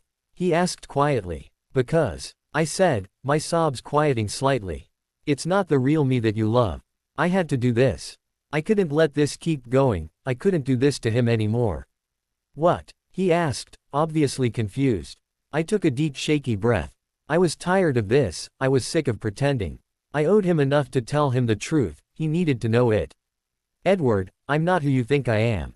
I could tell he was about to cut me off, but with another shaky breath I stopped him. It's no coincidence that I moved here, that I'm in all of your classes, and that I'm on the soccer team with you. It was all planned. Everything you think you know about me is a lie. I continued, a few stray tears still ran down my cheeks. He dropped his arms from my shoulders and took a step back, his face serious. There was no way I could stop now, even if I wanted to. With another shaky breath, I started, I am Isabella Swan, I attend Meyer Academy in California, it's a school specializing in training special agents. I was sent here on a mission, involving you. I looked into his eyes, frustrated when I saw a look of disbelief. I waited to see if he was going to say anything. When he didn't, I continued. You should believe me, I'm telling the truth. For once, I was struck by an idea and I reached into my pocket and fished out my ID badge. I tossed it to him, he easily snatched it out of the air and started reading it. Bella, this doesn't prove. Okay, then how about this? I said, sliding both of my knives out of their holsters on my forearms and into my palms. His eyes widened at the sight of the two weapons, and watched as I expertly spun and sent them flying, sinking them into the tree 20 feet to my right. You would have to use some muscle to pull those out. He was looking at the two blade handles that were sticking out of the tree, then back at me. I had to make sure that he really understood. I had to make him understand that it wasn't me that he was in love with. My cheeks were still wet as I pulled out my gun from my hip and took out the bullets. His eyes followed both parts as I threw them on the ground. I bent down and unclipped my backup gun from my ankle and did the same thing. I've killed people, Edward. It's what I was made to do. I told him. There was silence for a while. This time when I looked into his eyes, I saw what I should have seen the first time. Fear, and anger. I started to explain. When your car blew up. That was you, he said, anger taking over for the moment. Well, I started to explain, but he cut me off. And the dance. When I blacked out, and then there was my dad's office. He said, his brain processing the massive amount of information that I had thrown at him. Is that what you're after? My dad's company, he yelled, taking a step back from me. Well, in a way, I said. The look of mixed unbelief and anger he threw at me made me step back a little. I just kept chanting in my head, he needed to know. He needed to know. I felt like my chest was collapsing, I couldn't take that look. Edward, I was sent here to protect you, I told him, but was cut off once again. Why should I believe you? You've been lying to me this whole time. I winced. He needed to know. He needed to know that he can't love me. It was silent for a few seconds before it was broken. Was any of it real? He whispered, but I didn't quite hear him. What was any of it real? He asked, his voice many notches louder. I finally understood what that feeling in my chest was. It was my heart breaking. I can't let him know, I have to do this. I'm sorry. No, I said, my voice only had the slightest tremor. The word felt thick on my tongue. It was a lie. Silence ticked by for a long time. I breathed in shaky breaths. You're right. I looked up at him, staring into his green eyes. I don't love you. He brushed past me and before I could even think, he was gone. I stood there for a few moments after he was gone, simply in shock of what I had done. My eyes filled with tears again as I took in lungfuls of air, practically gasping for breath. I didn't even bother trying to wipe away the streams of tears that were running down my face. I just kept telling myself, he had to know, it was the right thing to do. My entire body felt numb with the ache of what I did. All my thoughts swirled together until I could hardly think anymore. I felt my knees give way beneath me, and I sank into the wet grass. I had let him go for one reason and one reason only. I loved him. For once in my life, I had no idea what to do. The feeling when you realize that you're in love with someone, but there's nothing you can do, is heartbreaking. Having never really felt this feeling before ever in my life, it came at me by surprise. I felt ecstatic that I was in love, but heartbroken that it was going to be taken away so quickly. Yesterday I had cried for the first time in my memory.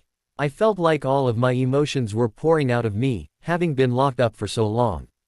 Headed up enough to get in my car and head to school, not sure how I was going to be received once I got there. Everything may be going wrong, but I still had a job to do. I couldn't let my emotions get in the way of protecting Edward. I couldn't keep leading him on. He wasn't in love with me. He was in love with the act one had been putting on. As much as my heart ached, I loved him enough to let him go. I got out of my car and my eyes scanned the parking lot. I had no idea if he would expose me for what I really was, but even if he did, I still had an obligation to protect him. I spotted his car pulling into the opposite side of the parking lot. I watched with sad, longing eyes as he got alongside Alice. Alice saw me looking and waved, bright and cheery as always. I didn't wave back, and when Edward saw exactly who it was she was waving to, he put an arm around her shoulder and steered her away without a single glance at me. My heart tore a little more. Alice threw him a confused look and gave me the same one over her shoulder. I guess he hasn't told her. I trudged to class, avoiding the eyes of the classmates I was supposed to be blending in with. Edward didn't even look at me the entire day. And when I got to the class where I was supposed to sit next to him, I found that he had changed seats. I just kept telling myself that this was how it had to be, and that it was everything I deserved. Maybe I should just leave. Have someone else come in and replace me. I looked up to where Edward was sitting, his back turned away from me. Yeah, that would be the smart thing to do. I examined my face in the mirror when I got home. I had bags under my eyes from the lack of sleep from last night, and my face was paler than usual. I pulled out suitcases and started throwing clothes in. I couldn't stay here any longer. I had a majority of my stuff thrown in and was making my way to my weapons room when I pulled out my phone. Arrow picked up on the second ring. Agent Swan, he greeted. Arrow, I replied in my monotonous tone. He immediately picked up on my tone. Something wrong? He asked. Yeah, I think I need to get a replacement agent up here. I told him as I started to punch the ID code into. What happened? He asked, slightly frantic. I was about to answer him when the doorbell rang. Hold on a minute, Arrow, I'll call you back. I told him distractedly as I closed my phone and headed back downstairs. I opened the door, and was stunned. Alice was standing on my porch, in utter hysterics. Oh my God. Alice, what's wrong? I asked, ushering her into the house. She was rambling and stuttering so much I had to grab her shoulders. Alice, you have to calm down and tell me what's wrong. I shook her a little. She took a deep breath, but was still shaking. They took him. What? I asked, not understanding. They took Edward, she said, tears streaming down her face. My world froze. Who took him, Alice? I yelled, shaking her further. She shook her head. I don't know. They just came up and grabbed him at the house. They had guns and I was scared. I just drove here because I didn't know what else to do. Anger coursed through my veins. I was angry at the men who took him, angry at myself for not keeping track of Edward because I was too focused on my own feelings. I had to get him back. It wasn't for me. No, it was so that I could end this once and for all. What can we do, Bella? She cried. They said if I called the police that they'd kill him. She was sobbing by now. Alice. I started, my voice venomous. There's plenty I can do. She looked up at me. What? I looked at her, my eyes emotionless. I'm going to get your brother back. She seemed speechless at my haunted tone. Without another word, I briskly walked upstairs. I bursted into my room, letting the door slam against the inside wall. I immediately found the pair of dark pants and long-sleeved shirt that had been my only companion on missions. I pulled them on and strode out of my room with the same intensity and nearly bumped into Alice. Bella, what are you? She started, but I was too focused to even realize she said anything. I walked down the hall and punched in the security code for my weapons storage room, scanning my palm on the screen as well. Once the green light turned on, I turned the handle and strode inside, flipping on the light in the process. I grasped one of the bags that was hanging on a hook to my left and started throwing in all the guns and explosives I could get my hands on. Soon my bag was full and I had to grab another one. Oh my God. Bella, what is all this? Alice said, having followed me inside.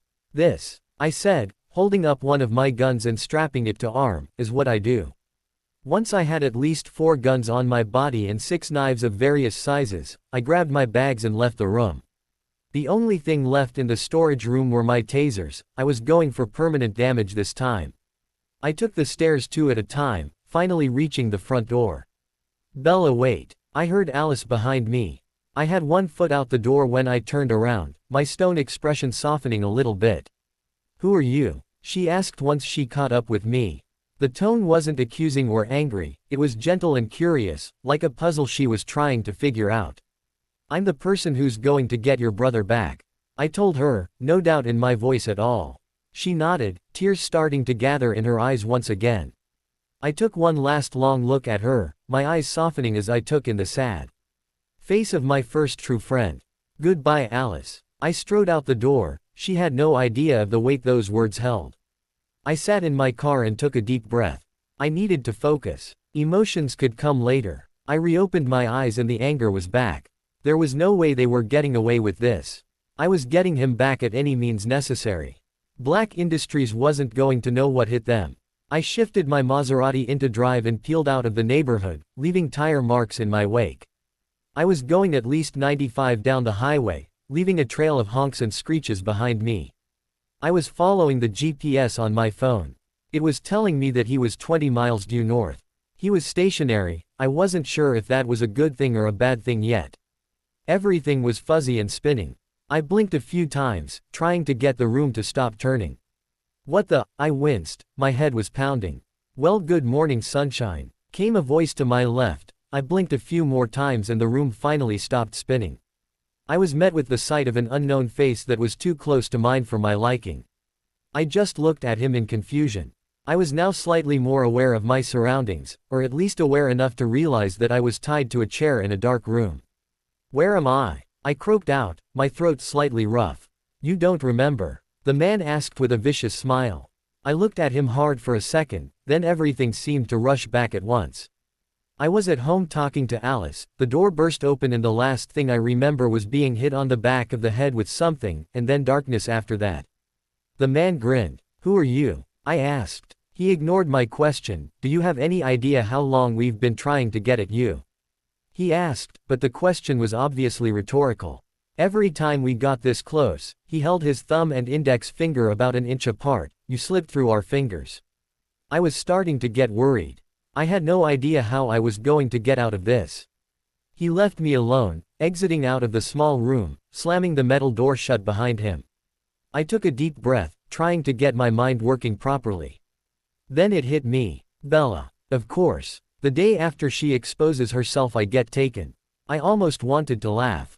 She's probably behind this whole thing. I was angry. I felt like an idiot for letting her fool me. I fell right into her trap, and look where it's gotten me. I was getting closer. The hum of my engine changing gears was the only sound that I heard. For once in my life I was doing something spontaneous. I had no plan, just anger. I was sure that at this point it was strong enough to get me through anything. I got there, wherever there was, within a half hour. I slowed to a crawl about 100 yards away. It looked like some sort of storage warehouse. The building was pretty big, but only 1 story. I estimated 20-foot-high walls made of mainly metal sheets. There was a chain-link fence about 20 yards out, but with the plan I had in mind, it was hardly a nuisance.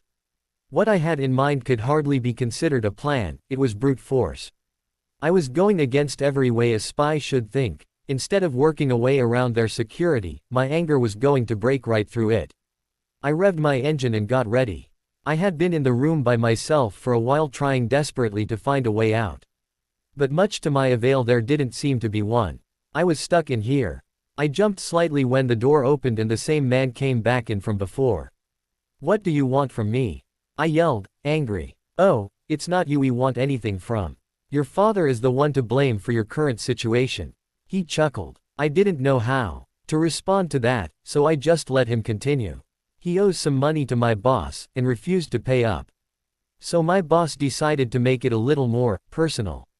And if someone hadn't been getting in the way, we would have been able to grab you a long time ago." Which leads me to my next question. How have you been avoiding us for so long? My mind was still processing the information about my father that he had given me. I shook my head at him because I didn't know what to say. His fist pulled back and came in contact with the side of my face. I spit out a little bit of blood and felt my cheek start to swell. I'm telling you, I have no idea what you're talking about. I yelled, angry and in pain. The door opened again and this time the man that walked in was one that I recognized. Billy Black, CEO of Black Industries, father of Jacob Black, and arch-nemesis of my father. Hello, Edward. He grinned, his tone the least bit friendly. I growled at him under my breath. He chuckled, don't be angry with me, it's your father you should blame. So, as soon as he returns his money to me, we'll work on negotiating your release. How much money? I asked with bated breath. About 75 million. Or at least, that's how much my company was worth before he cheated me into bankruptcy. He told me. My heartbeat increased exponentially. He's not going to pay it, no matter what you do. My statement seemed to anger him, but the expression was gone as quickly as it came. Well, I hope for your sake, you're wrong. With that, he left the room. It was just me and the other guy in the room now. The silence was making me angry. I was tired of people pushing me around. So where does Bella fit into your plan? I spat at him, trying to get any information I could. Bella. Who the hell is Bella? He asked. Isabella Swan. The girl that works for you, who's been conning me for the past few months. I spat, anger still my main emotion. He stood up abruptly, knocking the chair he was sitting on backwards. He rushed up and grabbed my collar, his face only a couple inches from my own. What was that name? He spat in my face, shaking me. I detected a hint of fear in his eyes. What? I asked in confusion. The name, he yelled. Isabella Swan. I told him, confused to no end. Shit. He immediately strode over to the counter where they had put my phone. I ripped off the backing. What he found made the blood drain from his face. He smashed my phone against the ground in anger, making me jump. How could she possibly be here? Shit, he's going to kill me.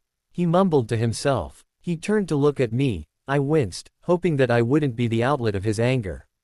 His fist pulled back but never made contact. There was a large exploding sound loud enough to make the building shake slightly, followed by lots of yelling. The man, obviously forgetting about me, grabbed a gun off the shelf behind him and rushed out of the room. I was both worried and frightened. Here I was unable to move, and I had no idea what was going on out there. A few minutes earlier, I revved my engine again and took a deep breath. This wasn't about my feelings or emotions. I knew that I had no right to feel anything for Edward after what I did to him. This was about bringing him back for his family and bringing down Black Industries at the same time. I cracked my knuckles, put my sunglasses on, and pressed my foot to the pedal. My car lived up to its name and accelerated at an alarming rate. I didn't even blink when I went through the fence and was now going at the building at over 100 miles an hour. I was barely aware of bullets ricocheting off my window. Obviously my car had been spotted. About 20 feet from the building I opened my door, grabbed one of the weapons bags and jumped out. Once I stopped rolling I covered my head with my arms just as my car made contact with the side of the building and exploded. I had left all my explosives and C4 in the other bag, so when the car crashed and the engine exploded, it triggered all the other explosives, thus leaving me with a large opening into the building. I stood up once most of the building's debris had stopped falling and pulled out 2 guns from the holsters on my belt. I walked through the opening that I made, which was large enough to drive a truck through and currently on fire. Using both of the weapons in my hands, I started shooting. I only saw glimpses of what was happening through the smoke, making it easier to keep moving. My vision was red with hatred as I started running forward. The building was bigger than I expected and was full of ramps and hallways. I was almost positive that Edward was being held towards the back. I guess I'm just going to have to fight my way through. I was in full agent mode now, quick and unstoppable. I was twisting and turning, letting bullets fly in every direction. There were at least 8 guys shooting at me and the number was quickly reduced to 1 with my good aim. I could hear fast heavy footsteps approaching from one of the halls as I approached the man. He was out of bullets and was frantically searching his pockets for more. I walked up the ramp and approached him, using my boot to kick him in the chest and knock him down onto his back. I pointed my gun at him. Where is he? My tone was threatening enough but the gun helped. My boot was pressed into his chest, adding enough pressure to keep him pinned to the floor. The footsteps were getting louder, and I still didn't have an answer. Screw this. I hit him with the back of my gun and knocked him out. I stood back up and reloaded my gun quickly. I jumped over the railing of the ramp just as more of their security came out of the tunnel. I rolled into a crouch and continued firing. I hit most of them in the shoulder or chest, letting them drop like flies. I ran at them head on and used one as a shield to get through the rest. I was in the middle of a few of them. I jabbed one of their guns back into their forehead and kicked another's feet out from another one. I pointed my gun at one of them, I pulled the trigger but nothing happened. I was out of bullets for the 2 guns in my hands. I flattened myself to the floor as bullets from his gun flew over my head. I rolled and whipped out one of my belt knives, throwing it as I stood. He went down with a cry of pain. I retrieved my refills of bullets from my belt and reloaded the 2 guns. I took a deep breath and kept running through the tunnel, rolling and twisting out of the paths of multiple bullets. I picked up my speed, still shooting over my shoulder and ahead of me whenever I needed to. I started busting down any door I saw, only glancing in long enough to make sure that Edward wasn't there. It was a maze of concrete tunnels and ramps, but I just kept running. I would find my way out somehow. There was only one thing I was sure about: I wasn't leaving without Edward. The sound of gunfire was getting louder on the other side of the door. I twisting my wrists, trying to break through the ties. Much to my disappointment, they didn't budge. I could hear lots of shouting now, along with the steady pound of footsteps. I was afraid to yell out. Whoever was out there had a gun. I wasn't about to let them know I was in here. The sound of gunfire ceased, and in its place I heard a few crashes. Sweat was breaking out on my forehead as the sounds grew louder. I jumped when the door to the room I was in was bursted open. The light that poured in behind them didn't allow me to see their face. They stopped once they spotted me, and ran forward. I flinched, expecting a fist or a gun. Instead I found them cutting at the ties behind me. "Let's go, Edward. We have to get out of here." I would know that voice anywhere. It still made my heart skip a beat. "Bella." I turned, my eyes widening. I was even more confused now. Why would someone who has been trying to kill me let me go? "Now, Edward, we can talk later." Her voice was like stone. She wouldn't even look at me as she kicked the door open again and slipped out with her gun pointed forward. I was confused, but not confused enough to make my escape when given the chance. Bella had turned left outside the door, so I turned right and started running. There were a few unconscious men, still holding their guns, lying across the hallway. I picked up my pace. I felt a hand grab my collar and stop me. "Are you trying to get yourself killed, Edward?" She finally looked me in the eye. Her eyes were like stone. "Let me go, Bella. Besides, I thought you wanted me dead." I asked her, venom lacing my words. She reloaded a set of bullets into one of her guns, then looked up at me under her eyelashes, making my heart stutter. "I've already told you, Edward, I'm the good guy here." She noticed my hesitation to follow her. "If you don't come with me right now, I'm going to have to drag you. Believe me, it will be a lot less painful if it's voluntary on your part," she said, gesturing over her shoulder. My eyes shifted to the 2 guns in her hands and I realized I really was in no position to argue. I started following her down the hallway. It was probably better this way. I could already hear footsteps coming from the direction I had previously run in. "How did you find me?" I asked. "Can't we talk about this once I get us out of here?" she said, her eyes glancing at me briefly. "No. You say you're the good guy here. Why should I believe you?" I reasoned, stubbornness coming out of my voice. She stopped and let out a deep breath. She turned around to face me. "The first day you met me, I planted 3 microchips connected to the GPS on my phone." I was stunned. I wasn't sure how to respond to that. "Where exactly did you plant them?" I asked, increasing my pace to keep up with her. "Well," she started, glancing around a corner before gesturing for me to follow her. "There's one in your phone. One in your shoe and you swallowed the last one." "What?" She shushed me urgently. "Believe it or not, it was harder to get the tracker into your phone and shoe. I had to do it when I broke into your house a while back." I gaped at her. I was about to ask what else she did when she started shooting around the next corner. I jumped at the sound and pressed myself against the wall. After a few moments her hand grabbed onto my shirt and dragged me along with her. We ran past multiple bodies. I noticed that Bella didn't even spare them a glance. We came out into a rather large open area inside the building. I noticed a few ramps leading up to higher levels and some that went down. We were walking across the middle of the opening. I watched Bella very carefully. She moved slower, her eyes shifted in every direction. Our breathing sounded loud in the empty room. I noticed that her footsteps were silent, while mine were loud and awkward. All of a sudden she froze, straightened and spun around. She grabbed my arm and pulled me over the ledge leading to one of the down ramps just as the sound of gunfire resumed once again. I was starting to believe what she said about being on my side. Plaster rained down over our heads as gunfire peeled it off the walls. "Stay down," I told him, fiercely. I didn't need him getting shot for being an idiot. However, he seemed to be perfectly fine with keeping his head down. I put my gun on top of the ledge and sent a few bullets flying. Due to my excellent aim, my bullets easily met their targets, and I saw people falling from the above ramp and others collapsing where they stood. The thought of maybe giving a gun to Edward crossed my mind, but I didn't think his aim would be good enough in this situation. I was running low on bullets, and these guys didn't seem to be slowing down. I needed to get Edward out of here. I noticed that my emotions were starting to poke at my conscious mind, demanding to be let in. I glanced at Edward below me, covering his head from the gunfire. My heart clenched. All I needed to do was get him out of here, and then I could let him go. He deserved better than me. I loved him enough to respect that. I seemed to draw strength and focus from that fact, and soon the only sound heard was my labored breathing.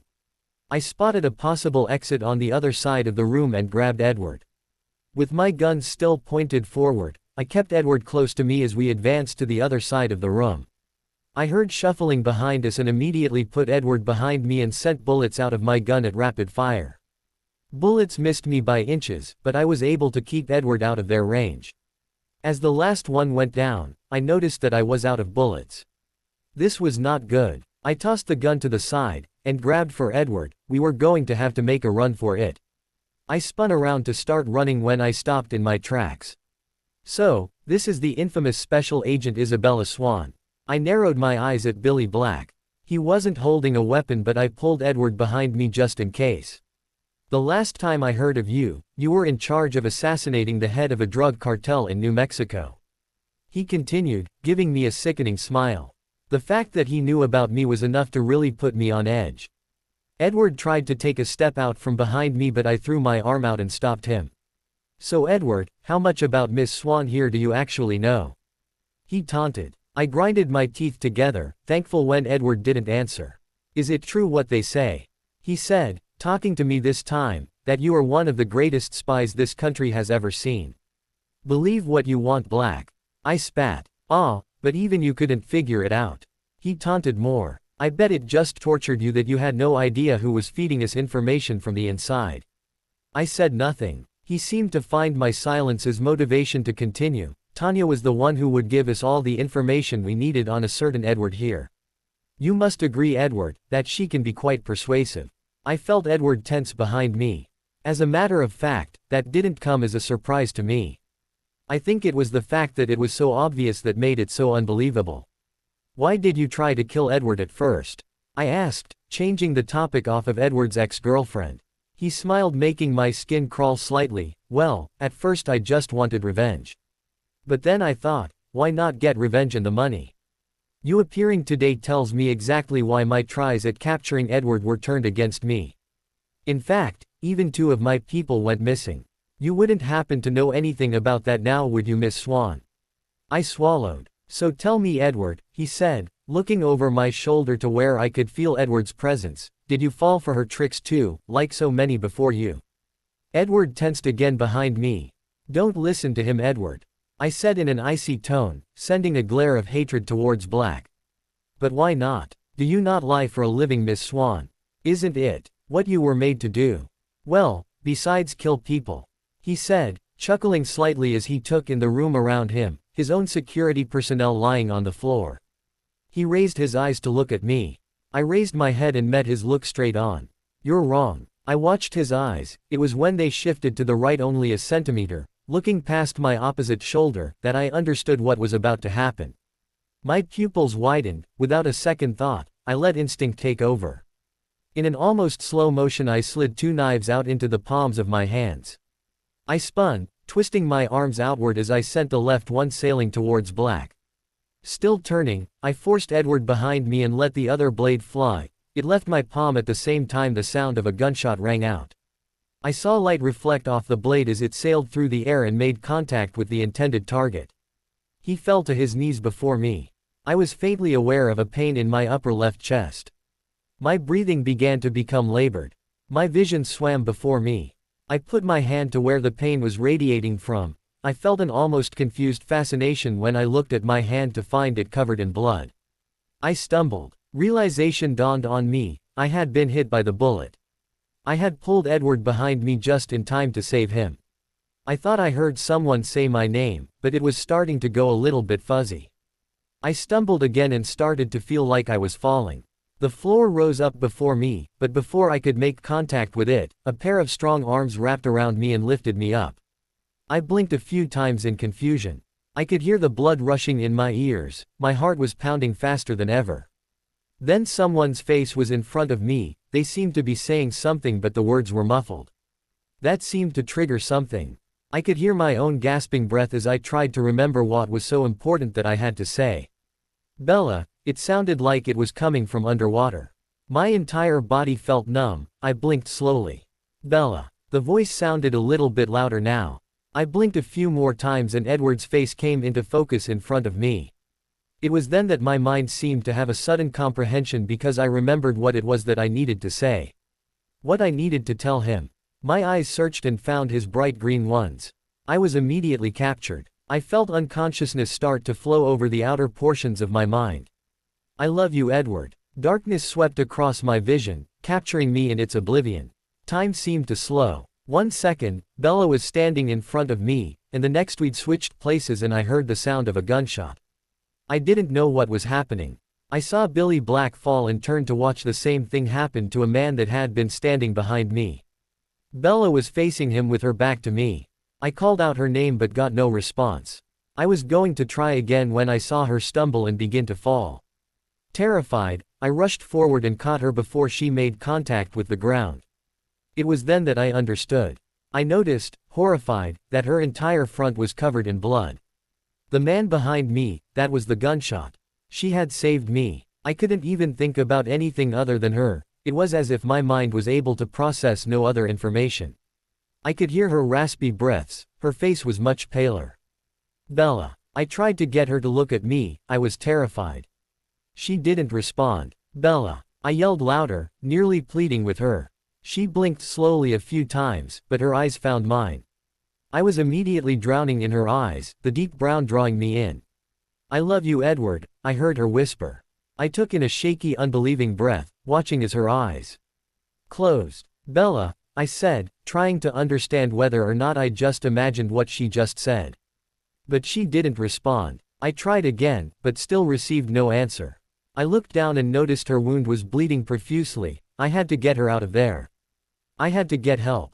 Determined, I lifted her up, cradling her light body in my arms. I walked out of the exit we had been previously heading towards, noticing that the sky had gone very dark and cloudy, almost as if it were on purpose. I looked down at Bella, she was losing blood quickly. I started walking faster. There was nothing out here, no cars, no people. Nothing. There was a main road, but I didn't think I wanted to chance it if there were any more of Black's henchmen out looking for us. I started walking in the wooded area parallel to the road, making sure to keep just hidden enough that I could still see it. I walked for a few minutes before I couldn't help but glance down at Bella, my heat clenched. I knew I didn't have many options. I would somehow have to call someone. My cell phone was lying on the ground, broken somewhere in the building behind me. I couldn't give up though. An idea hit me then and I started searching Bella's pockets for her cell phone. I finally found the sliver of metal that she used for a phone and tried turning it on. My fingers were shaking in my haste. But it wouldn't turn on. I set Bella down carefully on the grass to free my hands. After a few more random clicks I got something to pop up. It opened up some sort of keypad, but it was no victory. I didn't have whatever code it needed to get by, only Bella knew it. I tried punching in random numbers, but they got me nowhere. Damn it. I threw the phone down in frustration. I was about to pick Bella up again and start walking when something caught my eye. When I had thrown the phone down, the back cover had come off, revealing a button that read, "Push in emergency." I grabbed at it hastily, nearly letting it slip through my fingers more than once. I pushed it. Nothing happened. I pushed it again. Still nothing. I was starting to get even more worried than before. I sank to the grass in defeat. I didn't know how I was going to save her. I was starting to lose hope. I ran a hand through my hair and looked at Bella. Her breathing was slower and less even. I was briefly aware of tears rolling down my cheeks as I picked Bella up in a new determination and started walking. I was still walking 15 minutes later. I had found that every time my arms would feel just the slightest bit tired, all I would have to do was look down at Bella and I would find new reserves of strength. Her wound was still bleeding, it wasn't starting to clot, which wasn't good. If I didn't get her help soon, I wasn't sure she would make it. I heard tires screeching nearby and froze. No doubt it was some of Black's men out looking for us. I backed up further into the trees and waited with bated breath. I heard a few twigs cracking and shrank further back into the trees. I held Bella close to me, not even caring that her blood was staining my shirt. "Agent Swan," I heard a female voice call out. I held my breath, afraid to be heard. "Bella," she called louder. I took a step back and a twig cracked under my foot.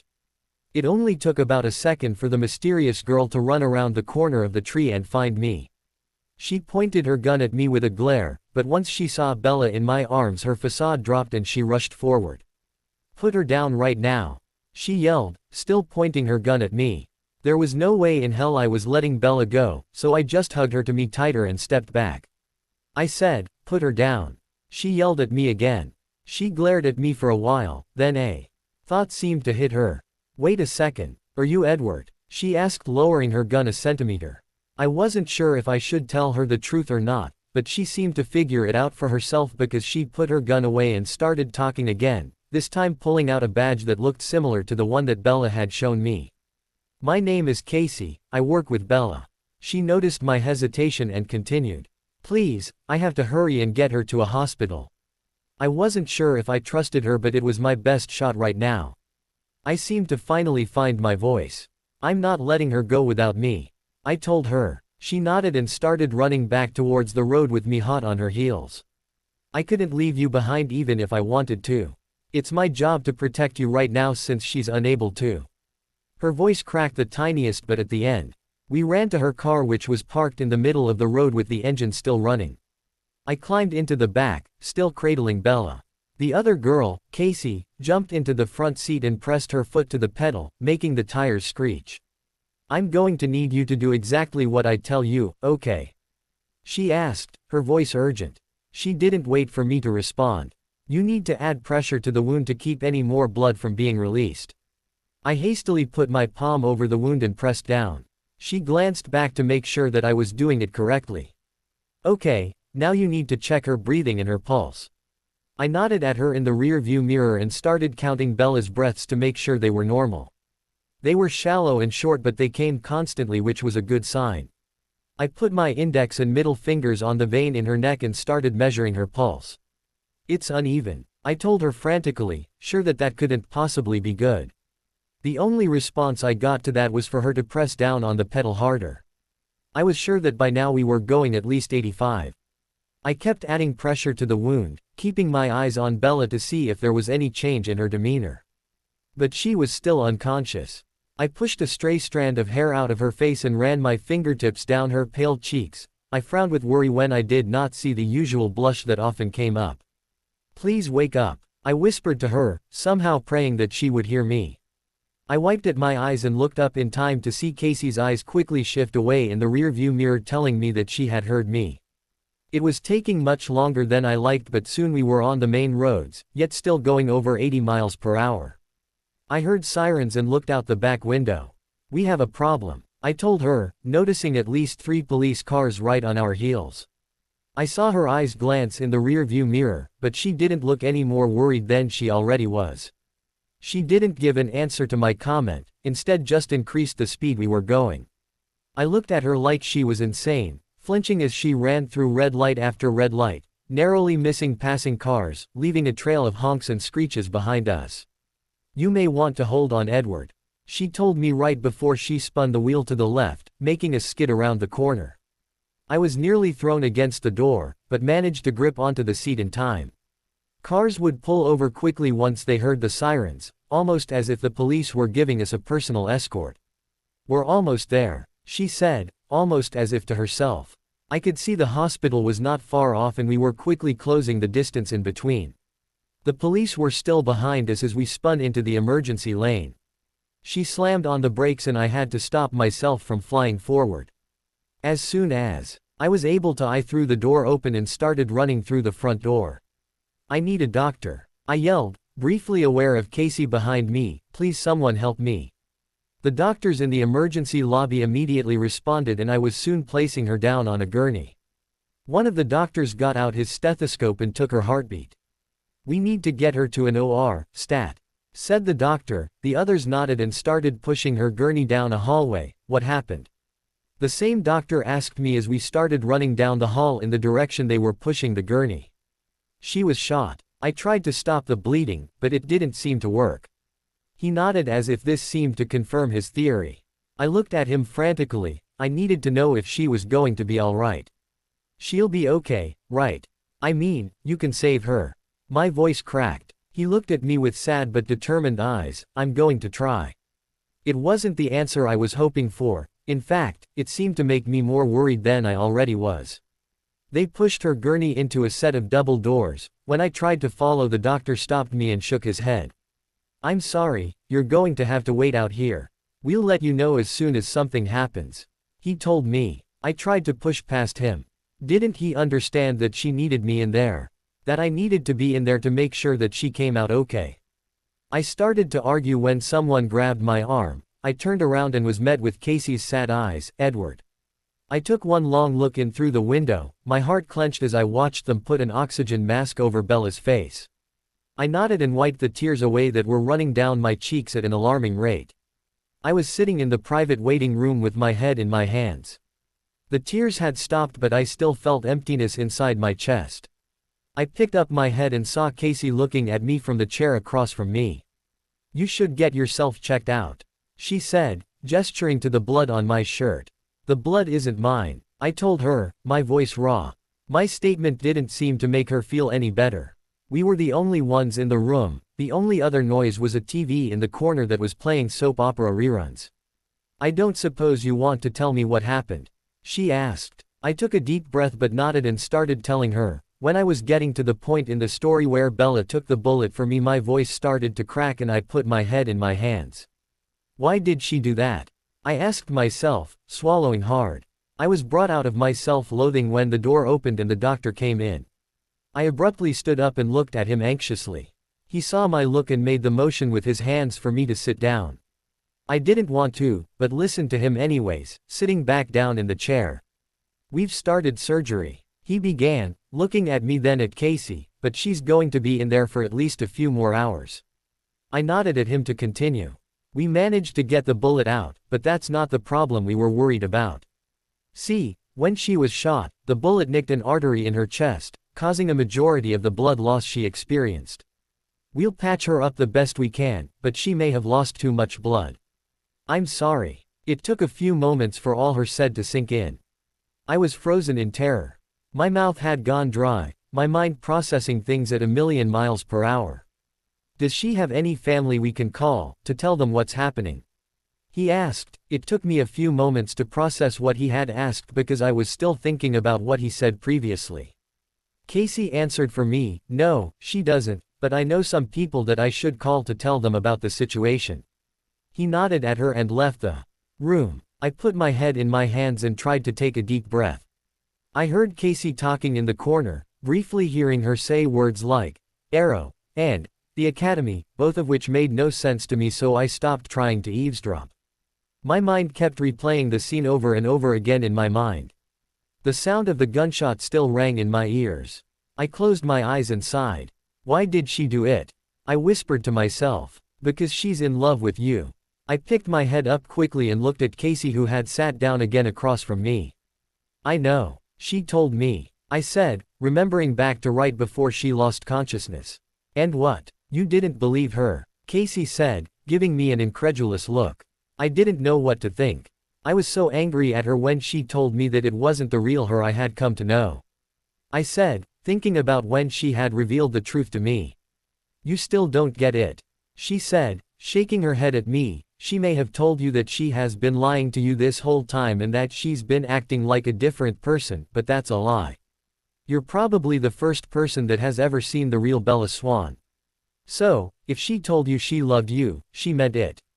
She sat back and started flipping through her phone, letting me absorb the information she just gave me. Hours passed. At one point I worked up the nerve to call Alice and tell her what happened, and soon she was sitting next to me in the waiting room, trying to get as much information out of me as possible. After a while she gave up and left me to my thoughts, of which I had many. Memories were running across my mind like a film. I was remembering the first time I saw Bella. What an ass I was. When she joined the soccer team. Our first date, our first key. I could now practically feel the rain that poured down on us so many months ago in our meadow. I could feel her eyelashes brushing my cheeks yet again.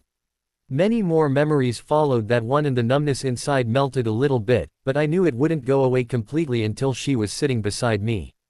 Many hours later, I heard a constant beeping sound that seemed to be getting louder and louder, or maybe it was the fact that I was just becoming more aware of it.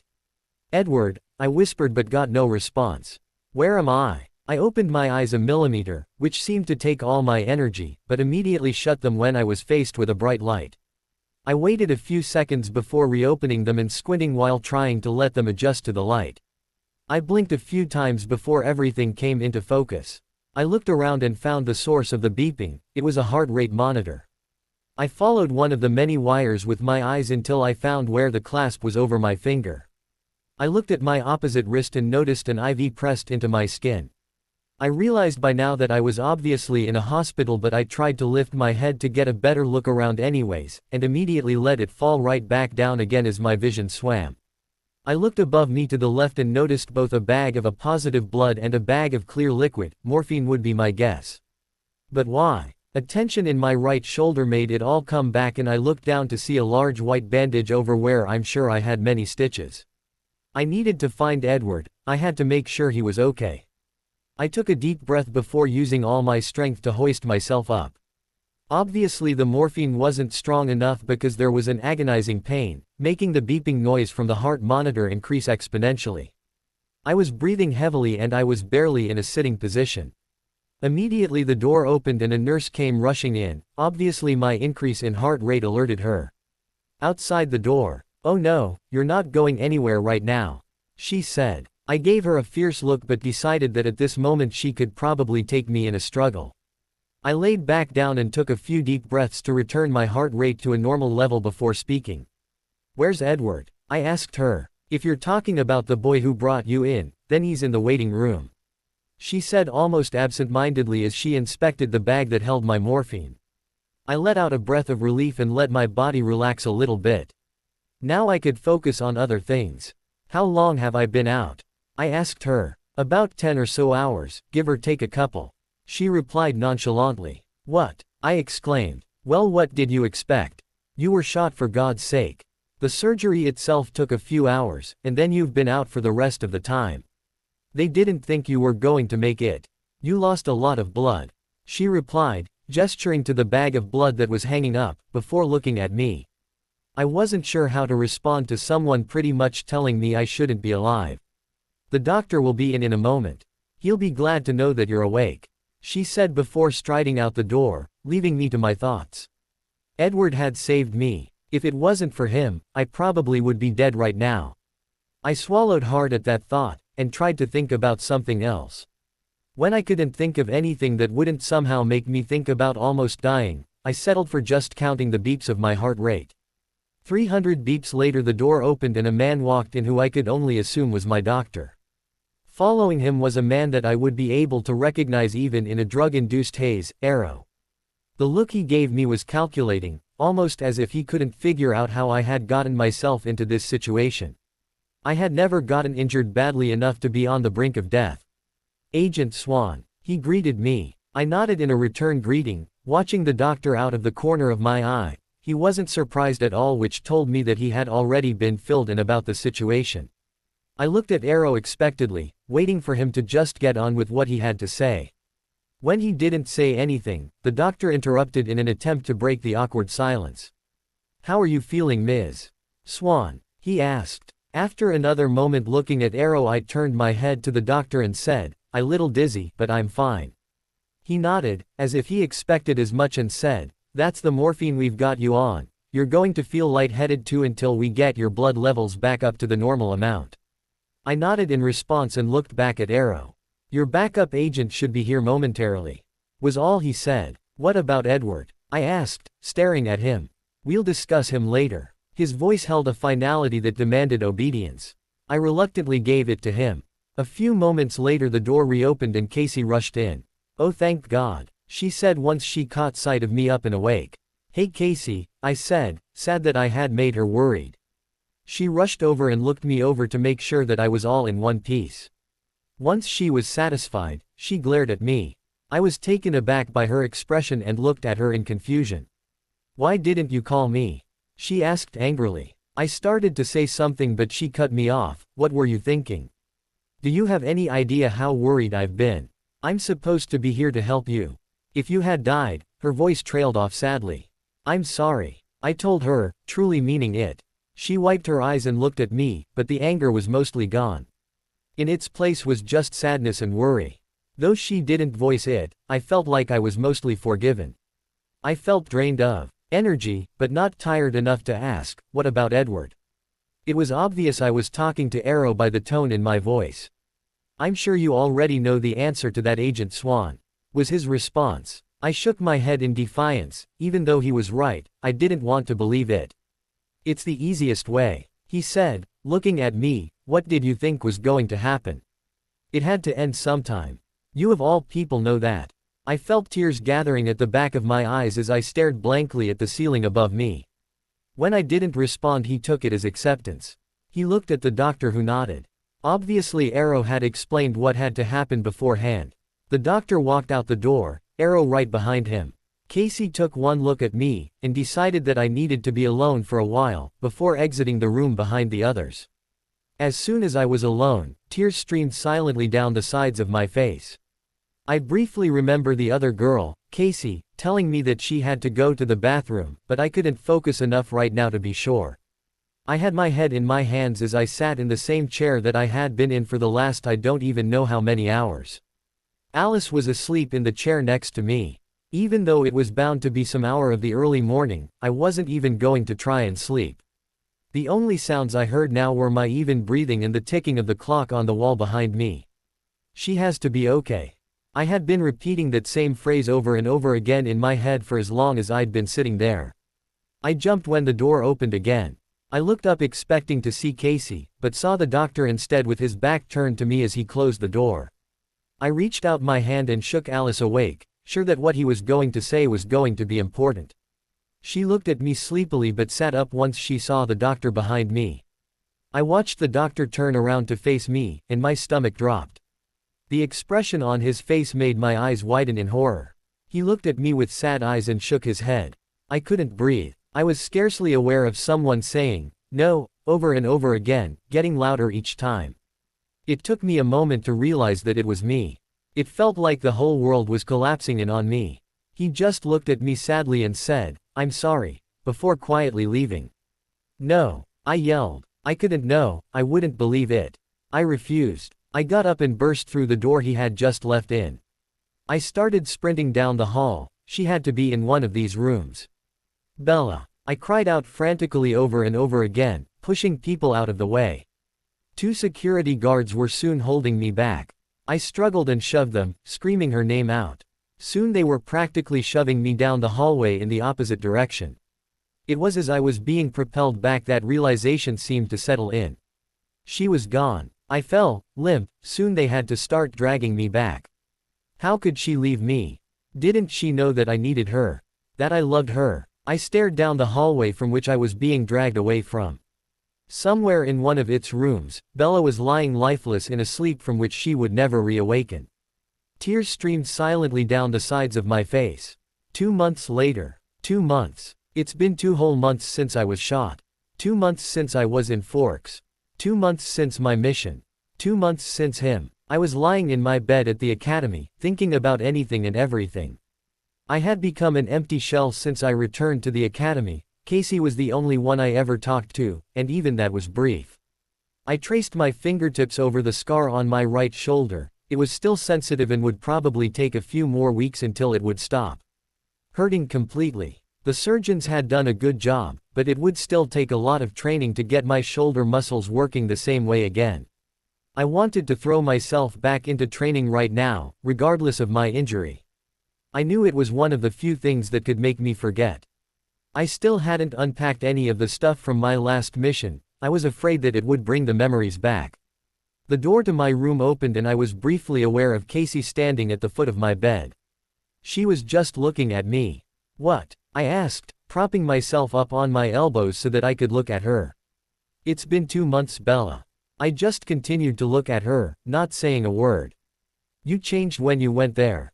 You may not realize it, but you did," she said when she saw me roll my eyes. "That's ridiculous. I'm still the same person," I replied. "No," she said, looking me directly in the eye, "you're not. You may seem the same to everyone else around here, but I know that you've changed." We stared at each other for a few moments before I looked away. "You haven't even unpacked yet," she said, regaining my attention. "I didn't feel a need to yet," was my reply. She gave me a sad look that pretty much told me she saw right through me. "You should just get it over with, Bella. You have to start letting Edward go." My heart clenched at the mention of his name. "If you want, I'll help you," she offered, but I shook my head. My voice cracked slightly as I said, "No, that's all right. I should do it by myself." She nodded in understanding and left the room. I waited a few minutes before I built up the courage to pull the bag out from underneath my bed, where I had stashed it 2 months ago. I took a deep breath and unzipped the cover, pushing it back. Lying on top were the few throwing knives that didn't get left behind. I took them out and placed them to the side. There were bound to be more weapons that I would need to put away. Next were my mission clothes, which I folded and also placed to the side. My throat started to feel tight when I pulled out the clothing that I had bought with Alice on our shopping trip. My fingers traced over the softness of the blue dress I had worn to the school dance. I started to rush through the rest of the clothing, wanting to get this over with faster. I pulled the last article of clothing out and had to hold back a sob. Lying on the bottom of my suitcase was Edward's silver watch. With shaking fingers I reached in and pulled it out. Flashback. "Now no one will second guess that you are mine," he said with intensity in his eyes. For the second time in 5 minutes, my breath hitched. "And you should wear this," he said as he slipped his obviously expensive, silver watch onto my thin wrist. "Just in case you need to remind yourself." End flashback. Tears streamed down my face for the first time in 2 months as I slid his watch onto my wrist. It's been 2 months. But it's felt like forever. Nobody but Alice seemed to understand. I had become an empty shell without her. My life seemed to lose meaning and everything seemed dull and lifeless. At least Alice seemed to be making a small effort to move on, but I still heard her crying from time to time. She had lost her best friend. My emotions kept turning from heartbroken, to emptiness, to anger at her agency for making her do it. Besides myself, I blamed them for her death. I wanted retribution for what they did. I wanted them to be aware of how much her life was worth. I'm sure they just thought of her as someone expendable. As time's gone on, my anger has grown. I still had Bella's phone. When I had triggered the GPS signal that had led Casey to us, it had allowed me to later access her phone. I had spent hours poring over the GPS mapping system in her phone and eventually I had found it. Meyer Academy. It was listed in a list of previous locations that I had had to dig to find. Even though I had found it, I wasn't sure if I should go or not. I was on the fence between going to get revenge and staying here where I knew I was safe. The thing that pushed me over the edge came a few days later. My father found me sitting in my room, staring at a photo of Bella that I had taken a few months back, when things were still happy. He had shaken his head at me sadly. "Edward, you need to stop moping and get over this girl, Brittany or whatever her name was." I had looked at him angrily. Her name was Bella. He made a motion with his hand as if this meant no difference to him. Whatever, either way you shouldn't be wasting your time over some worthless person. I narrowed my eyes at him while standing up and stepping closer to him. Don't you dare talk about her that way. Bella was the best thing that ever happened to me. I told him. He seemed taken aback that I had dared to talk to him that way. You know what? I was on a roll now. All I ever wanted to do was make you realize that I existed. You, my father. Bella was the best thing that ever happened to me because she made me realize just how much I don't need you. With that I slammed the door in his shocked face, then turned around and grabbed Bella's cell phone. There was no more doubt in my mind. I was going to California. I had managed to catch a flight out of Seattle and was soon landing in Sacramento, California. Anger was my motivation now. Anger at my father, Meyer Academy, and myself. And it was all leading me to the people who had made Bella take that bullet for me. It wasn't hard to find a car to steal. All I had to do was grab a guy's keys as he was unlocking his Mustang and soon I was behind the wheel. I opened Bella's phone up and pulled up the GPS, my fingers expertly worked through the path I had found to her previous locations and pulled up the academy. I accelerated and headed in the direction it told me to go. The police weren't on my tail yet, but I didn't think it was going to be that long before they caught up to me. I accelerated a little bit more. In about a half hour I was at the gate. It was large and metal with the letters M and A on it. I knew I was in the right place. I let my emotions control my actions. Right now, sadness was taking a backseat to anger. I didn't think. I just floored it. I broke through the gate and continued driving. I was going at least 60 and I had to spin the car to stop it from crashing into the entrance to the academy. An alarm was going off somewhere in the building. I threw open my door and got out. I was getting some answers and my revenge, one way or another. The alarms were louder now and soon people were running out of the building. The first guy that got close enough to me, my fist came in contact with his face and I took his gun.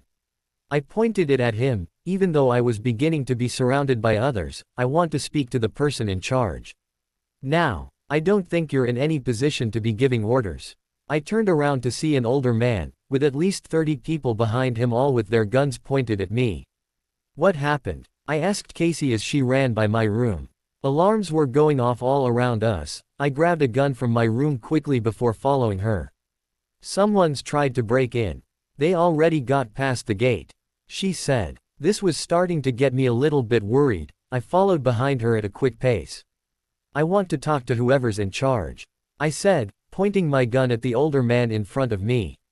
He just smiled. You must have a death wish, he said, but I am the man with whom you wish to speak. I raised my gun a little higher at this new information, making the 30 or so people behind him step closer. He looked a little closer at me. Aren't you that Cullen boy? He asked. I seemed to finally find my voice. Yes, I am. I'm the one that you ordered one of your agents to die for. There was venom in my voice. Ah yes, Agent Swan. That was a terrible loss, but I assure you that it was not by our hand. She made the decision herself. He said. I swallowed hard. Yet here you stand in front of me, knowing that even if you do attempt to pull that trigger, all of these trained agents will end your life in milliseconds. He smiled again. You really do have a death wish. I'd rather be dead than live without her, I told him truthfully. He seemed to consider me for a moment before saying, as you wish. He stepped to the side and the agents behind him raised their weapons. The only thought that went through my mind was that I would be with Bella again soon. I heard a few clicks as a few of them readied their weapons. I closed my eyes. I breathed in. Stop. My heart skipped a beat. I was sure that I was already dead, or had completely lost my mind. That voice would render me breathless for as long as I lived. I didn't want to open my eyes, but they couldn't help it when I heard the same voice again, Edward. I must be dead, for there was Bella, running down the front steps of the academy towards me, in all her glory. She was as flawless as ever. She stopped right in front of me. I smiled at her, and brushed a piece of hair behind her ear. The longing I felt at that moment was indescribable. Edward, are you trying to get yourself killed? What kind of idiot tries to break into a national agency filled with assassins? She said, a worried expression on her face. So this is what heaven is like, I said, brushing her cheek with my fingertips. Edward, you're not dead, and neither am I. She went around to my other side.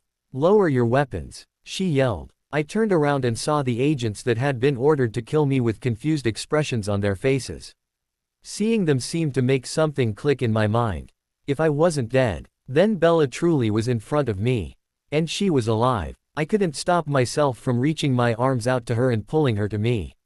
I wrapped my arms around her tight enough to let the message get across that I was never letting her go. Her scent of strawberries and freesia hit me with a familiarity that I had missed. With her in my arms I felt complete, the hole inside me was filled. I pulled back to look at her face but still kept her in my arms. There were tears streaming down her face, I wiped them away with my thumbs. I love you, Bella, I told her, looking into her eyes. More tears streamed down her face. She paused a moment before saying, I love you too, Edward. I pulled her to me again, wrapping my arms around her and keying the top of her head. The crowd behind us dispersed, but I was too wrapped up in the moment to notice. The feeling of being in Edward's arms made me complete. The emptiness I had felt when he was gone was filled again, and I was never going to let that feeling go ever again. I didn't think I would be able to live through it. Tears of happiness were streaming down my face, staining his shirt for sure.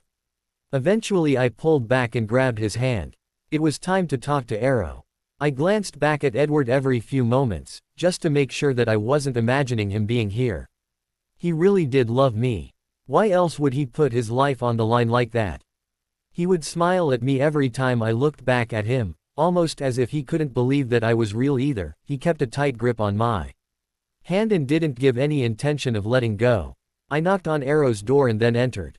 The look on his face was far from happy. I had blown his plan.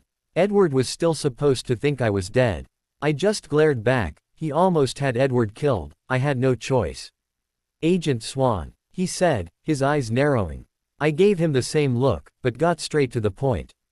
I want Edward to join the academy. He looked at me like I was insane.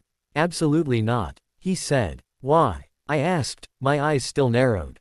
First of all, he has no training, he started. I'll train him myself, I told him. Does he even want to join?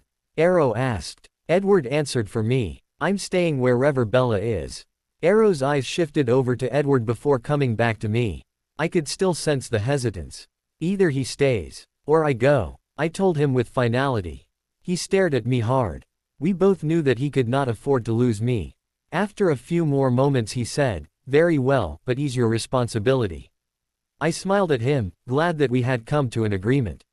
I turned around and led a very stunned Edward out of the room. I closed the door behind me and looked at him hesitantly. Is that okay? I asked, afraid that I had overstepped. You can say no if you want. Go back to Forks and continue to live your normal life. He looked at me and said, without you, I have no life to go back to. You are my life now. He took a step forward and took my hands in his. But what about Alice? I asked. I would have to let her know now that Edward was aware that I was alive. Alice has Jasper and her life there. Mine is wherever you are. He stepped even closer and wrapped his arms around me. But what about? He sealed my mouth with his, and I melted into him. After a few moments he pulled away and said, if you want to get rid of me, you're going to have to try a lot harder than that. I smiled and wrapped my arms around him, nestling myself in his embrace. Right where I belonged. The end. If you enjoyed this alternate journey, don't forget to like the video and subscribe to the alternate path for more incredible what-if stories.